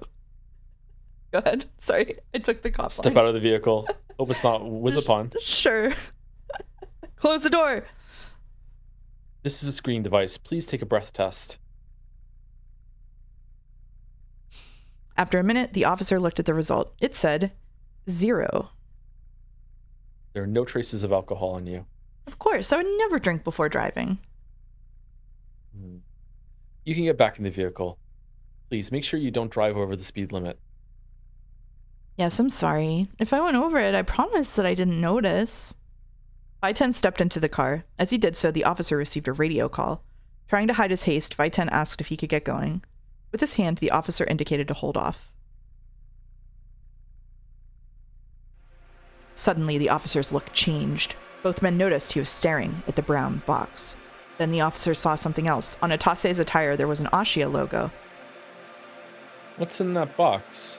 And this one? A present from my girl. Oh, that's you. Okay, sorry. It's okay. Right. Give it to me. I'm your girl now. Damn it. Go ahead. Should I? It's snowing and I wouldn't like it to get dirty. Do you want to swap? Do you want me to? Yeah, let's just swap. I'll do T, you do O. Yeah, go for it. Please give me that box. Slowly, Vaiten took it and handed it to the officer. He lifted the lid and his eyes didn't waver. Both of you step out of the vehicle. Vaiten and Atase looked at each other. Then, after a pause, this feels like a whole different visual novel. Then, after a pause, Vaiten extricated his lower body from below the dashboard. The officer never expected the car to accelerate as he did. It was Atase's foot that pressed down the accelerator. Immediately, the officer ran to his car as he yelled for them to stop.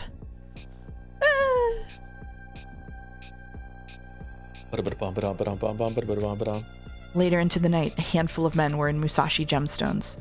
Everyone had been ordered to leave, and the scene had been preserved as well as possible. Atsuki Hakatoki and Gon had been sent to the hospital. Their physical condition was fine, but they'd have to spend the night there. This might be the original timeline where they both get killed then. Yeah, maybe. Oh yeah, one of them had fallen through. Never mind. Under the shop was a channel sheltered from the icy air. There had been 2 more people inside at the time of the explosion. One of them had fallen through the floor, whereas the other had died on the spot. The amount of times we've thought something like that was going to happen here, and then it's like, nope, they're there. It's like, okay. Yeah. Just read the next line. Shiroya Murana. Okay, this is timeline C probably. Shiroya Murana had hit her head after falling from high up and entered a coma. As soon as the paramedics had reached that place, she had been taken to the hospital too. A few people were scattered around where her body had fallen. The forensic team. They were investigating the scene and had confirmed that the missing girl, Mia Moiromo, had died. Something else had fallen with the rubble, an open box, identical to the one Atase had received. Its lid had burst open on impact and its contents had rolled away. A handful of people had seen the shining egg-shaped stone within the darkness, but nobody had been allowed to touch anything. Its faint shine highlighted the drop of blood that had arced across its surface. Oh. Did it roll into her then, and she touched it accidentally and traveled forward? Or are we just wrong about the double travel? I don't know. When a woman from the forensic team felt the gem for the first time, she was taken aback. It was very hot. Ashia had quickly learned that only one of the Sekimeiya had been taken and asked the investigation team to return the fallen one. However, as it was related to the incident, it had to be inspected by them first. The woman grabbed the box and shut it inside. Then, gripping a flashlight with her tight latex gloves, she kept searching around the place. Yeah, she would have them as a forensic team. Yeah, that's true. It's. I guess it's nice that they include it. It's just funny. Yeah. When midnight hit, it was December. Kate's night shift had begun. Before entering the security room, he had spoken to Lei. Zin had attacked the gem shop. However, for the first time, their plan had failed due to external factors. The Sekimeiya would be returned to Ashia. How had Zin learned about the location? Kate didn't know, but it didn't matter. The preparations for his plan had been completed, so he needed Zin to attack again. It wasn't in Ashia's interest to pursue the attack of the 30th any further. As if nothing had happened, the Sekimeiya plan needed to continue as devised. When the stillness had gone on for a while, Kate listened to the latest recording. Nothing related to Zin was there. Since Ito had told them about the Sekimeiya, the recordings had been nothing but uneventful. The SD card behind the device had been swapped out. If the device was ever found in the tower, Kate didn't want the information he had to be revealed. He needed it for himself. It was a small card that wouldn't be questioned, so he could easily leave the building with it. After listening to Zin's brief meeting, he had saved the recording on his own computer, inserting a new empty card in the recording device. Live chandelier reaction? At home, Lei hadn't calmed down yet. A young girl had died in Musashi Gemstones, and she'd learned the initial details. Zin had impersonated Ashia. Yet again, they had possessed confidential information to carry out their plan. However, they hadn't known about the second Sekimeiya. After being given one, they had released a potent gas in the small shop which had put everyone to sleep. The girl's death hadn't been part of Zin's plan. It had been the result of a common domestic accident, but Zin had made it possible. The Sekimeiya Zin had stolen was being brought back to Ashia, but the other one, which had fallen through the shop's floor, had been taken by the forensics. Lei had insisted that it be returned and kept cold. Gon had warned her about the temperature, but she had been told she would have to wait 36 hours. Oh, if it was Akaro there, maybe Akaro's gonna feel kind of guilty about one of them being dead. Is that why he recognizes Shiroya? Maybe, yeah. Akaro's Ataze? Could be. You fucked up badly. Achise and Phaeton had explained the events to his boss. They'd managed to slip away and safely arrived at the meeting place. Jiro looked stern. He wasn't a man to grow uncontrollably angry, but his eyes showed how displeased he was. Are you convinced you won't be tracked here? Absolutely. The car is parked quite a ways away, but the police will find it soon. We have to give it up. Have you learned what happened? What do you mean? Someone died in Musashi. There was a gas explosion after you left. Both lackeys looked at each other, lost for words. It can't be. We didn't do anything. Watch the news tomorrow. You knocked everyone out, so no one noticed the heater was busted and leaking gas. When Ashiya entered, there was an explosion. You killed a civilian. Someone else was sent to the hospital in a coma. Do you understand? This is a major fuck-up. Zin does not get involved in murder cases. That wasn't our fault, though. We did as planned. True. You're right. All you did was draw the police to you and lose the Sekimeiya. You both should have been arrested, but now you're going to land us all in hot water. I don't think I'll be recognized. I should say shut up. You might be done for already. What? I'm going to ask you the same thing I did once already. Did everything truly go as planned on the 24th? Yes. Why are you asking this again? That afternoon, an unidentified person escaped from a prison cell. I was later called and told that you were seen near that place wearing the same clothes as them. Wait, what? That wasn't me? I was in the tower at that time. He is Akaro, I think. You say that, but we erased those records. I don't know what the fuck is going on with you, but what just happened isn't acceptable. I'm sorry, I'm confused. What do you mean I was in the tower at that time? I'm sorry, did I miss something? When was he in the tower? Because he said that he was in the tower at the very beginning of these scenes. He said he was in the tower for a long time setting things up. Like at the very beginning of these scenes. Okay. On the 24th. Remember when we said it was the 24th? It was the same day that Vaisude traveled back to? Right. Yeah. Okay, alright, okay. Now you're being hunted for causing a death, and the police pulled you over. Both of you are basically sacrificial lambs at this point. That's the janitor, not the other guy? Yeah. No, it was this guy. He did. I remember Atase saying something like that with like I've been playing this for a long time, but there's two that are in the tower.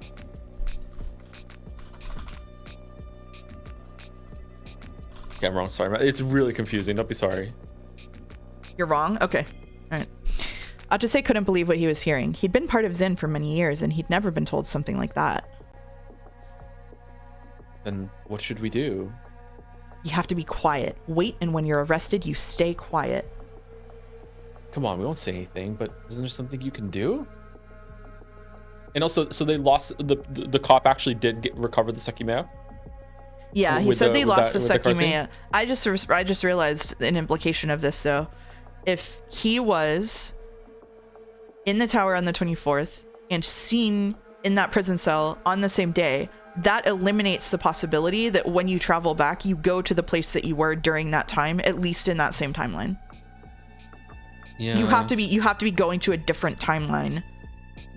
Because otherwise they would have been in the same place at the same time, right? So like it could be staggered in some way, but you can't be like teleporting to the exact same place you were. Decent stopping point in 10 minutes, a really good one in 30. I can go for 30. What about you, Joe? I can go for 30, sure, yeah. Okay. Thank you. Yeah, I don't know.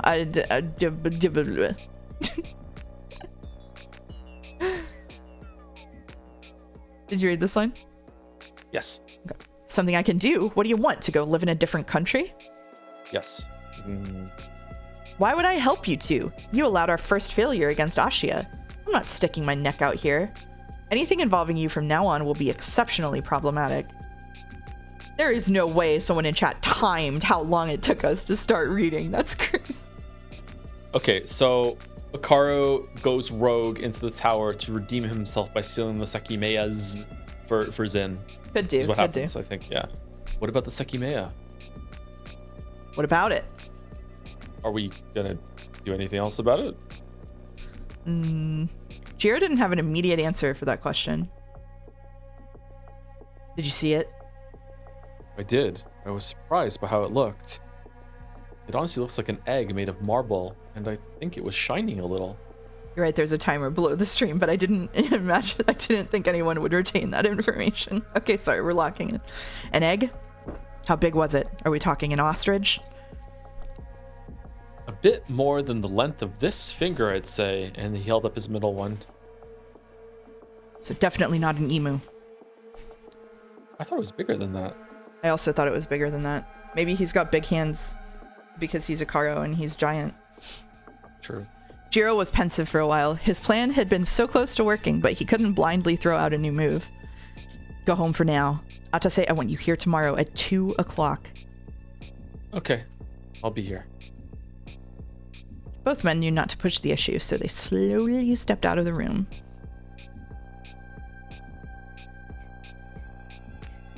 Tastefully arranged apples. And 335. Atase got home late into the night. He'd lived alone for years, so he had nobody to wake up. The first thing he did was look up the recent news. As he'd been told, he came across an article from the 24th of November. Someone had escaped from a prison cell, but the story was enigmatic. It hadn't been hidden. As he'd said, he had been in Ashia Tower at the time. However, he couldn't help but feel that the man in the attached picture did strangely resemble him. When the sun rose, Atase still hadn't managed to fall asleep.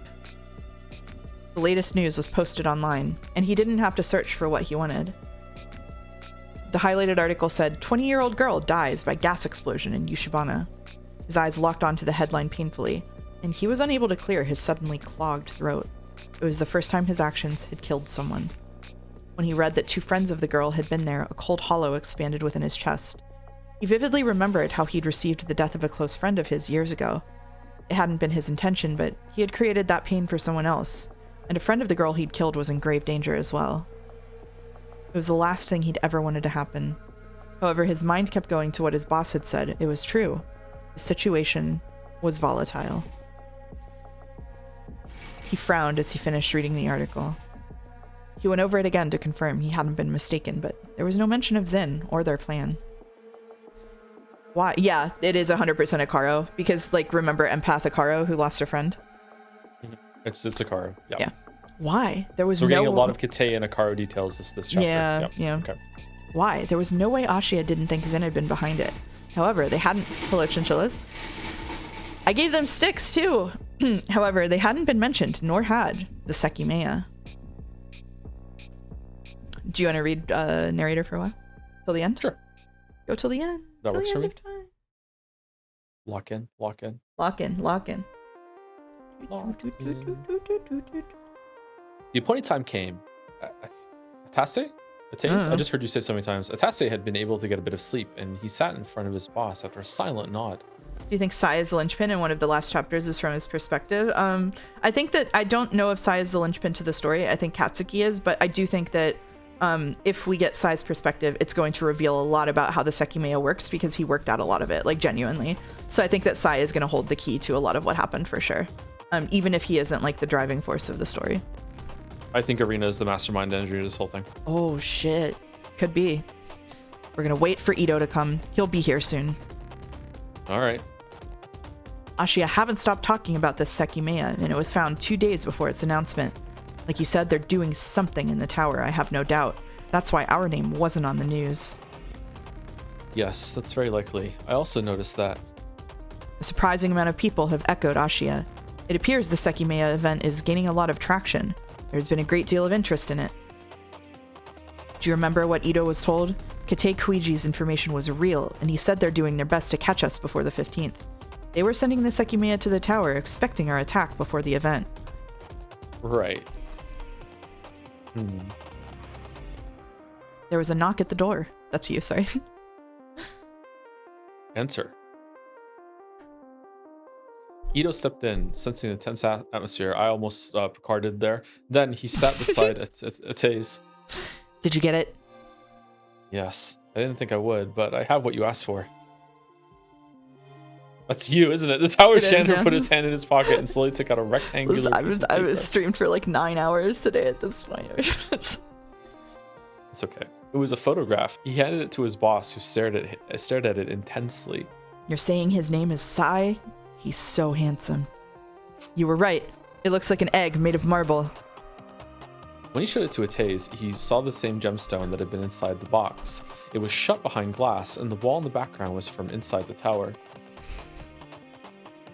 You took a picture of it? Isn't that risky as hell?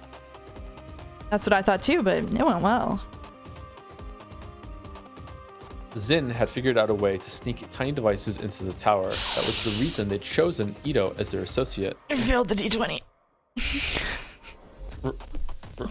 Oh god, staff, I didn't even think of that. What's the matter with you? Staff members were frequently inspected upon arrival, especially after Zin's first attacks. However, the janitor's job entailed the maintenance of the tower's plaza. By bringing the cleaning cart outside of the building and using a different Zin member to drop the desired device. Sorry, a different Zin member to drop the desired device in it. They managed to slip a small camera into the tower.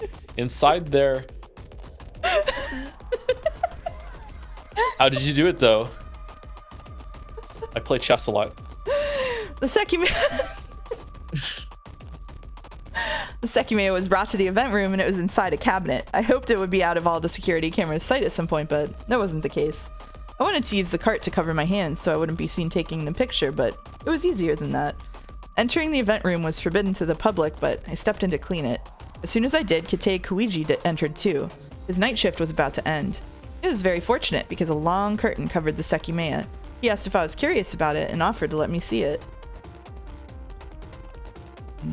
Is that so? What did he say this time? He seemed to want to make small talk. I believe he doesn't suspect me. Kite actually outsmarting someone stupider than Kite.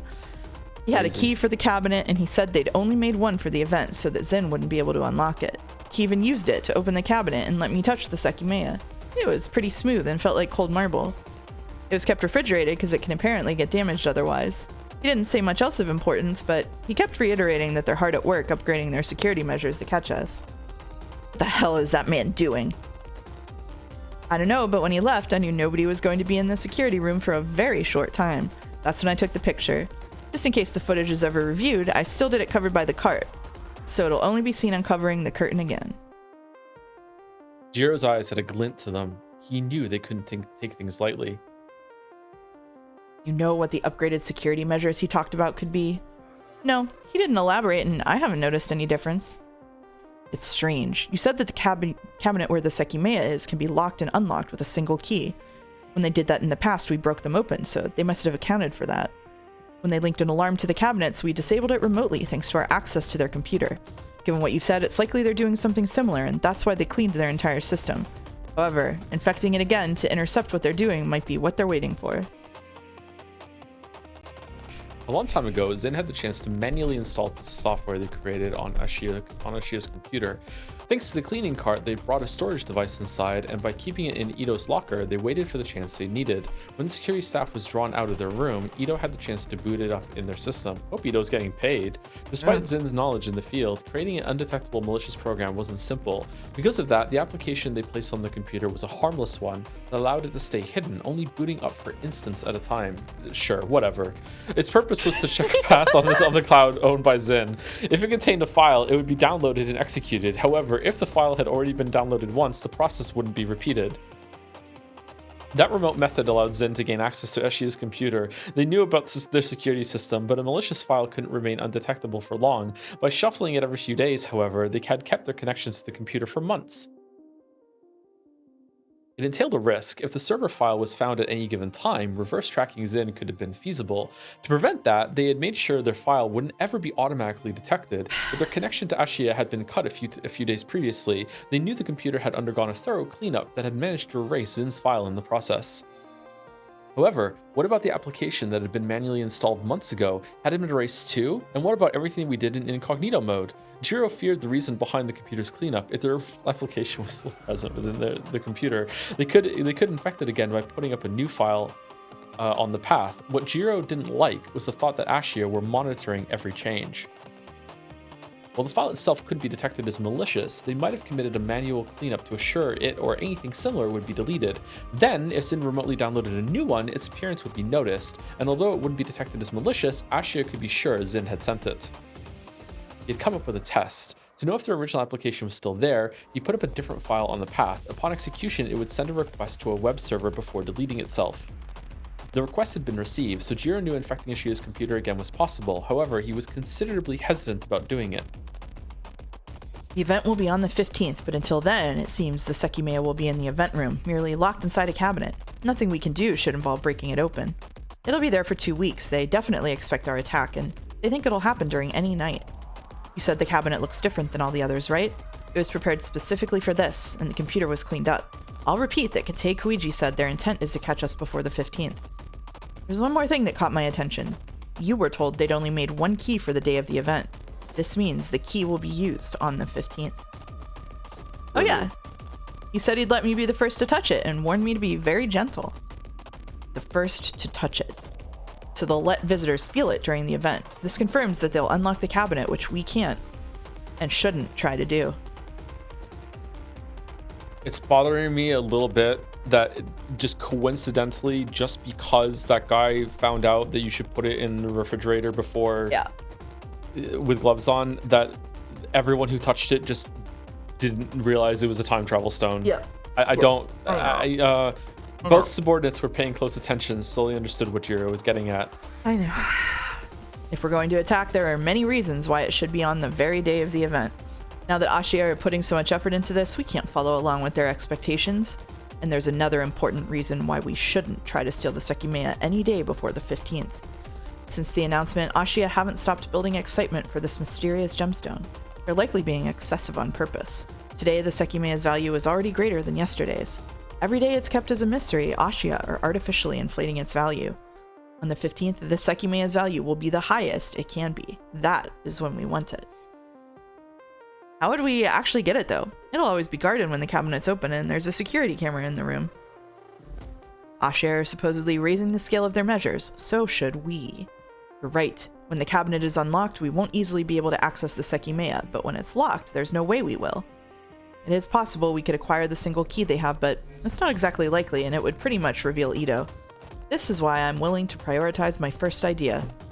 I asked you to bring a picture of the Sekimeiya because I found Atase's description of it interesting. It was supposedly found on Irun, that derelict mountain. I find that very hard to believe.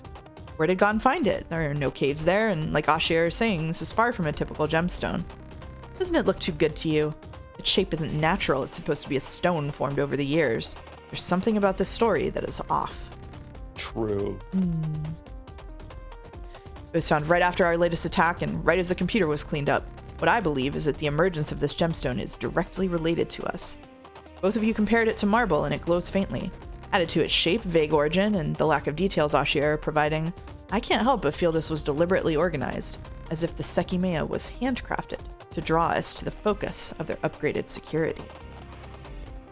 Do you mean that they made the Sekimeiya? That is irrelevant. However, if they did, it would have been simple. They crafted a material of a single color into a simple shape. There are some that glow like this, and luminous paint would achieve the same effect. It doesn't matter if the gemstone in this picture was fabricated, Ashia are giving it real value. However, what I've said could be of immense use to us. Ito, it felt like marble, right? We can have its dimensions, and the color and form aren't an issue. Do you know that molding marble is fairly simple? Fake Sekimeiya is back! Fake Sekimeiya. What are you saying? That we could replicate the Sekimeiya? We easily could. See. So we could sell it as the real Sekimeiya. Of course not. That would eliminate all our credibility. Yeah, dumbass, of course not, yeah. I said this is a solution to Ito's question, how to obtain the real Sekimeiya. They really are going to do some like Indiana Jones shit. On the 15th, if we take it while the cabinet's unlocked, it will be noticed immediately. The real problem is taking it out of the building. We replace it with ours, and Ito takes it out with the cleaning cart. Wait, so it really had already been replaced when they just didn't check under the curtain. It was the fake one.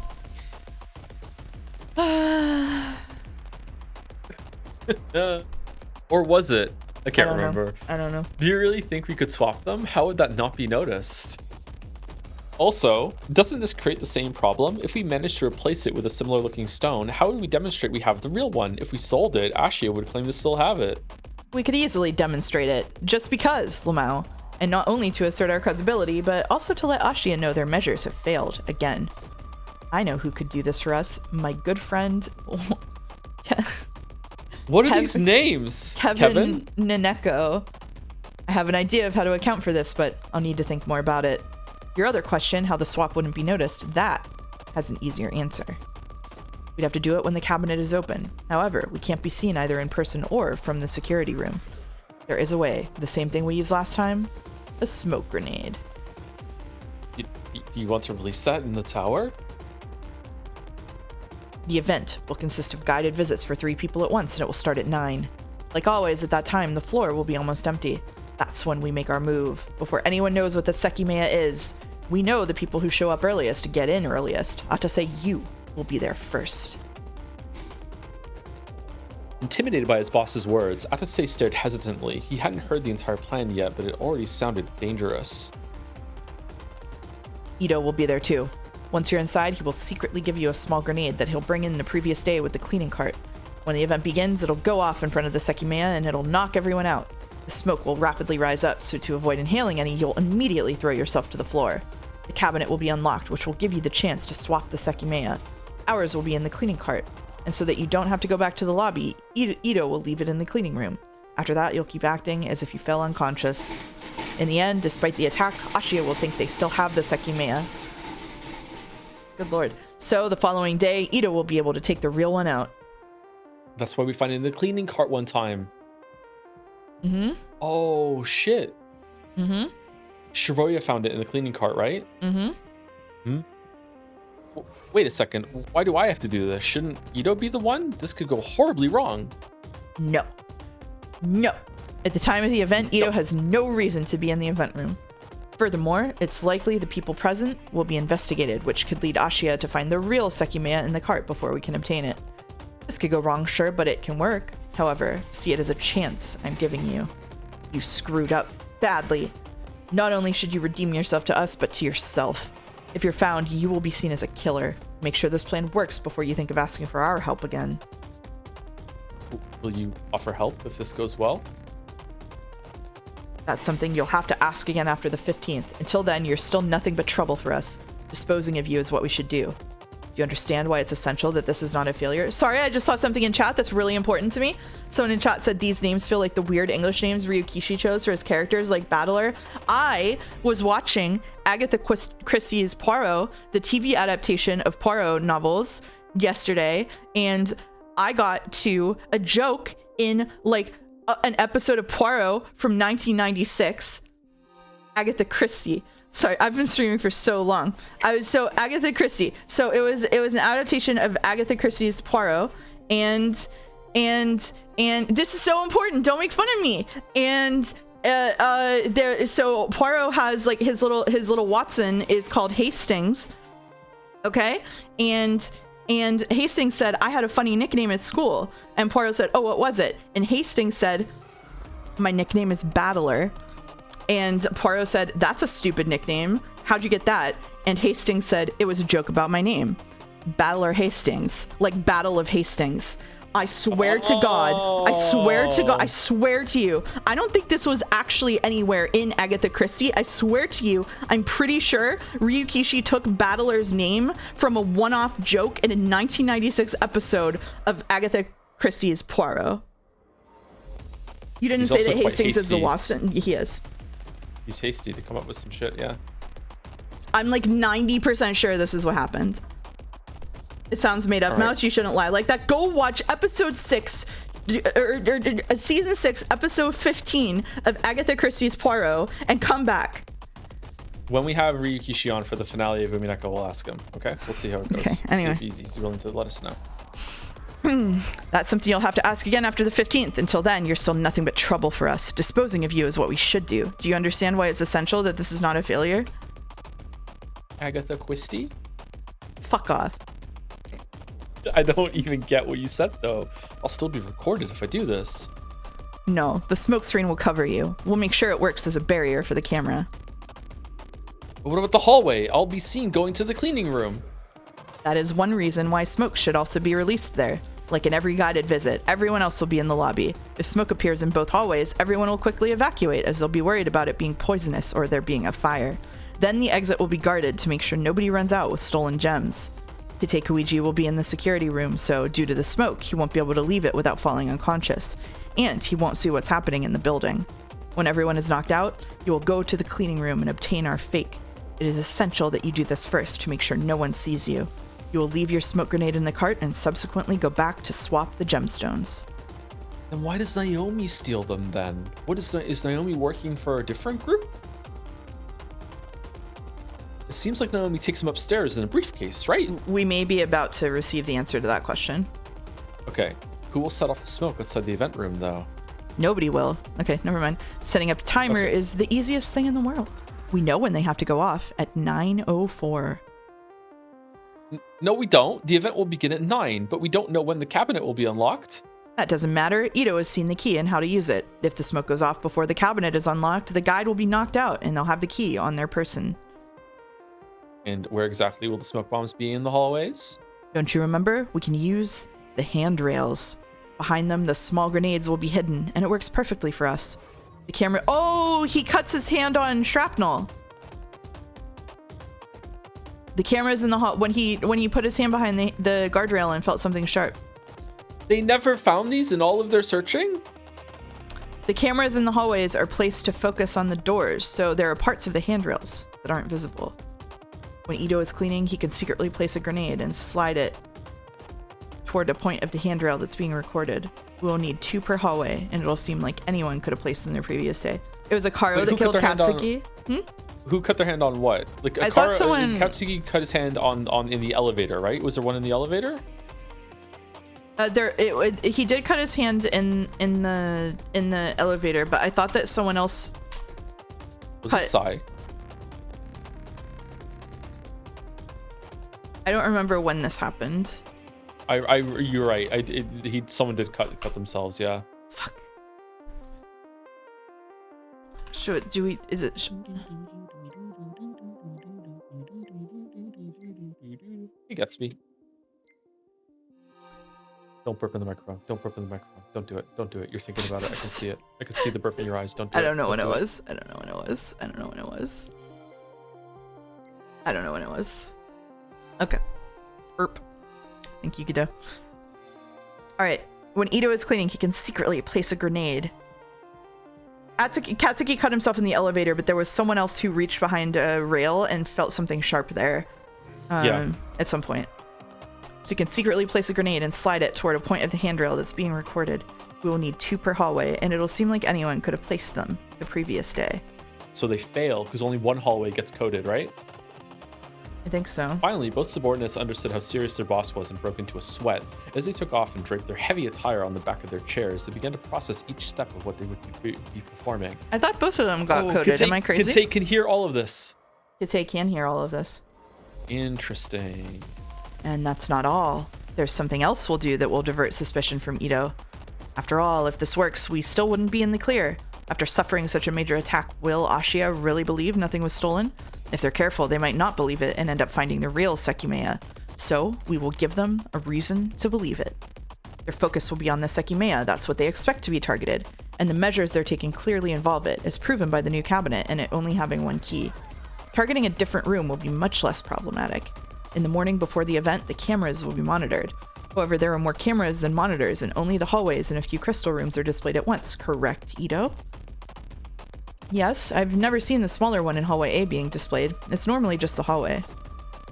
Exactly. This means, it's not Kite, it's Ito, yeah. This means that if you put all the gems there into a case, you won't be seen.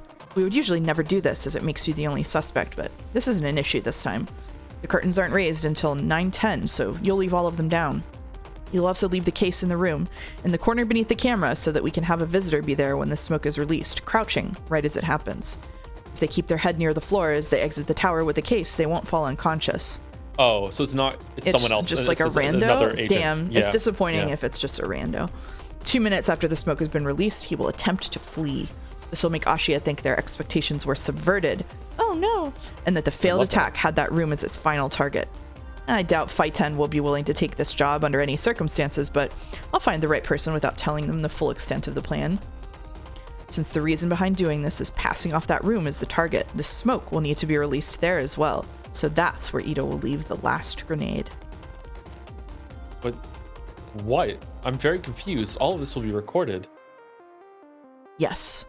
Before, I said that infecting the computer again could be risky. While that is true, it won't be an issue if we take the proper measures. When the smoke is released, I will infect the computer remotely. While Kate is overwhelmed by the attack, it'll take me a few seconds to erase the saved footage of the previous 24 hours. Then, I will immediately disconnect our access so that we can't be tracked.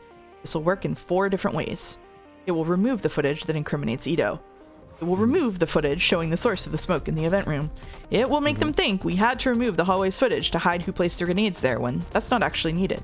And lastly, it will hide that we can access the computer at any time because they might think we were able to erase the footage thanks to the commotion of the attack. Nice. This is it. This is what we'll do and how we'll nab the Sekimeiya. What do you think, everyone? Once the plan is a success, we'll get it out of the building with the cart. However, how do we let Ashia know their Sekimeiya is fake? Whatever the best answer is, it relies on the crafting process. You said the Sekimeiya is kept pretty cold. There aren't many chemical reactions that occur at low temperatures, but perhaps we could make use of one to damage the Sekimeiya after a couple of days of exposure. If not, then a mere timed reaction would suffice. One that would break our Sekimeiya and leave behind a card with our name. Oh my god, what supervillain shit is this? If it gets cold enough, it cracks and leaves behind a fucking Joker card? What do you mean? I love it. I love it. I love it so much. I love it. It hatches. It hatches. When Kate saw the busy waveform, he knew his bait had been effective. Since Zin had attacked the gem shop, Ito hadn't spoken to his boss. Kate had wanted to know Zin's position after their failure, so he had given Ito information about the Sekimeiya to report to his group. At a low volume, he listened to the audio in his dim office. The second time, the conversation was a lot more substantial. There's no way this chapter is not the cliff. No. Shiroya City was the cliff. Right now, we're fucking riding the roller coaster. This is fucking sick. This is like, it's like a whole new visual novel. It's like the bonus chapter. It's like we just fucking took off into outer space. Like, this is peak. Like, this is just like by having like basically zero character growth or close attention paid to any kind of like sensitive topic, really, they've paved the way for it to go full fucking action movie. Like, it's fine. Sorry, do you agree? I'm enjoying this, yeah. All right, I'm having fun. Sorry. I'm strapped in. Yeah, I'm strapped in for sure. Kate thrilled internally. An overwhelming amount of details were being revealed to him. He finally knew many of Zin's secrets that had tormented him for so long. Us too. He heard Zin design their plan, even though the end sounded muffled. Ashia's lure wouldn't work. There would be no attack before the 15th, and most importantly, Kate could no longer follow through with the scheme. Do you know what I realized? There's such a beautiful parallel, because in like literally the first or second Sekimeiya stream, we were in this room, and the fucking bullshit with the computer happened where the monitor got unplugged, and it gave you like 10 seconds to figure it out yourself, and then like explained at extreme unnecessary lengths what happened and how Sai tricked him by unplugging the monitor. And then we're back here having the bad guys explain at extreme unnecessary lengths their funny bad guy plan. It's just full circle. Didn't we see a card with Zin, or I'm misremembering? That's a good question. We did. We when did. Shiraya touched it. Yeah. So did the Sekimeiya time travel back into the cabinet and break open the fake Sekimeiya? Where was that? Was it in this chapter? It was in chapter 3, yeah. Yeah. So was it a card? What the hell is this? A card? Oh yeah, the tiny pieces with a rocky texture scattered across the cushion. It's a card on a single word was written in Zin. That's right. Yeah, the Sekimeiya exploded the fake Sekimeiya. You're right. Oh my god, you're so right. You're so right. Do you really think that's what happened? Really? I don't know. I don't think so. I don't think the Sekimeiya... I think they put the Sekimeiya back in the cabinet, maybe, and on top of the remains of the fake Sekimeiya, maybe. I don't know. It's so fucking funny.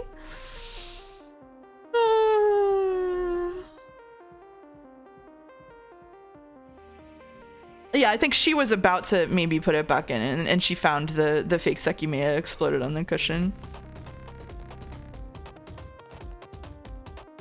Wait a minute. No, the Sekimeiya was in there. It was really hot. Yeah. Wait a minute.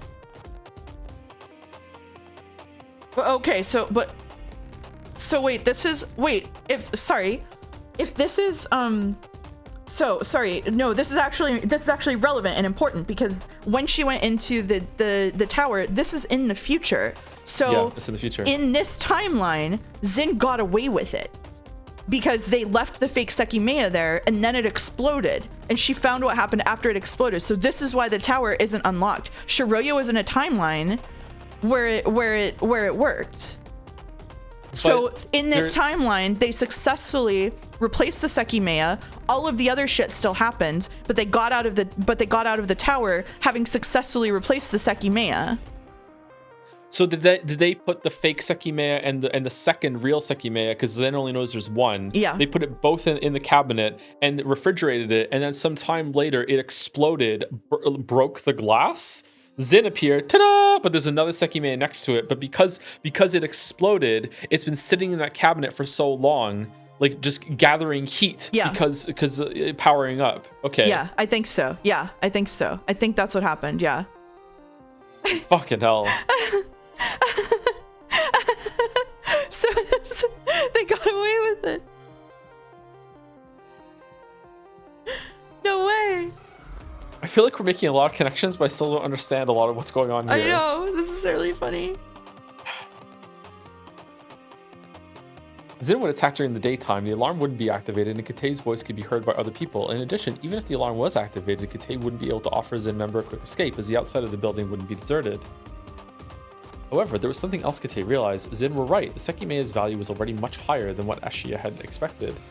To incentivize Zin's attack, Ashiya had been building an air of mystery around the gemstone, which had rapidly expanded. Until the 15th, the Sekimeiya's worth would be far higher than everything else Ashiya had ever possessed. What the fuck are you talking about? Katei didn't feel pressured. He had very valuable information, but he had learned that the concept of his plan could be still executed, albeit differently. He could anonymously threaten Ito with the audio, but that would give away Katei's source of information, and unlike after his previous plan, Zin wouldn't be indebted to him. As such, he decided to change his way of thinking for the time being.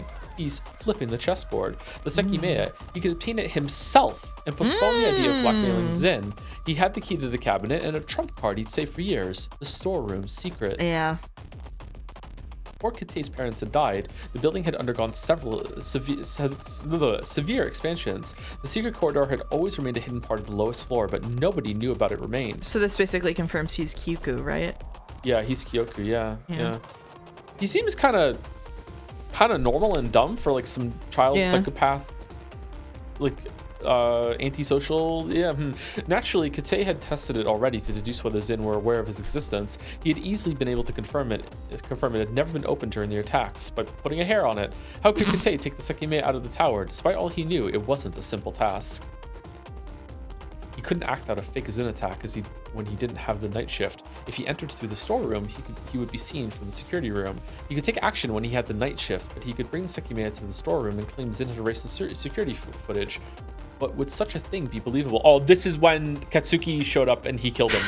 Yeah. Shoved him against the locker, yeah. He wasn't worried about Zin.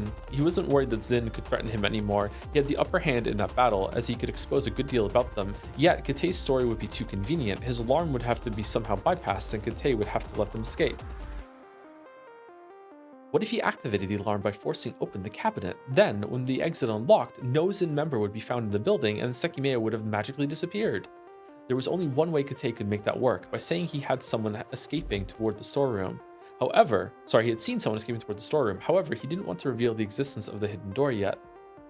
There was no smooth story that let Katei weasel out. He didn't want to be investigated by Ashiya or Zin, but every scenario sounded iffy and had him as the easy suspect. That was until he realized that the perfect moment existed. A moment where he wouldn't be the only suspect, and where his story would be believed without a doubt, the day of the event. Damn, Sai did nothing wrong. Sai was right. Katei's so sus. The day when Zin would be in the tower and when Kate would be in the security room, he could use their own attack against them to obfuscate his involvement. He knew what would happen and what Zin's actions would be. He immediately thought of a way to take advantage of them.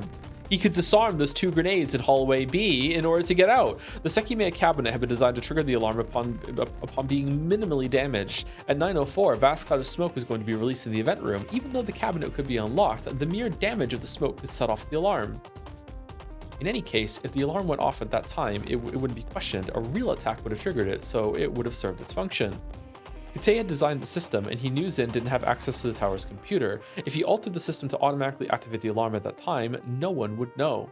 So I was also willing to murder Katsuki because he wanted to know what it was like. That was it. We're not prosecuting for thought crimes. No, he still did nothing wrong. He was mad. He was mad. It was self-defense. Yeah. He could trap Zin in the tower and commandeer the rest of their plan himself. In addition, Kate had another reason to trigger the alarm, to aid Zin before his intervention. The only way their plan could fail was if people from the outside quickly raided the building despite the smoke. That was something the alarm could prevent. This motherfucker. Kate's initial idea was promising, and he could develop it further. Zin would disable the hallway A cameras where the security room and the storeroom were. That meant that before the attack, Kate could quickly go to the lobby to discuss what to do during the event with the police. That would be the last recording of hallway A. He may have killed him with a teleporting knife. I'm still not sure about that. Do we know what happened there? No, I don't think we know what happened there. No, I don't know what happened there. No. The teleporting knife is unfortunately probably the squid theory. Like, I don't know. Yeah. The squid did it. Squid theory. That would be last recording on hallway A. Upon seeing the smoke, everyone would rapidly evacuate, unaware that the alarm was soon to be activated. Then, during the chaos, Kate would re-enter the hallway. Whoa. That would no longer be caught by the cameras. As he heard Zin's discussion, he knew that by crawling, he would avoid falling unconscious. Like a massive spider, perhaps. Yeah, he knew that Atazi's movements would be. The alarm wouldn't influence them. He would go to the cleaning room so Kate had the opportunity to take the Sekimeiya out of the cabinet if it was unlocked. If it wasn't, he'd go take it from the cleaning cart after Atazi finished his job. Then, he could rapidly go to the storeroom and leave the Sekimeiya behind the movable wall. Lei had told him it couldn't be kept at a warm temperature, but the storeroom's corridor was colder than the rest of the tower due to its lack of insulation and air conditioning. Oh, this is what happened when Shiroya found it in there. He was probably really mad. Lastly, he would leave using his unique key. Everyone would be in front of the entrance, so you wouldn't be seen stepping out of the building. Then he would appear from behind them as if he had evacuated, which hallway A's camera would corroborate. Nobody would be in the security room, so after 12 hours, a shutter would open. Then, someone inside the building would be guaranteed to be a member of Zin and responsible for triggering the alarm. However, nobody knew the Sekimeiya had been stolen because Zin's fake would remain inside, and nobody would suspect Kate of having any involvement, as he couldn't have. Not even Zin would suspect him. How are you selling it, bro? And only in the future, he could retrieve the Sekimeiya from the storeroom without an issue. And then I could call my good friend that lives on Rakenjima, Kraus, to sell this gemstone. He's the only one that can do it. Is this our stopping point, Halyu? A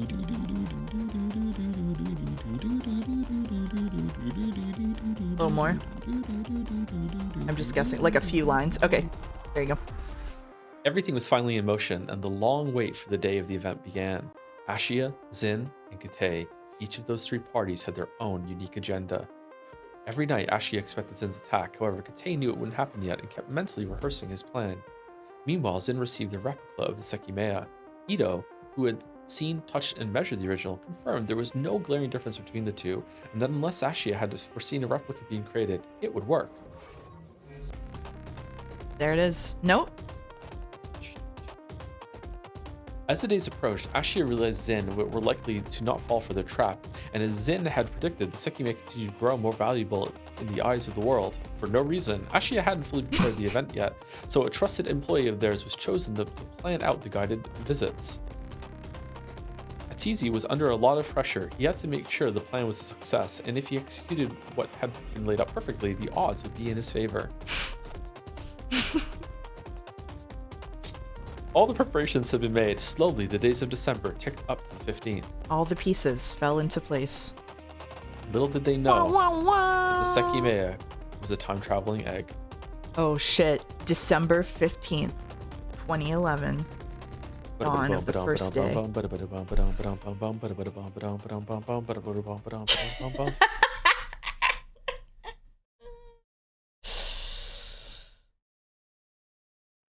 Well, we learned so much and yet know so little.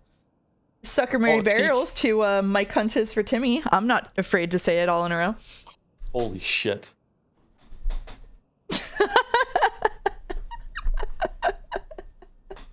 It's peak. It's peak.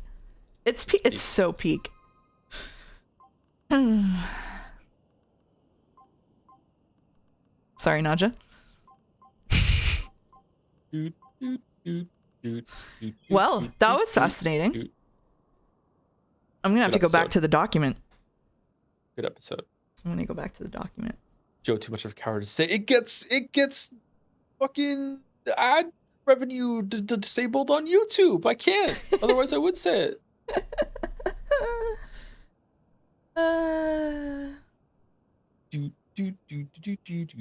Another banger stream. Thank you both. Thank you for coming and watching. What a day. What a day. I don't have enough energy to do any kind of retrospective on it, but I think I'm gonna return to the document. I don't know about you. Probably return document. Yeah, we can make some time to return to the document. I think that the Sekimeiya like time travels in some way. Like I don't know. It's like really tough to think about all of this. Like it's just really hard. So much. Yeah. It's really hard. It's like so much to wrap your head around. It's like, wow. You started that. All right. I think we're gonna raid Kriken as usual. We're raiding Kriken, who is playing Peak. So Peak into Peak. I will be back. Are you gonna stream tomorrow, you think? I have no idea. I hope so. I hope so too. I want more Expedition 33. God, were they on drugs writing this? Oh my god, Godot, you're so right. I'm glad I was here for the reveal of Kate's brother. Okay. All right, I'll be back on Wednesday, probably with Moon, but who knows? Who knows? I'll see. I want to stream on Wednesday, but I might not be feeling up to all that, so I might do something else. But I'll be here on Wednesday, and Friday I'm getting a haircut, so it's gonna be a little late. Oh, I wanted to say really quick. This has nothing to do with you, Joe. Sorry. I wanted to say really quick. My birthday is in like, not very long, like 2 weeks, and I'm gonna do like a gift sub discount on my channel in case anybody wants to buy subs for my birthday. So if you're thinking about like gifting subs to people, you should wait for 2 weeks, because it'll be cheaper then. So yep. All right. I'm gonna set up a raid into Kraken. Forewarning, that's nice of you. Yeah, I figured. 2 weeks is a good warning amount. All right, Sekimeiya Barrels. See y'all soon. See you later, chat.